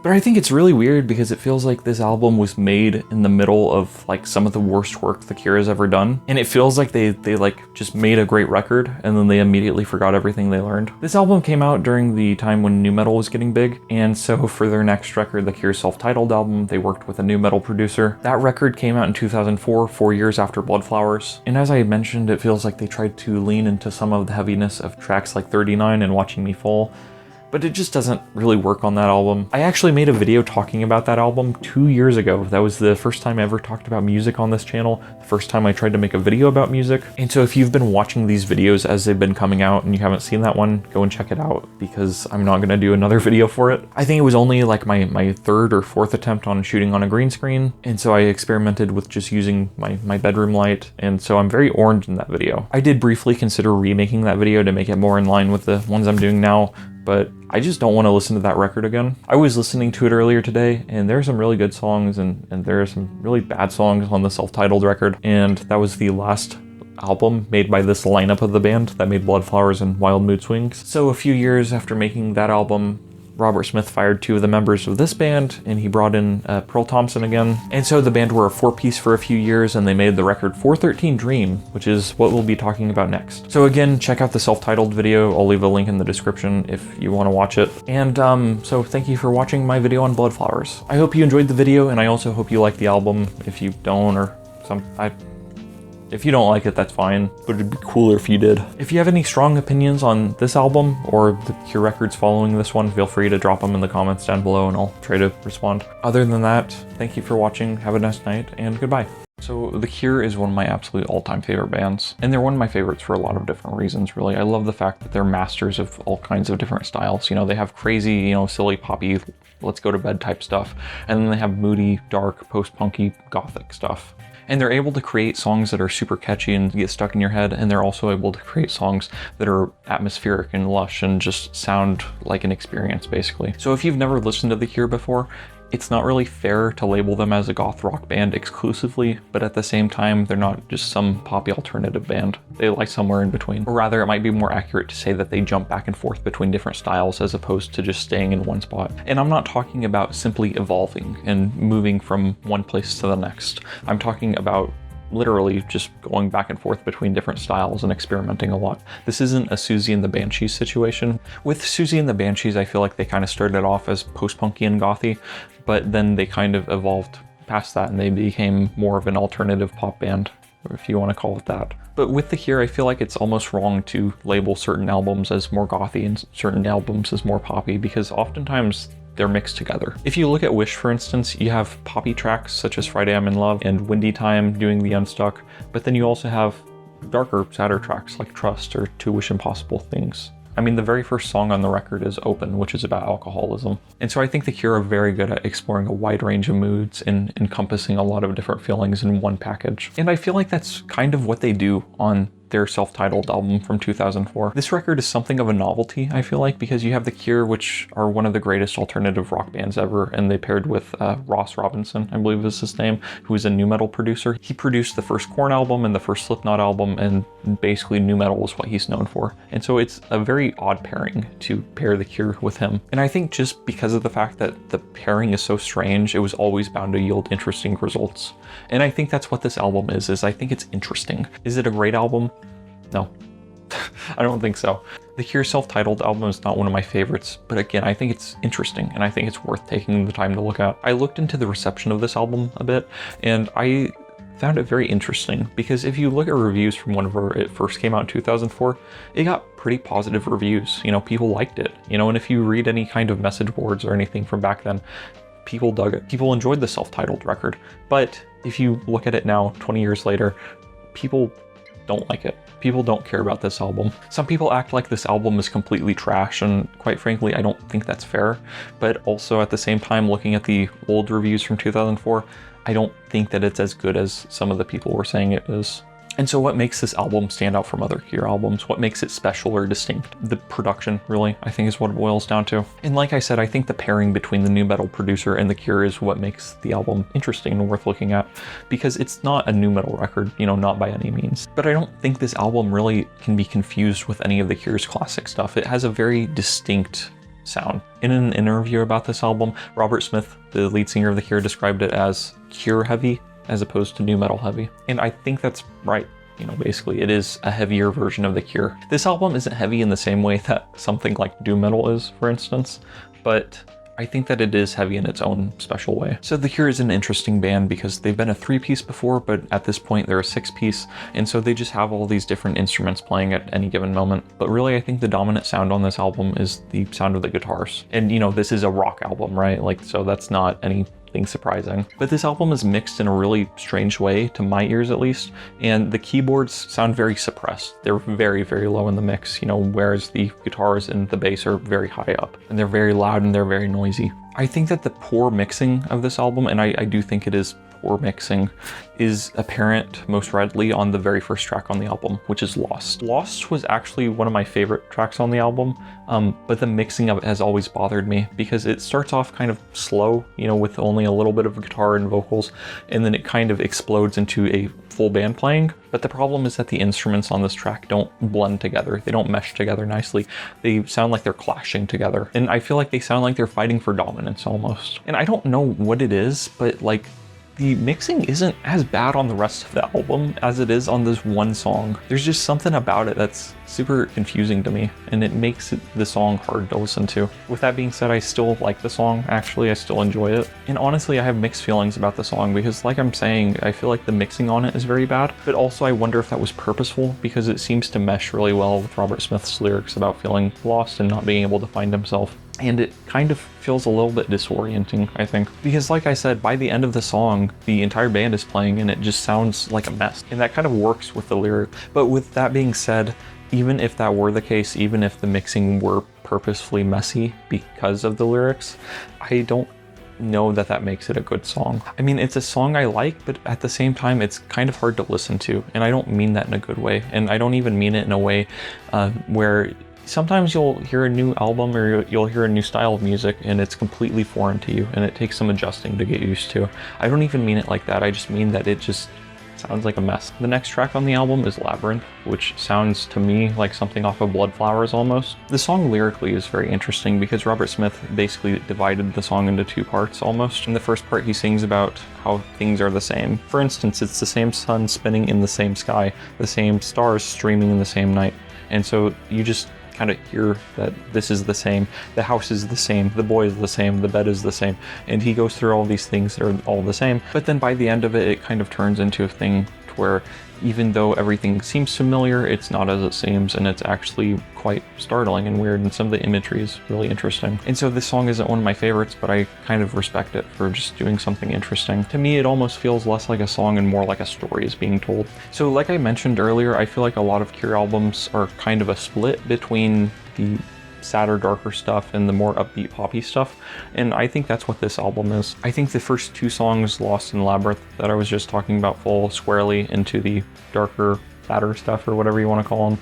I'm not going to discuss every song on the album, but I wanted to acknowledge that to me the album appears to be split into two types of songs. The 4-3 and The End of the World I think are both clearly more poppy songs. You know, The End of the World is a minor hit for the Cure, I guess we'll say. It's not a huge hit like Just Like Heaven is, but at the same time they still play it live to this day, and really that's the only song that you can say that about off this album. But these songs to me sound like classic Cure. As someone who's listened to pretty much everything the Cure has ever done, or has tried to at least, these songs feel familiar to me. But there's a twist, which is the production. Again, this is the Cure's heavy album, and so even though these are pop songs, they sound a little bit heavier than most of their others do. You know, this isn't the Love Cats we're talking about here. The production isn't as clean as something like that. It's a lot more muddled. And the reason I'm not going to discuss every song in detail is because I feel like what I just said applies to probably half the album. You know, it sounds like classic Cure, but the production makes it sound a little bit different to where it's not the same as classic Cure. And so when this album came out, nu metal was big, right? Slipknot was big, Korn was big, Deftones, System of a Down, all that stuff. And a lot of it's angry, right? You know, that's just kind of the way metal is. You know, you're not going to be screaming and yelling whenever you're happy necessarily, right? And like I said at the beginning of this, I really don't think that the Cure were going for nu metal with this album, because honestly it's not nu metal. It doesn't even sound like nu metal. But if the band was influenced in any way, shape, or form by nu metal, then I think it's most apparent on the song Us or Them. So angry is not a word I normally associate with the Cure. Sad, happy, atmospheric, depressing, upbeat, silly, fun, goofy. These are words I would associate with the Cure. Angry is not one of them. I find it really difficult to even think of Cure songs that are angry, quite frankly. I think you can argue that Pornography is definitely an angry album. You know, I mean, it literally starts off with the line, "It doesn't matter if we all die." And then I think that the very first song off of Kiss Me, Kiss Me, Kiss Me, The Kiss, I think it's the angriest I've heard Robert Smith, except for on this song. On this song, Robert Smith seems to be railing against people who are closed-minded or intolerant or bigots, which he straight up says the word bigots. And he's not just angry, he's straight up pissed off. He doesn't want people trampling on his freedom of speech, basically, is my interpretation of it. He doesn't want anyone's religion shoved down down his throat. He doesn't want to be made to believe certain things. I think this is one of the best songs off the album just because it's interesting. Like I'm trying to get across, the Cure are not known for being angry, they're not known for being bitter, but I feel like resentment definitely comes across with this track. A couple of years ago, the Cure released some live albums for their 40th anniversary, and one of them was the Curation 25 disc. That album's interesting because it's a concert that is essentially composed of deep cuts, and this song shows up on there, but I hate it. I like live albums, but I don't enjoy this version of it, and the reason why is because it's lacking the passion and drive of the original. On the live recording, it sounds like Robert Smith is just kind of going with the flow, you know, and he might have just been having an off day, but he doesn't seem impassioned at all. And really, I think that is what makes this song work, is his passion. In the studio version, he gives a super powerful vocal performance, right? And I love this dude's voice. I think that he sounds good on just about anything, but I love this performance in particular just because he showcases a range of emotion that you don't often see from him. Alt End is my favorite of the pop songs off this album, and he sings about not wanting another go around. Robert Smith has threatened that the next Cure album will be their last since pretty much 1982, and apparently he threatened that this album, the self-titled record, would be their last. It wasn't. You know, they came out with a record after that, and they're supposed to be coming out with a new one. But if you believe that this self-titled album would be their last, then I could see it, honestly. I feel like I haven't talked about the lyrics that much, and honestly the reason why is because with a lot of the songs, it feels like lyrically they're about falling in love or falling out of love, just love in general. You know, and that's great. One of the Cure's greatest songs is called Love Song. A lot of it just kind of feels like territory that we've already passed through, and so because of that, the lyrics just don't stand out to me. I don't think these are Robert Smith's best lyrics. You know, he can be very abstract and weird and crazy. Look at Pornography, for instance. But then I think he knows how to evoke specific emotions. I'm thinking of the song Homesick off of Disintegration, which for me brings about a sense of melancholy and longing, and it really taps into something special, I think. So a lot of the songs on this album have kind of blah lyrics, but honestly anything Robert Smith sings will sound good. So there's always that. I Don't Know What's Going On and Taking Off are both pop songs through and through. Never is the second to last song on the American edition of this album, and honestly it's one of my least favorite songs that the Cure's ever done. It just doesn't sound right to me, and I wish I could put it into words better than that, but honestly I don't want to listen to the song more. I think it's probably the only song on the album that I just outright dislike and don't enjoy at all. And then the last song on the American edition of the album is The Promise, which is like 10 minutes long. Honestly, The Promise doesn't really work for me, and I think that the reason why is just because it doesn't have enough of an atmosphere to really justify its length. It's not interesting enough to fill up 10 minutes. You know, the Cure have done plenty of long songs before. You know, there's The Same Deep Water as You and Watching Me Fall. Disintegration, the title track of Disintegration, is like 8 minutes long. But I think that all these tracks have something in common, which is they're very good at sucking you in with their atmosphere. Like I was talking about, they're very good at evoking a specific mood, but The Promise doesn't really have that going for it. It's quite a noisy song. The song it reminds me most of is The Kiss, which I mentioned earlier, and I feel like The Promise is kind of trying to do the same thing that The Kiss did. The Kiss, I think, is a song that's really interesting because it's essentially like a 7-minute long guitar solo with some vocals at the end. That's not exactly right, you know, there are drums and bass and everything else, but the part that you really focus on is the guitar playing. And that's kind of what I thought about The Promise. You know, there's this really, really noisy guitar coming through in the left ear, and I feel like that is what my focus is always drawn to whenever I listen to this song. And the song The Kiss, I think, is kind of structured around the guitar, and the song knows that the guitar is the focus of the song. But with The Promise, it feels like the entire band is just trying to play, and then you just have this one guitarist that's doing some crazy stuff. And so like I was saying about Lost earlier, I feel like the instruments on this song, as opposed to working together and trying to make the song itself better, are competing and are trying to outdo each other. I will say though, one thing I do like about this song is the vocals and the lyrics. The lyrics are pretty simple. Robert Smith is just singing about how he was promised certain things which were not delivered on. And honestly, it reminds me a lot of the song Terrible Lie by 9 Inch Nails. But I mean, at the end of the day, if the instrumental track doesn't work for you, then the song doesn't work for you, I think. And so maybe this is a song that I'll look back on in 5 or 10 years and I'll go, oh hey, this is awesome. But for me, right now, it just doesn't really work. And so if you have the American edition of the album, which is on Spotify for me, that is the end of the album. It ends with The Promise. But every other country in the world, it's Going Nowhere. Going Nowhere, I think, is freaking great. And I think the song Going Nowhere actually ties the album together lyrically really nicely. Because again, a lot of the songs on the album are about love or falling in and out of love, and it's fine. I don't love it, but it's fine. But then the more interesting song lyrics tend to be despairing and uncertain, and it sounds like Robert Smith is struggling with his place in the world. And so that brings us to Going Nowhere, which is where he sings about how he is going nowhere. And he doesn't mean that in a triumphant, I'm so great, I'm sticking around kind of way. He means it as in a, I'm not moving forward kind of way. And I think that's one thing that makes the song really powerful to me, is it's very easy to kind of write a song about a strong emotion. You know, it's really easy to be angry. It's really easy to be sad or happy or overjoyed or any of those emotions. But it's harder, I think, to write a compelling song that is about being unsure. And I think that's what this song is I think it's a very compelling song about being uncertain and just not really knowing what you're doing. And I think the lyrics are super simple, actually. They're very short. You know, the vocals are only a small section of the song, but there's just something very heartbreaking about their delivery. And so Going Nowhere, if it were actually on the album, would be the best song on the album easily. Now, with that being said, if you're in like Europe, then you got the song on the album. It's just North America that got screwed for some reason. So I always do this with The Cure in particular. I always like listening to their B-sides because, quite frankly, some of their B-sides are better than the stuff that's on the actual album. And so I was wondering if that was the case for this record. The B-sides that were released are Why Can't I Be Me, Your God Is Fear, Fake, and This Morning. And honestly, I don't really care for any of them. And so to sum this album up, there are sad songs on here and there are happy songs on here, but really everything is kind of a little bit muddled sounding just because of the production on this album. So is it heavy? Kind of, a little bit.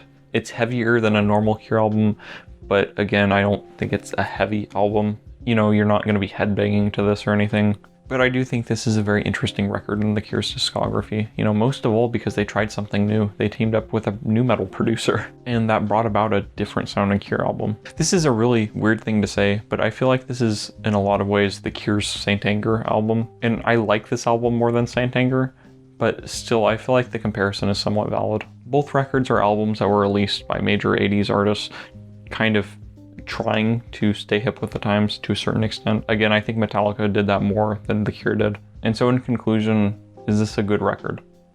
I think so, but I don't think it's a super good record. If you'd never listened to The Cure before, I would not recommend this album to you first. Not at all. You know, I would say go for Disintegration, go for The Head on the Door. But if you're like me and you're a longtime Cure fan, then I think this album is kind of a breath of fresh air. So I want to make it super clear how I feel about this album.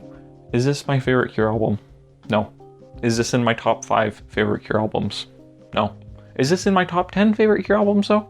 Also no. This is my 11th favorite Cure album. And so if I had to rate this album, I would give it like a 6 out of 10 or something like that. I think it's good and I think it's worth listening to at least for a bit because I think it's a super interesting album. But yeah, even though I like this record a lot more than I did a month ago, this isn't a record that I see getting much play in the future. Certain tracks I will continue to listen to. Before 3 I really like. Alt End is great. The End of the World isn't bad.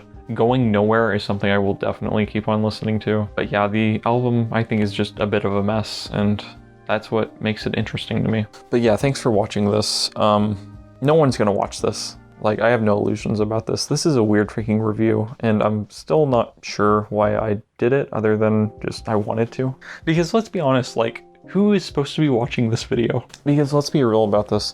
The Cure self-titled record is not good enough to be remembered as great, but at the same time, it's not bad enough to be remembered as infamously as Saint Anger is. Like I've said, I don't really feel like they knocked this one out of the park, but at the same time, I still think that they did something interesting enough to look back on every now and then. And so really, I think that's just all I have to say about the album, is that it's worth checking out every now and then. And so if you've stuck around this long, thank you for watching. Again, no one's gonna watch this freaking video. This video is gonna get 1 view, and it's you. So thank you for watching. Have a nice night. So after The Cure released their self-titled record in 2004, Robert Smith essentially broke up the band. He fired Roger O'Donnell and Perry Beaumonte, and he brought back Pearl Thompson, who had played on a lot of The Cure's great records like Kiss Me, Kiss Me, Kiss Me, Disintegration, The Head on the Door, and Wish. So what this did is it reduced The Cure from being a quintet to a quartet. So The Cure didn't have an actual dedicated keyboardist at this time, which is kind of odd. And I don't know if Robert Smith has ever come out and stated the reasons why he felt the need to fire 2 of the members and rehire one old one, but I think I can probably guess why. Simply put, the band's lineup from about the mid-90s to the early 2000s was not particularly great. And I don't mean that in terms of talent, but in terms of just albums. The same lineup made Wild Mood Swings and then Bloodflowers, which is a record I freaking love, and then it made the Cure self-titled record. And so there's not really another way to say it other than that's not a particularly great string of records other than Bloodflowers. And so I have to wonder if that was the reason why Robert Smith felt the need to break up the band. But also, just more than that, Pearl Thompson is a great guitarist. Really, I think Pearl is most people's favorite Cure guitarist, and it's easy to see why. And so this 4-piece lineup of the band existed for one album cycle, and they made 413 Dream, which we're talking about today.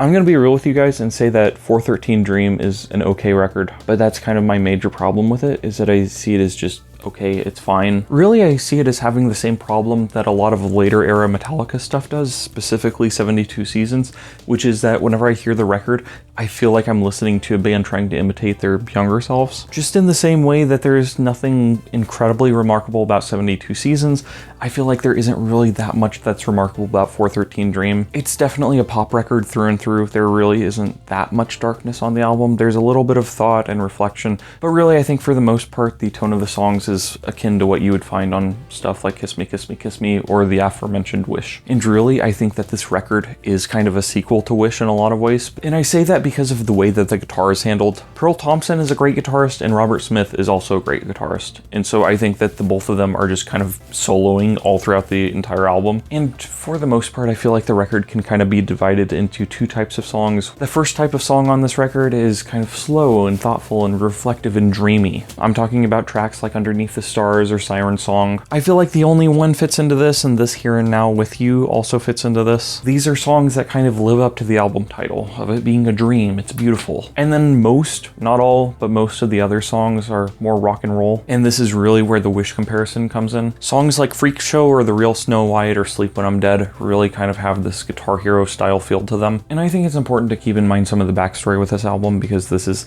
not the album that Robert Smith necessarily wanted to come out. Originally, he and the band had this concept that they would be making a double album. They wanted it to be over 2 hours long, and they wanted one disc that was going to be more dreamy and happy and upbeat, and then they would have a second disc that was going to be darker and gloomy and gothic. But that didn't really happen, and the reason why is because the record label was like, hey, we can't do this. And it sounds like at one point Robert Smith thought that he would be organizing a double disc version of the album, and then the record company would go through and pick out the songs they wanted and put them onto a single disc, but that's not what happened. Instead, Robert Smith just picked out some songs and put them out as a single disc because that's what the record people said. And so there are a lot of things that were left off the album, he says. A lot of slower, more somber, reflective tracks, a lot of instrumentals were left off the album. And in the Songs for a Lost World interviews, Robert Smith has talked about how disappointed he was in the way that that album kind of came out. Because again, the version of the album that we got was not necessarily his original vision. And the thing is that even if the record had been put out as a double disc, even if it had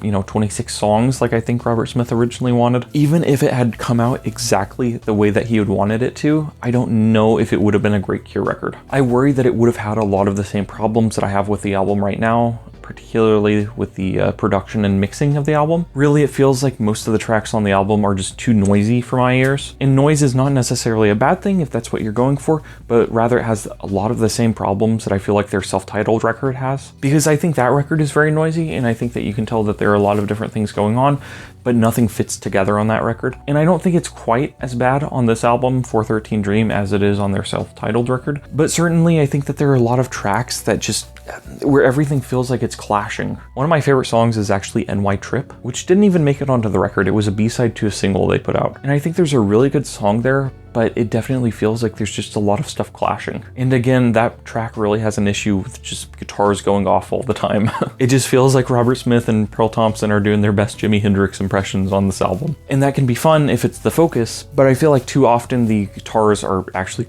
distracting from the song. And so that's kind of the thing, is that if I don't like the production on this, then who's to say I would like the production any better on the more slower, somber instrumental pieces. And really, this album just feels like it doesn't have a ton going for it. It really does kind of feel like it's just another Cure record. And I don't like that, you know, because I think that every Cure record has a special identity. And again, I don't think this record is bad. I think it's just kind of boring. I actually like a lot of the tracks on here that most people don't like. I really like Freak Show a lot because it strikes me as a silly track, and it kind of reminds me of Hot Hot Hot from Kiss Me, Kiss Me, Kiss Me. You gotta say every single name 3 times in order to make it stick. But I really like Freak Show, and it's one of those rare moments on the album where I feel like the guitars actually work. Underneath the Stars is a song that a lot of people love. A lot of people consider it to be like the standout track on the album, and it's the opener. Honestly though, I'm not particularly fond of it. It did start off originally as a Wish demo. Ooh Sound, I believe is how it's said. Again, it's one of the more dreamy tracks on the album. It's something close to Plainsong, or at least that's what I thought of, is that it's trying to be this album's version of Plainsong. But again, I don't particularly love it. Sleep When I'm Dead originated as a Head on the Door demo, and honestly, again, most people don't like it. I think it's pretty good. I like it. The only song from this album that actually gets played live somewhat regularly at this point in time is The Hungry Ghost. And I think it's one of the best songs on the record, and a lot of the reason why, if I'm being completely honest, is because of Robert Smith's choice of lyrics. This is really an issue that the band have had since Wish, but they write about a lot of the same things. And I feel like this is the album where it's most egregious. Most of the songs are about relationships or being in love or falling out of love. Or there are a couple songs like It's Over, where Robert Smith is basically talking about not feeling like himself. And that song does have some cool lyrics that are kind of interesting. But for the most part, a lot of it is stuff we've seen before, but not The Hungry Ghost. The Hungry Ghost is basically a song railing against consumerism. It's a song, simply put, its message is just that focusing on what is big and bright and brand new will distract you from actual living and actual life. And I think that sometimes a message like that can come off as preachy or boring, but at least in this song, I don't think it does. And he points out how so often society or the world or whatever you want to call it, so often people are just focused on the next thing and the next thing and the next thing. Robert Smith asks the question, is this the price we pay for happiness? And I like this song, but I think that it's just because of that, because the lyrics really work for me. It's one of the few thoughtful and reflective tracks on this record, because certainly this album has more in common with their 80s pop records than it does any of their gothic work. And again, I mentioned that this album is kind of a successor to Wish, but even Wish had songs like Apart or Trust, songs that were kind of sad and thoughtful. From the Edge of the Deep Green Sea was on Wish, and that's one of the best songs the Cure ever wrote. Or you have A Letter to Elise, To Wish Impossible Things. And I wonder if that's part of the problem with this record, is that so much of it just feels kind of dreamy and so much of it feels happy and upbeat and joyous. And so I do have to wonder how much better the album would have been if it had been Robert Smith's original concept, or maybe it would have been worse, honestly. As I'm saying, I think my biggest problem with this album is just the fact that it doesn't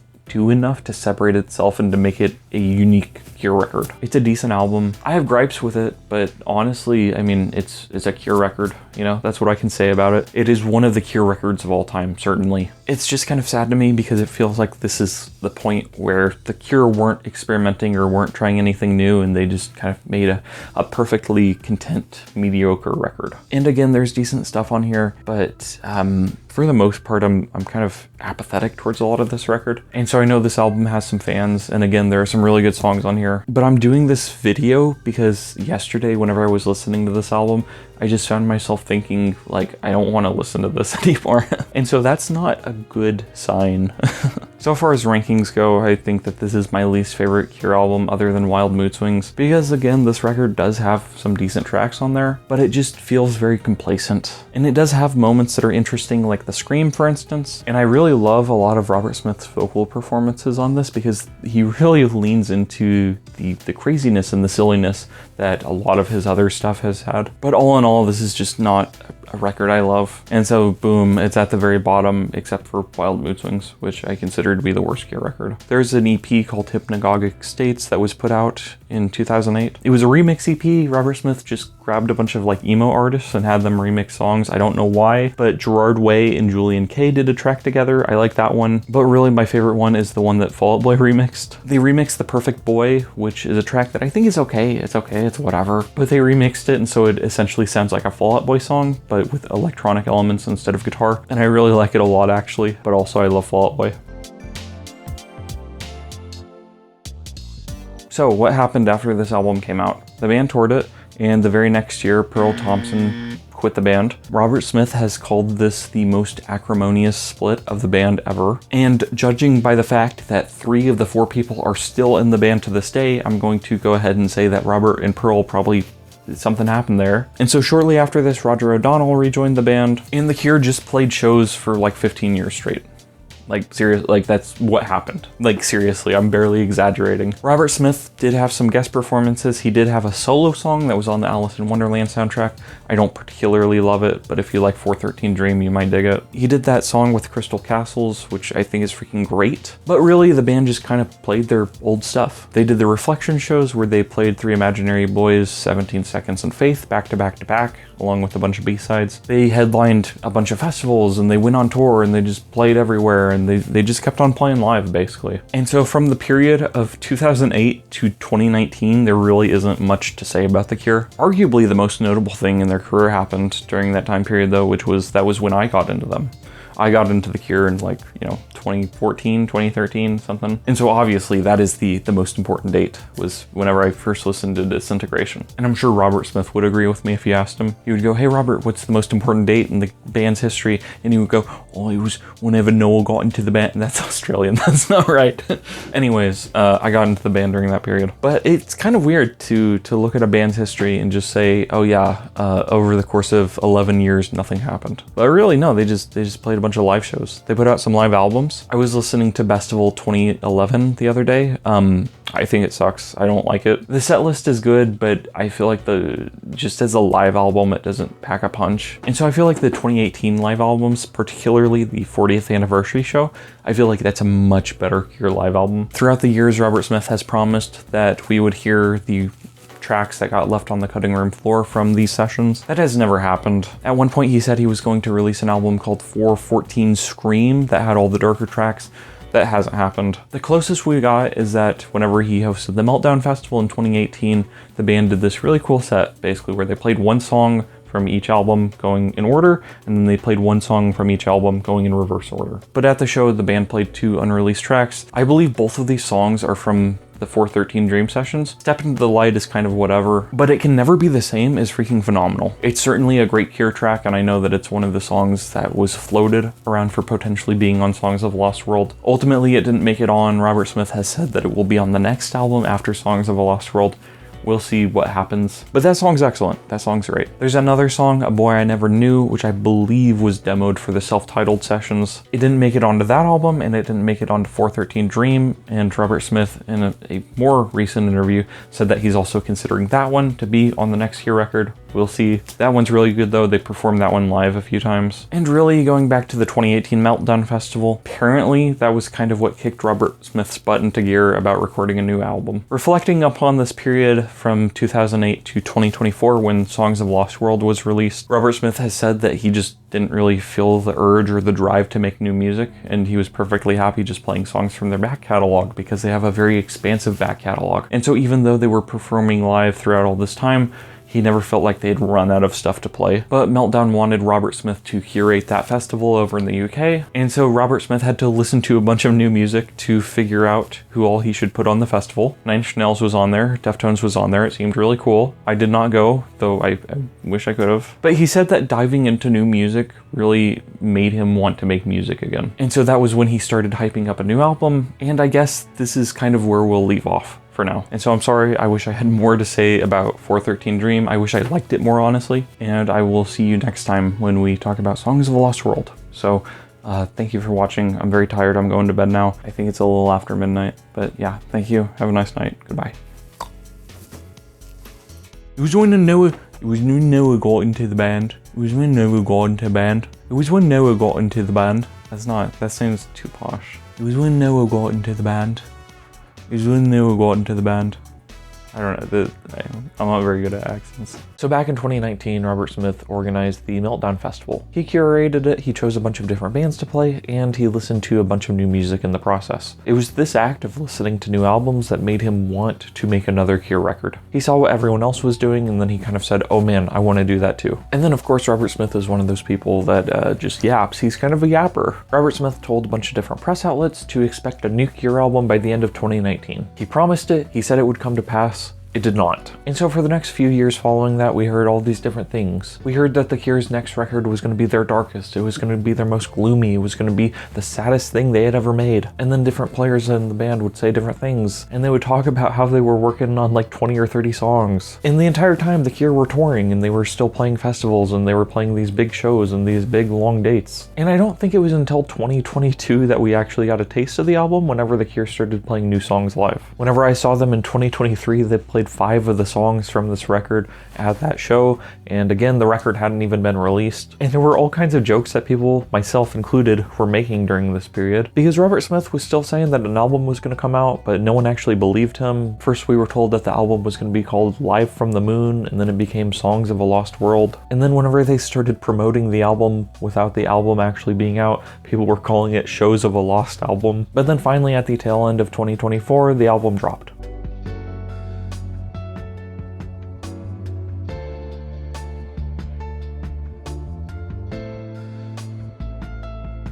And so it's kind of hard to believe it, but the album has been out for about a year now. And you know what? It's freaking great. It was great whenever it came out, and it was being awarded all kinds of high scores by different music review outlets.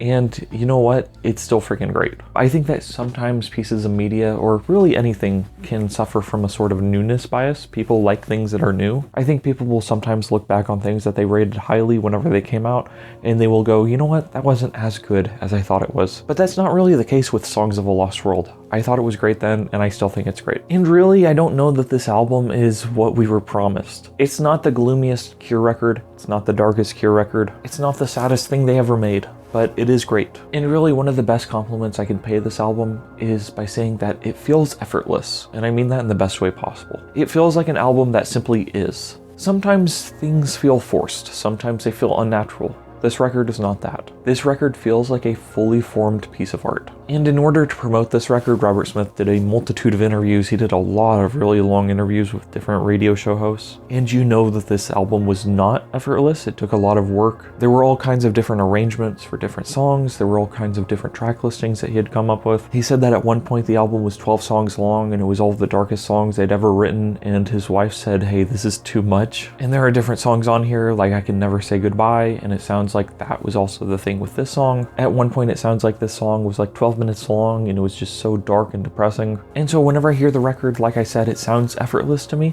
but I don't think it was. And I think it's a really masterfully put together album. I think on the whole it is very close to Disintegration, and I recall even saying that to my buddy before this record came out, back when we were only seeing live clips on YouTube of the new songs. I distinctly recall telling him that the new material was Disintegration level, and I stand by it. I think it's freaking great. And this is one of those records that confuses me because of the fact that it's so good compared to like what they've been doing for the last like 35 years or something. It's like, dang, did you guys remember how to make good music again? It's just weird because it's like, wow, what have you guys been doing? You should have been doing this instead of, you know, doing the self-titled record or whatever. And I say that kind of tongue-in-cheek because I feel like this is one of those records that only could have been made by the band with where they are right now at this point in time. The band is older and Robert Smith is in his late 60s. And honestly, this is an album that focuses a lot on that, I think. Robert Smith has always talked about aging and a fear of aging in his lyrics, and we're kind of at the point where he is aged. He's always been scared of getting older, and now he has officially gotten older. And so this is an album that's written by an older Robert Smith, and it's very much reflecting on who he was as a kid, and where he's been, and where he is now. And so with that introduction, I guess we will go ahead and hop into the album proper, starting with track 1, Alone.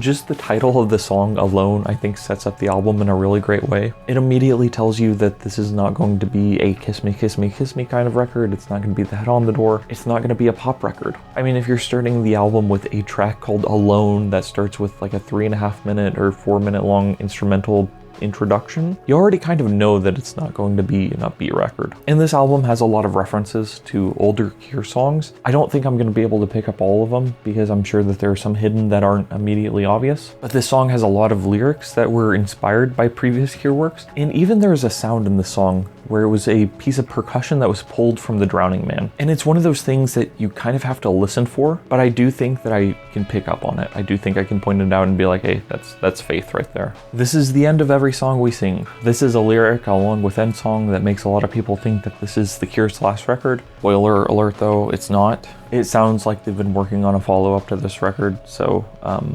this is not the end of every song we sing, I guess. This entire song was inspired by a poem called Dregs, and upon reading the poem and reading some of these other lyrics in this song, it makes me think that this is not the first song to have been inspired by that poem. The fire burned out to ash and the stars grown dim with tears. The fire burned out to ash, that makes me think of 39 off Bloodflowers. That song is all about how the fire is almost out. And then the stars grow dim with tears, that's a reference. It's a reference to wish impossible things. Cold and afraid, the ghosts of all that we've been, we toast with bitter dregs to our emptiness. This is a song that makes me think of winter, because if it's summer and the fire's out, you don't really care because you're not going to be cold. But I mean, if you're cold and afraid, then it's probably cold, I guess. The ghosts of all that we've been is a very important lyric, I think, for this album, just because of what I was saying, where it feels like this album is very much reflecting on where the band was and where they are now. And the birds falling out of our skies and the words falling out of our minds. And here is to love, to all the love falling out of our lives. So that first part about the birds makes me think of Where the Birds Always Sing off Bloodflowers once again. That song is about the idea of wishing for a place where the birds always sing, or in other words, where there's no death.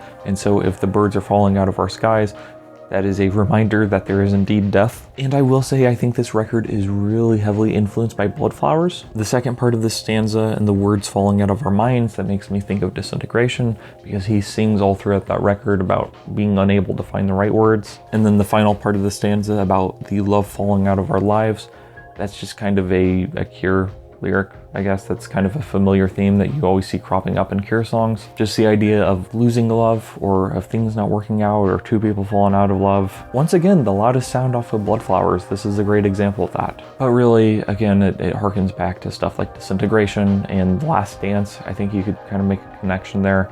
Robert Smith talks about a lot of the same themes, and so as a result, I don't know how much time I should spend going over this record and making connections that maybe aren't blatantly obvious, because if I wanted to do that, then I think we could do it all day. In other words, if I had a nickel for every Cure song that was about lost love, I would have a lot of nickels. Hopes and dreams are gone, the end of every song. And it all stops. Oh man, there's a freaking song of Bloodflowers that talks about things stopping. Maybe someday, that's it. We were always sure that we would never change, and it all stops. We were always sure that we would stay the same, but it all stops.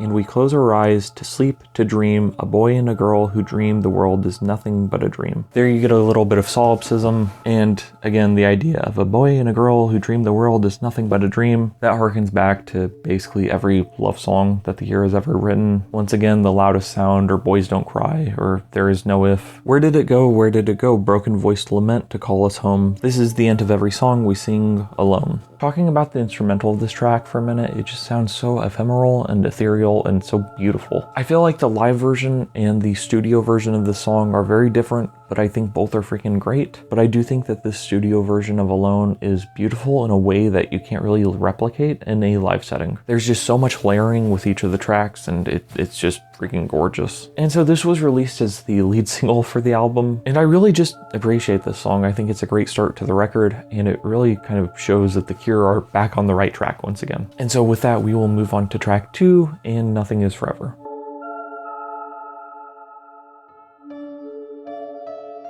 And Nothing Is Forever is a really touching song, I think, about being there for someone whenever they're dying, or rather not being there for someone when they're dying. They knew that they were dying, and I'd promised them that I would be with them when they died, and I didn't for a number of reasons. None of them particularly good reasons, although out of my control. I wasn't able to physically be in the room when they died. I got there very shortly afterwards, and it really, really upset me. It upset me enormously, actually, because not just because I hadn't kept my promise, but because I wasn't there. The song was just an immediate response to that. During the making of this album and the writing of it, which took place over a period of like 15 years or something like that, Robert Smith had a lot of people in his family die. I believe both his parents died, his brother died, which we'll get on to, and very likely more people than just those three passed away. I don't really feel comfortable speculating on who this song might be about, because it feels kind of tasteless to do that, quite frankly. But needless to say, I do think that dying is a scary thing for literally anyone. And I'm hard pressed to believe that there is anyone who wouldn't want their loved ones there to comfort them whenever they are passing away from this life. And Robert Smith has said that this song was written from the perspective of the person who he had made the promise to. The voice I'm singing in is that person's voice. They're singing it to me.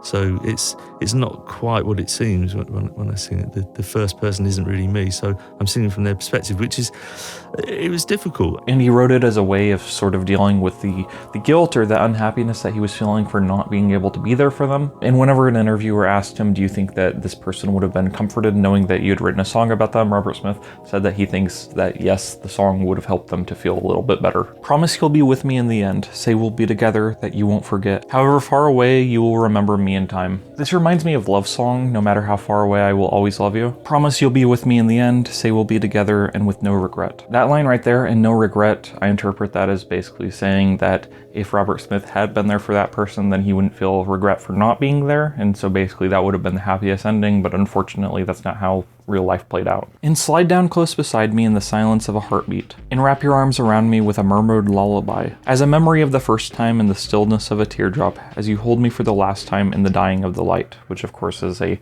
reference to that poem. I think it's by Dylan Thomas, Rage, Rage On, against the dying of the light. Oh, I know that my world has grown old and nothing is forever, but it really doesn't matter if you say we'll be together, if you promise you'll be with me in the end, and slide down close beside me in the silence of a heartbeat. And so I think in a lot of ways this is a really delicate love song, but it's not really about love in the romantic sense. It's about love in the most tender way possible. Just being there for someone, just loving them in their worst moments, essentially. It feels like a tender, delicate kind of love.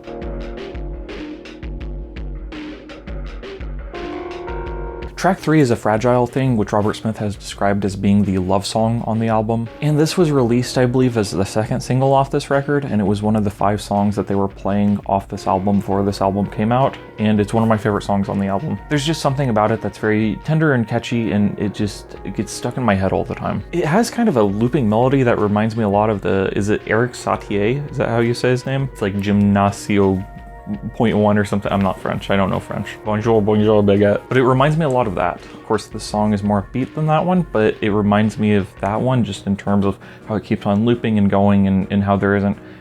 It feels almost like there isn't really a clear ending to the measure. Every time you kiss me, I could cry, she said. Don't tell me how you miss me, I could die tonight of a broken heart. This loneliness has changed me. We have been too far apart. And it's too late now for me to just forget. I never thought I'd need to feel regret for all that I never was. And so Robert Smith has said that this song is about how tender and delicate of a thing that love is. He said that it's one thing that you have to kind of hold on to, and you kind of have to make sure that it's intact and it stays that way. Because if you're not careful in maintaining a certain love, then even the oldest and previously strongest of relationships can break down. I never thought I'd need to feel regret for all I never was. That's a really stinging and painful lyric, I think, because it's certainly something I fear and something I can relate to, the idea of not becoming all that you had the potential to be. That's a very scary concept to me because of the fact that it is so possible to lose out on all your potential, and it's possible to look back on the end of your life and look over what your life is and what you became and to go, I screwed up, I made a mistake.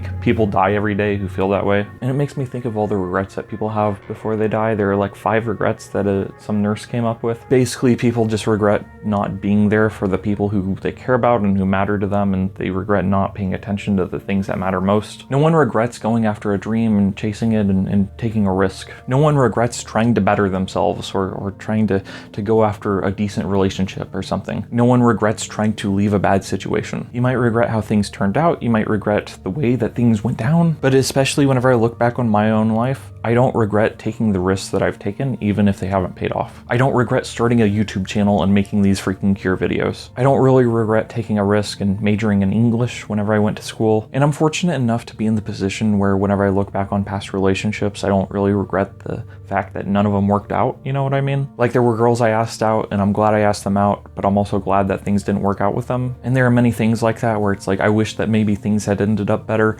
but at the end of the day, I'm not ashamed of the actions I took. And so that's just a really painful lyric that I think about all the time. I never thought I'd need to feel regret for all I never was, but all this time alone has left me hurt and sad and lost. Yeah, every time you kiss me, I could cry. Don't tell me how you miss me, I could die tonight of a broken heart. This loneliness has changed me, we've been too far apart. That last lyric reminds me of Apart off of Wish. And Wish as an album has a lot of really sad songs about relationships falling apart or not working. From the Edge of the Deep Green Sea, or A Letter to Elise, or Trust. And there are all kinds of different Cure songs I could point to that fit that description. Songs of sadness and loss. This loneliness has changed me, we have been too far apart, and there's nothing you can do to change it back, she said. Nothing you can do but sing, this love is a fragile thing.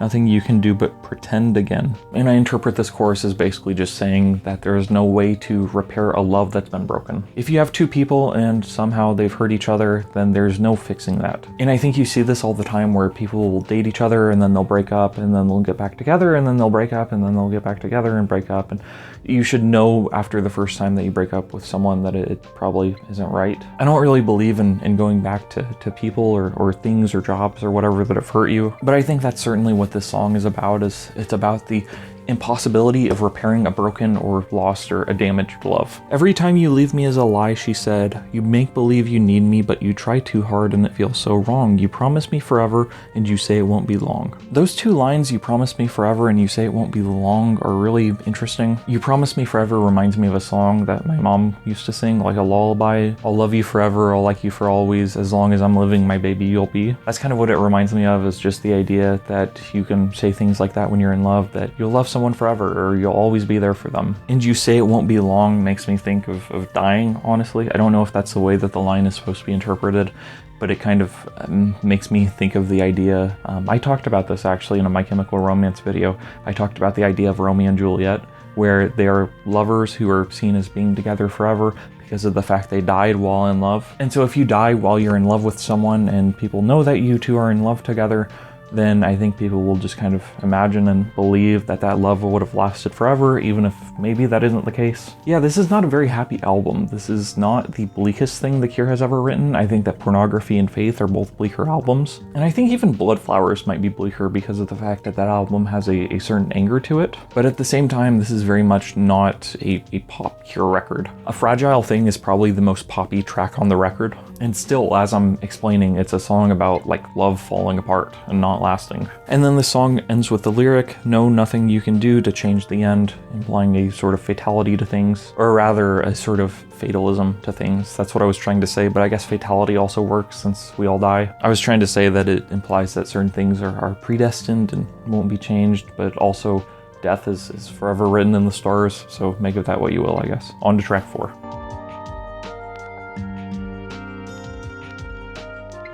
Track 4 is War Song, which was actually the first new song that we hadn't heard before this record came out. Before the record came out, because of the fact that we hadn't heard it, there were a lot of people who were like throwing fits online because they were like, why is he writing a song about Ukraine and Russia? Like, that's how they were interpreting the song, again, before the record was even out, just based on the title alone. But that's not what the song is. It's not a political song, and also supporting Ukraine shouldn't be that crazy of a take, but whatever. We won't talk about what the people thought the song was about, we'll just talk about the song. Oh, it's misery, the way we fight for bitter ends, we tear the night in two. I want your death, you want my life. I see this song basically as being about two people who are fighting.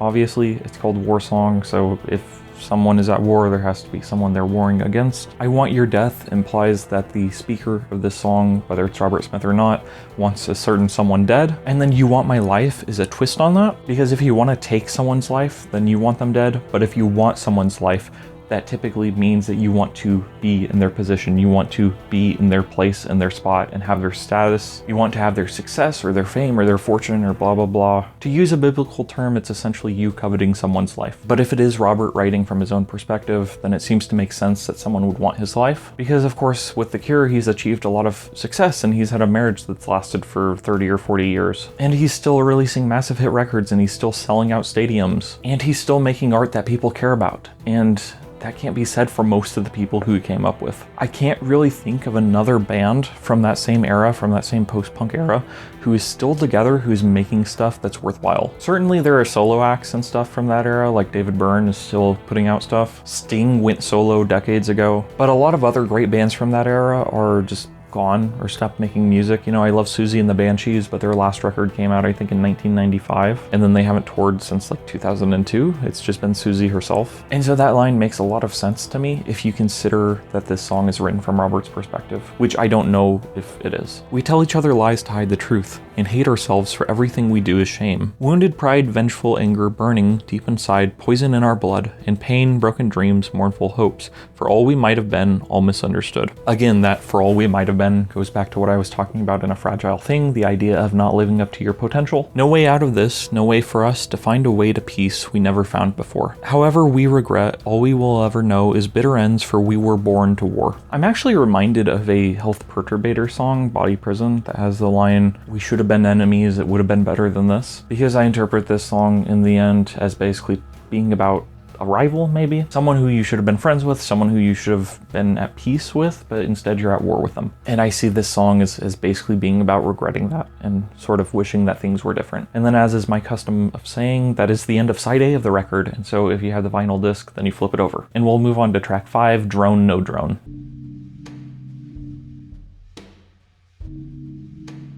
Drone No Drone is the heaviest song on the album, and it's one of the heaviest Cure songs ever. I feel like in a lot of ways this is what the self-titled record should have sounded like, because it's obvious they were going for a more aggressive, angrier sound on that record, but it just sounds like garbage. The mixing and production and everything about that album just makes it sound bad, and some of the songs are actually really cool. There was one I was listening to recently, Please Come Home, which was a B-side that didn't make it onto the record. I think the actual songwriting is really good. I just think that the mixing and the production is just straight trash. Like, that album sounds so freaking bad, and I wish it didn't. And so Drone No Drone to me kind of continues in that same style, except it actually sounds good. The production and the songwriting is good. And Simon Gallup's bass sounds so heavy in this. I saw someone saying that they felt like he was trying to be too heavy metal with his bass tone, but that's exactly what I love about it. It's certainly a unique Cure song in their discography, because again, it's a heavy Cure song and there aren't too many Cure songs like that. In terms of like atmosphere or tone, it reminds me of The Kiss off Kiss Me, Kiss Me, Kiss Me. It's kind of like It's Over off of 413 Dream, but really it's just a lot heavier and groovier than those tracks. Robert Smith has said that it's the Fascination Street of the record, and yeah, I think that's a fair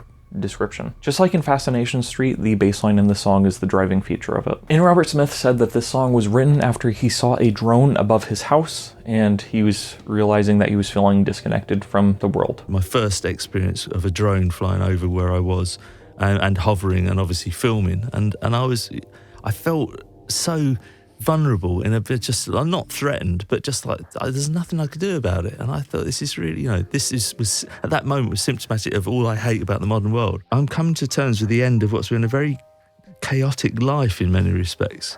Whenever the band was making this album, they overhauled the studios to make it look like the moon landing. So I believe they put up newspaper clippings from that time and pictures of the moon landing. Again, like I said, the album was initially called Live from the Moon, and Robert Smith said that the reason he did this was because he was trying to recapture that sense of childhood wonder and awe, because for him, the moon landing was a big event. He was a child whenever he saw it, and so as a result, it was something that made him hopeful for the future. It made him feel like humanity was going places, and he was proud to be part of the human race. And he says that he doesn't have that same optimism now, and instead it's been replaced with a growing cynicism and pessimism. Because he feels that we should be farther advanced than we are, we should be farther ahead, and the world should be different than what it is. And I completely agree with that. And so Drone No Drone is basically a track that's about him interacting with the modern world and sort of disliking it, like turning his back on it almost. And this is something that I certainly understand all too well. I'm not a Luddite, and I know more about technology than most people, but at the same time, that's probably what makes me hate it sometimes. The modern world has a lot of really cool conveniences, but it also has a lot of garbage. But all in all, the lyrics for this song are actually pretty cryptic, and I don't really have that good of a grasp on them, past what Robert Smith himself has said in interviews. I'm breaking up again, I feel it in the air. I'm not really sure what to say, I don't remember being there at all. Yeah, I know, there's no question that I was, but the answers that I have are not the answers that you want. So it's all, don't know, I really don't, and I'll think so, but maybe not, and all, could this be a case of me misplacing my identity? I guess it's more or less like ending up as a nobody. I guess you could interpret these lyrics as basically about the fact that everything is documented nowadays. Everyone takes pictures of everything and everyone has video videos of everything. And so I'm sure Robert Smith has had it before where people have asked him, hey, did you say this? And he's like, no, I didn't. And then they'll pull up a video of him from like 10 years ago where he says something. And that's something I've had happen to me before, where someone will be like, hey, do you remember when you made this joke that made me laugh really hard? And I'm like, no, I don't remember that. Or I had a buddy who sent me a screenshot of a text conversation that we had a few years ago that apparently he had saved. And I was reading it and I was like, I have no memory of writing this whatsoever. And it was funny, I was making some pretty good jokes, but I saw it and I was like, I don't remember this. We're able to capture things in such a pristine and perfect way, and it honestly is strange. Because going back like 20 or 30 years, it used to be that the only people who would have their lives filmed all the freaking time were celebrities. But now that's just kind of what everyone does. Everyone takes pictures of themselves and of the people around them. And so you just have a lot of instances of people capturing moments in time that maybe don't deserve to be captured, not because they're bad or anything, but just because they're unimportant. And so I think that plays into things as well, just the idea that so much of modern technology is dominating our life and the way that we remember things. I think that being online 24/7, having pictures and having video of every event you've ever been to, I think that must be shaping in some way, shape, or form the way we remember things and the way we think about things. Speaking of My Chemical Romance again, I did a video on their Long Live the Black Parade tour, which is currently ongoing, and it was an absolutely incredible show. But whenever I look at the videos that like my sister took, I don't feel the same way about it. And so I do think that videos can remind you of certain things. I think they can remind you of actions that took place or of good times, good events. But also I do think that it's impossible to capture everything about a certain moment. And I think especially before in the past, we haven't been concerned with capturing everything exactly as it was because of the fact that that's not really how we see things. It's not how we think about things. Going back like 300 years ago, you could only write stuff down. There were no cameras, there were no videos. And so you could only write stuff down in a journal and try to make note of everything you felt and everything you remember seeing. Or you could try to paint, you could try to capture it. And we're very much the ones putting experiences down onto the page, and so we're influencing them and how they will be remembered. And so you don't really have that anymore. Things aren't the same way that they were, and I think there's a lot less left to the imagination now. I think pretty much anything now can be found or seen online for better or for worse. There are a lot of great things it has done for us as a people and as a society and as the human race or whatever, but certainly as much as you gain things, you also lose some too. Down, down, down, yeah, I'm pretty much done. Staring down the barrel of the same warm gun. Down, down, down, yeah, I'm pretty much done. I lose my reason when I fall through the door. Endless black night, lost and looking for more.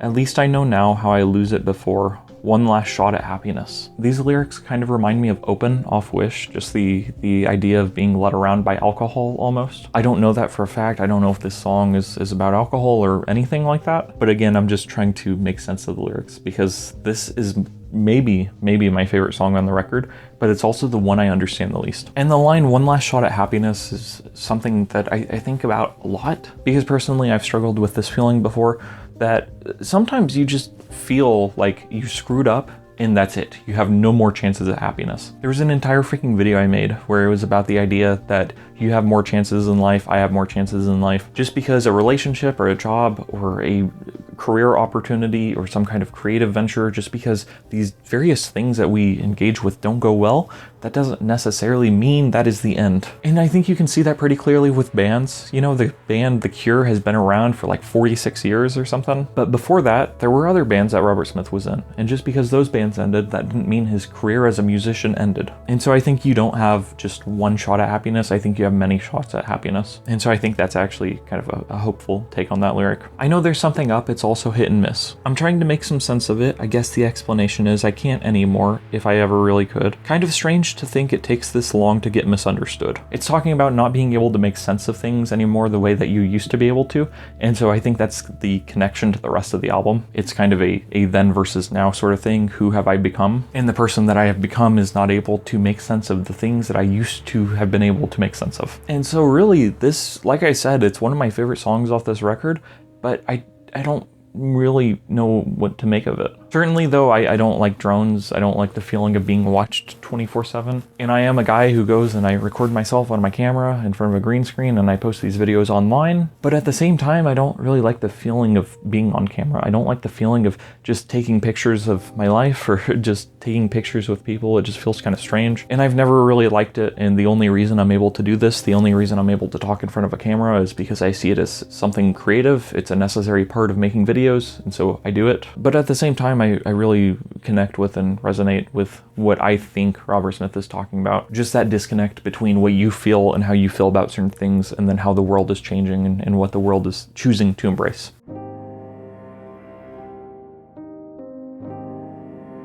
Track 6 is I Can Never Say Goodbye, which Robert Smith has stated explicitly is about his brother's death. Thunder rolling in to drown November moon. In cold black rain as lightning splits the sky apart, I'm whispering his name. He has to wake up, love slipping away. Hear the bells beyond the sea, it's almost too late. Shadows growing closer now and there's nowhere left to hide. And I can't break this dreamless sleep, however hard I try. I'm down on my knees and empty inside. Something wicked this way comes from out the cruel and treacherous night. Something wicked this way comes to steal away my brother's life. This is a song that Robert Smith worked on a lot because the first version of it was very similar to the finished one from what I understand.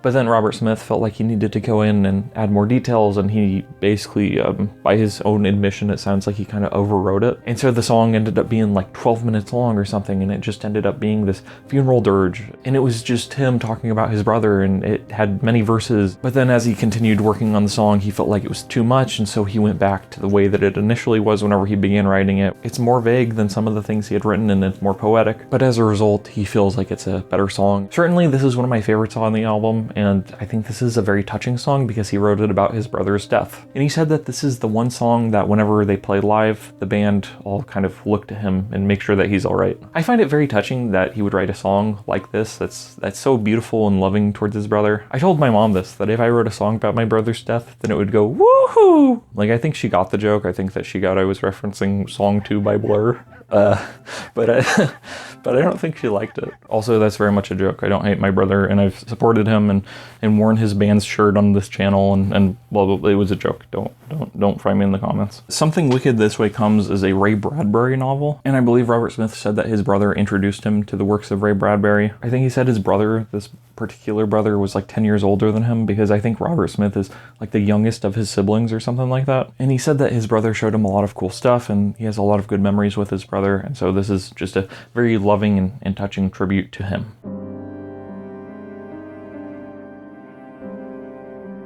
Track 7 is All I Ever Am, which is the third and final of the songs on this album that we had not heard before this album came out. And that's also half of the reason why it's taken me so long to get to this record. You see, I never thought this album was going to be out, and so people would post the live recordings of Alone and A Fragile Thing and Nothing Is Forever, I Can Never Say Goodbye, and End Song, which are the 5 songs that we heard off this record before it came out. And I would just listen to them on repeat because these songs are freaking great.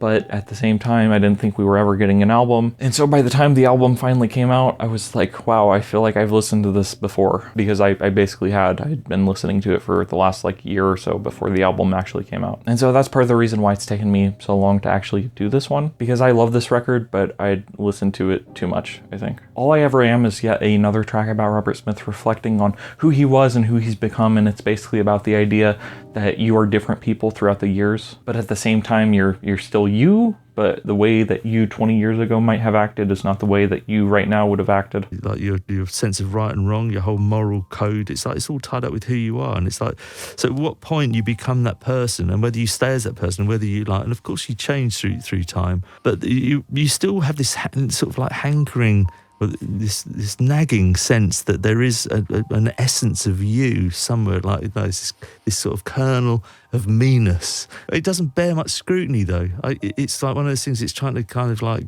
hold on to sand. And whenever he's described this song, he sounds like really unconfident, like he isn't sure if that idea comes across, but I think it does. I think I completely resonate with it. Even reflecting on who I was like 10 years ago, I can notice obviously the differences between then and now. But at the same time, I still feel like the core of who I am now is in who I was 10 years ago. I feel like if anything has changed, I've just been able to become more confident and more like proud of who I am, not necessarily in like a Luciferian prideful way. I'm not embarrassed by who I am. That's probably a better way of saying it. Or in other words, I feel better as a person. Like I know I have something to offer the world. And back then I wasn't sure of that, but I very much have sympathy for who I was, you know, a long time ago. I think too much of all that's gone, of how it was before my thoughts obsessed with choices made for sure. In ignorance of history and consequence, as more and more I misremember hopelessly. Essentially here, I think he's saying that he thinks a lot about who he was before certain things were put in stone. Because certainly whenever you're younger, you are seen to have more potential. If you have like a 15-year-old kid who's just entering high school, then they have a world of opportunities before them. You know, they could go in any direction. They don't have a degree, and so as a result, they could potentially choose anything as long as they have the proper resources. They could be a doctor, or they could be a lawyer, or they could be a sports player or something. I don't know, sports player, what the fuck is that? They could be a football player. Whenever you're younger, it feels like you have nothing set in stone, and that's a feeling that I've always actually kind of hated. Because I think it's really hard. I think it's really hard to not have a great grasp on who you are, or what's worse, this is what I experienced. It's hard to have a grasp on who you are and to know who you are and what you're all about, and then to have people say, no, you're not that. Because it's really hard to tell people that you want to be a writer and then to have people go, well, what's your backup plan? It's really hard to work on a YouTube channel and then to have people be like, well, you know, when are you gonna give up? Which is something that I've been asked before. Back when my channel only had like 400 subscribers, I was putting out videos weekly, and I had all my friends and family being like, all right, how long are you gonna do this for? At what point do you give up? Unfortunately, people don't do that anymore, or at least they haven't in a long time. And so I think there's a certain option paralysis that comes with having everything open to you. But as Robert Smith is singing about, I think that there is also a sort of like trapped feeling if you look back on your choices and you realize that you've made most of the choices that matter. I remember seeing something that said that your like 20s are your defining decade because of the fact that you make 8 of the 10 most important choices when you're in your 20s. And so once you hit like 30 and 40, then you're kind of locked into your life to a certain extent. And of course you can reinvent yourself. And I think that's why a lot of people have midlife crises. But at the same time, you are kind of locked in and you are running out of time ultimately, and there's no getting around it. If you're 50, then you're going to have a harder time making a career change than someone who is 20. And then that line, I misremember hopelessly, I think just goes back to drone, no drone, and just that feeling that you're remembering things differently than the way that they actually were, or you're remembering things differently than the way that they were captured on film or in photographs. And I really like this stanza right here. I lose all my life like this, reflecting time and memories, and all for fear of what I'll find if I just stop and empty out my mind of all the ghosts and all the dreams, in belief that all I ever am is somehow never quite all I am now. I relate heavily to that first part. I lose all my life like this, reflecting time and memories, and all for fear of what I'll find if I just stop. People say that you need to live in the present, and that's the only way to escape anxiety or depression. People will say that depression exists in the past and anxiety exists in the future.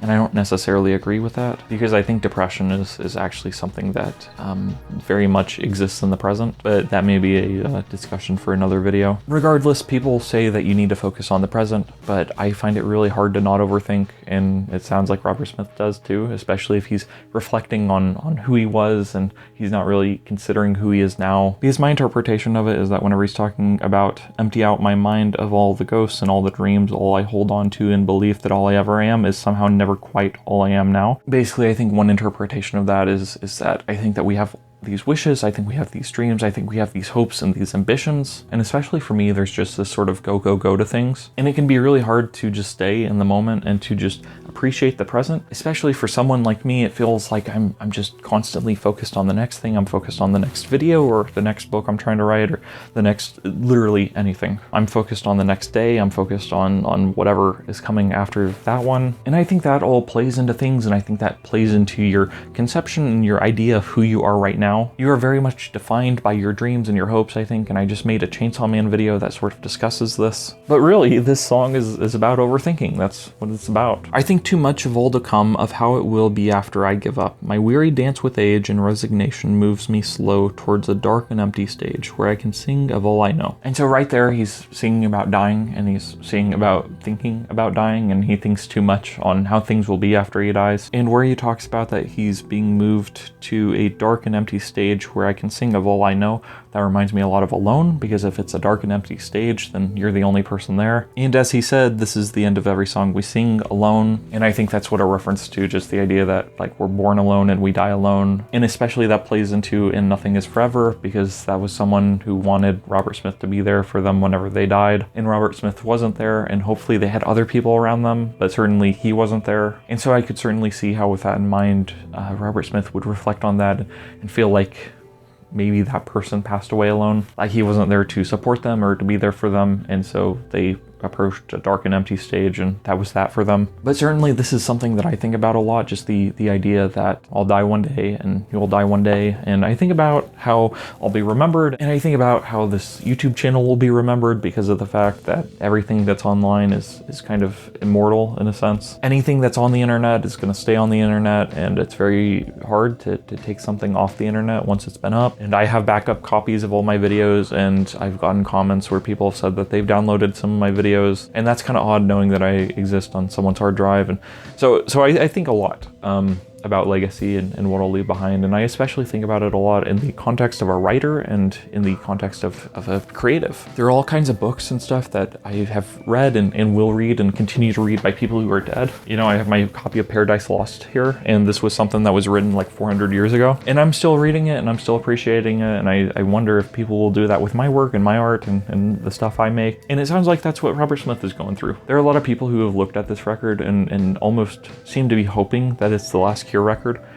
just because they're like, man, what a banger record to go out on. I don't like that at all, because of the fact that I think that creativity should just be a part of life. I don't think that you should really intentionally put a cap on your career unless you physically cannot do what you want to anymore. And I hate the thing that people try to do where they just try to make things perfect. It's like Tarantino. I'm gonna put out 10 movies and then I'm gonna stop there because I'm scared of making bad ones. And it's like, well, what else are you gonna do? What else are you gonna do with your life and your time here on Earth? And he's gonna write novels, and that's cool. But I feel like most people just kind of give up after a certain point. And I made an entire video about retirement and why I think it's bad, and the way that people talk about it is bad, because they just kind of talk about it like they're just giving up, and then you're just gonna just relax forever and just sit there and do nothing for the rest of your life, and I hate that. And so I think people worry too much about legacy, and so I think that the only real way to leave behind a lasting legacy is to not think about it. And that is ironic, I think, especially considering that I've spent the last few minutes talking about legacy, and Robert Smith is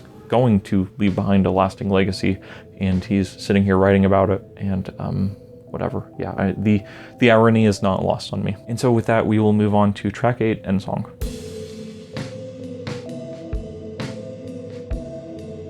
End Song is the last song on this record. It was not always going to be, and I know that there is a 9th track that lyrics got posted to, I think, in CD booklets. Whatever the lyrics are for the 9th song are not on my record sleeve, but I know the 9th song was basically just Robert Smith with an acoustic guitar, I think, just singing about how things get better. But as it currently stands, Songs of a Lost World ends with track 8, End Song. And End Song is over 10 minutes long. The first half is just instrumental, and really it's a song that wraps up the album in a very cohesive way. And I'm outside in the dark, staring at the blood red moon, remembering the hopes and dreams I had and all I had to do, and wondering what became of that boy in the world he called his own. And I'm outside in the dark, wondering how I got so old. Once again, Robert Smith is reflecting on who he was and who he's become. He's staring up at the same moon that they landed on in the 60s. But as I was saying, whereas he felt optimism and hope for the future then, he now feels a sense of cynicism and pessimism, and it's him essentially struggling with that and trying to figure out what happened. The blood red moon is imagery I really like, and whenever they played the song live, they had a backdrop of a blood red moon, and Robert Smith, before the album came out, he did a bunch of paintings of various songs on the album, and so they made prints of some of his paintings and put them up for sale. And so I did buy a print of the End Song painting, and that seems to be the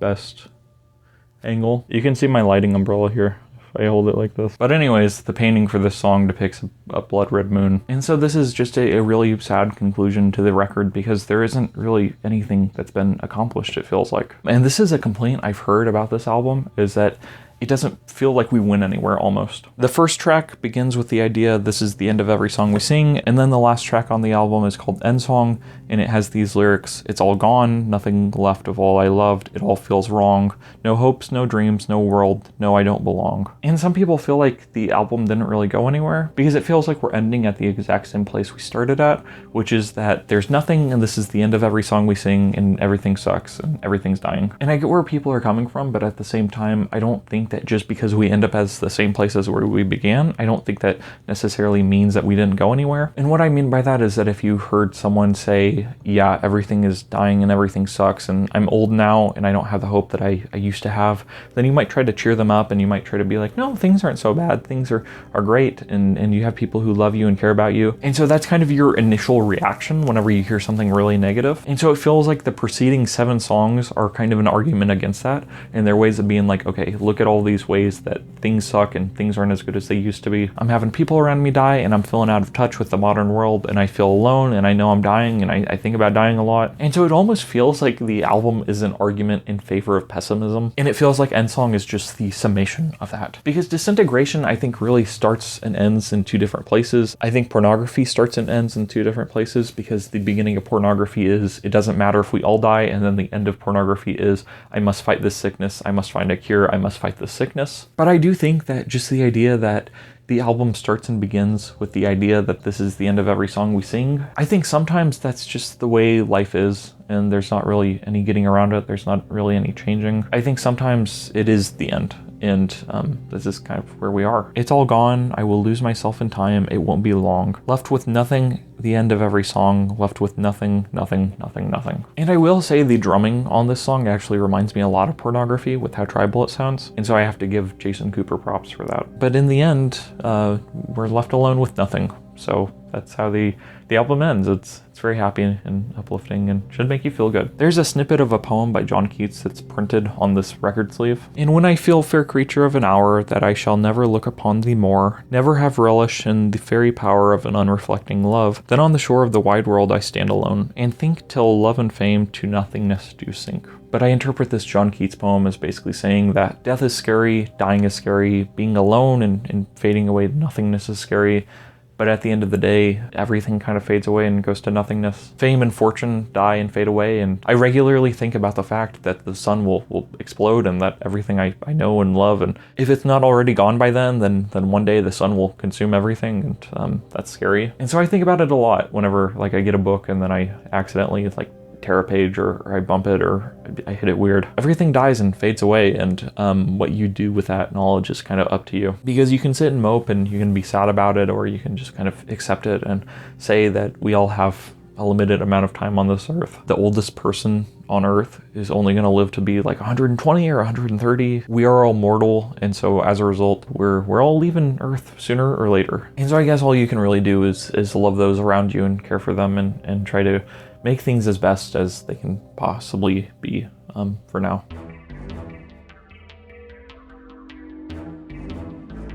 So at the time of recording, this is the last proper Cure video that I have planned, meaning that Cureathon 2024 is officially over. So Cureathon 2024 took like 13 or 14 months. But all the Cure albums have been reviewed, though it does seem like they are working on a new record, and hopefully that'll be out sooner than later. If it is, then I will review it and talk about it. So where would I rank this album? I would say that it is in the top 3 Cure records. Yeah, it's that good. But I remember listening to this record and whenever it came out and being like, man, this is actually like so freaking good. And I remember texting my buddy being like, this is in the top 5 Cure records for sure, maybe even in the top 3. And yeah, I do think it's the 3rd best Cure record. Disintegration, I think is freaking phenomenal. I don't think it's going to be topped. And then Pornography, of course, holds a special place in my goth vampire heart. And that record is freaking incredible too. But I do feel pretty comfortable ranking Songs of a Lost World as being the 3rd best Cure record. And really, the Cure just have an incredible discography. It's hard to go wrong. I would realistically say that the last 3 records on the list are not really that great, but everything else is either very good or a masterpiece. And so with this video, I have finished my Cure series. The playlist of me talking about all the Cure records is like 7 hours long, and so it's great for putting on at parties. If you're inviting someone over and you're looking to Netflix and chill, you can put this on. If you're falling asleep and you're having trouble, you can put this on. This playlist is great for putting on at parties. If you're murdering someone and you need some noise to cover up the screams, this is a great playlist to put on. If you have 6 or 7 hours of free time, this is a great way to spend it. This playlist is great for putting on at parties. You could potentially watch it 3 times in a day, and so it's great for putting on at parties. This playlist is great for putting on at parties. And so anyways, if you haven't seen all the others, I would highly recommend checking out all the other Cure videos I've made. The next bands whose discographies I will be going through are Nine Inch Nails and My Chemical Romance. Recommendations for this album, I don't really have many. In terms of music, the closest album I can think of would be David Bowie's Black Star, because it's also about death and dying, and David Bowie literally died of cancer 2 days after this album came out. I'd probably recommend like classic literature. I'd recommend like the Brothers Karamazov, but that's just more of a vibe than anything else. I would recommend like hugging your grandma and saying goodbye to your loved ones and telling them that you appreciate them. I would recommend trying to do whatever it is that you've been putting off or that you're scared to do. If you have an endeavor that you're thinking about doing, let this be your sign to go ahead and to try it out. And I guess this is it. So thank you, goodbye, see you later, I guess. So bye.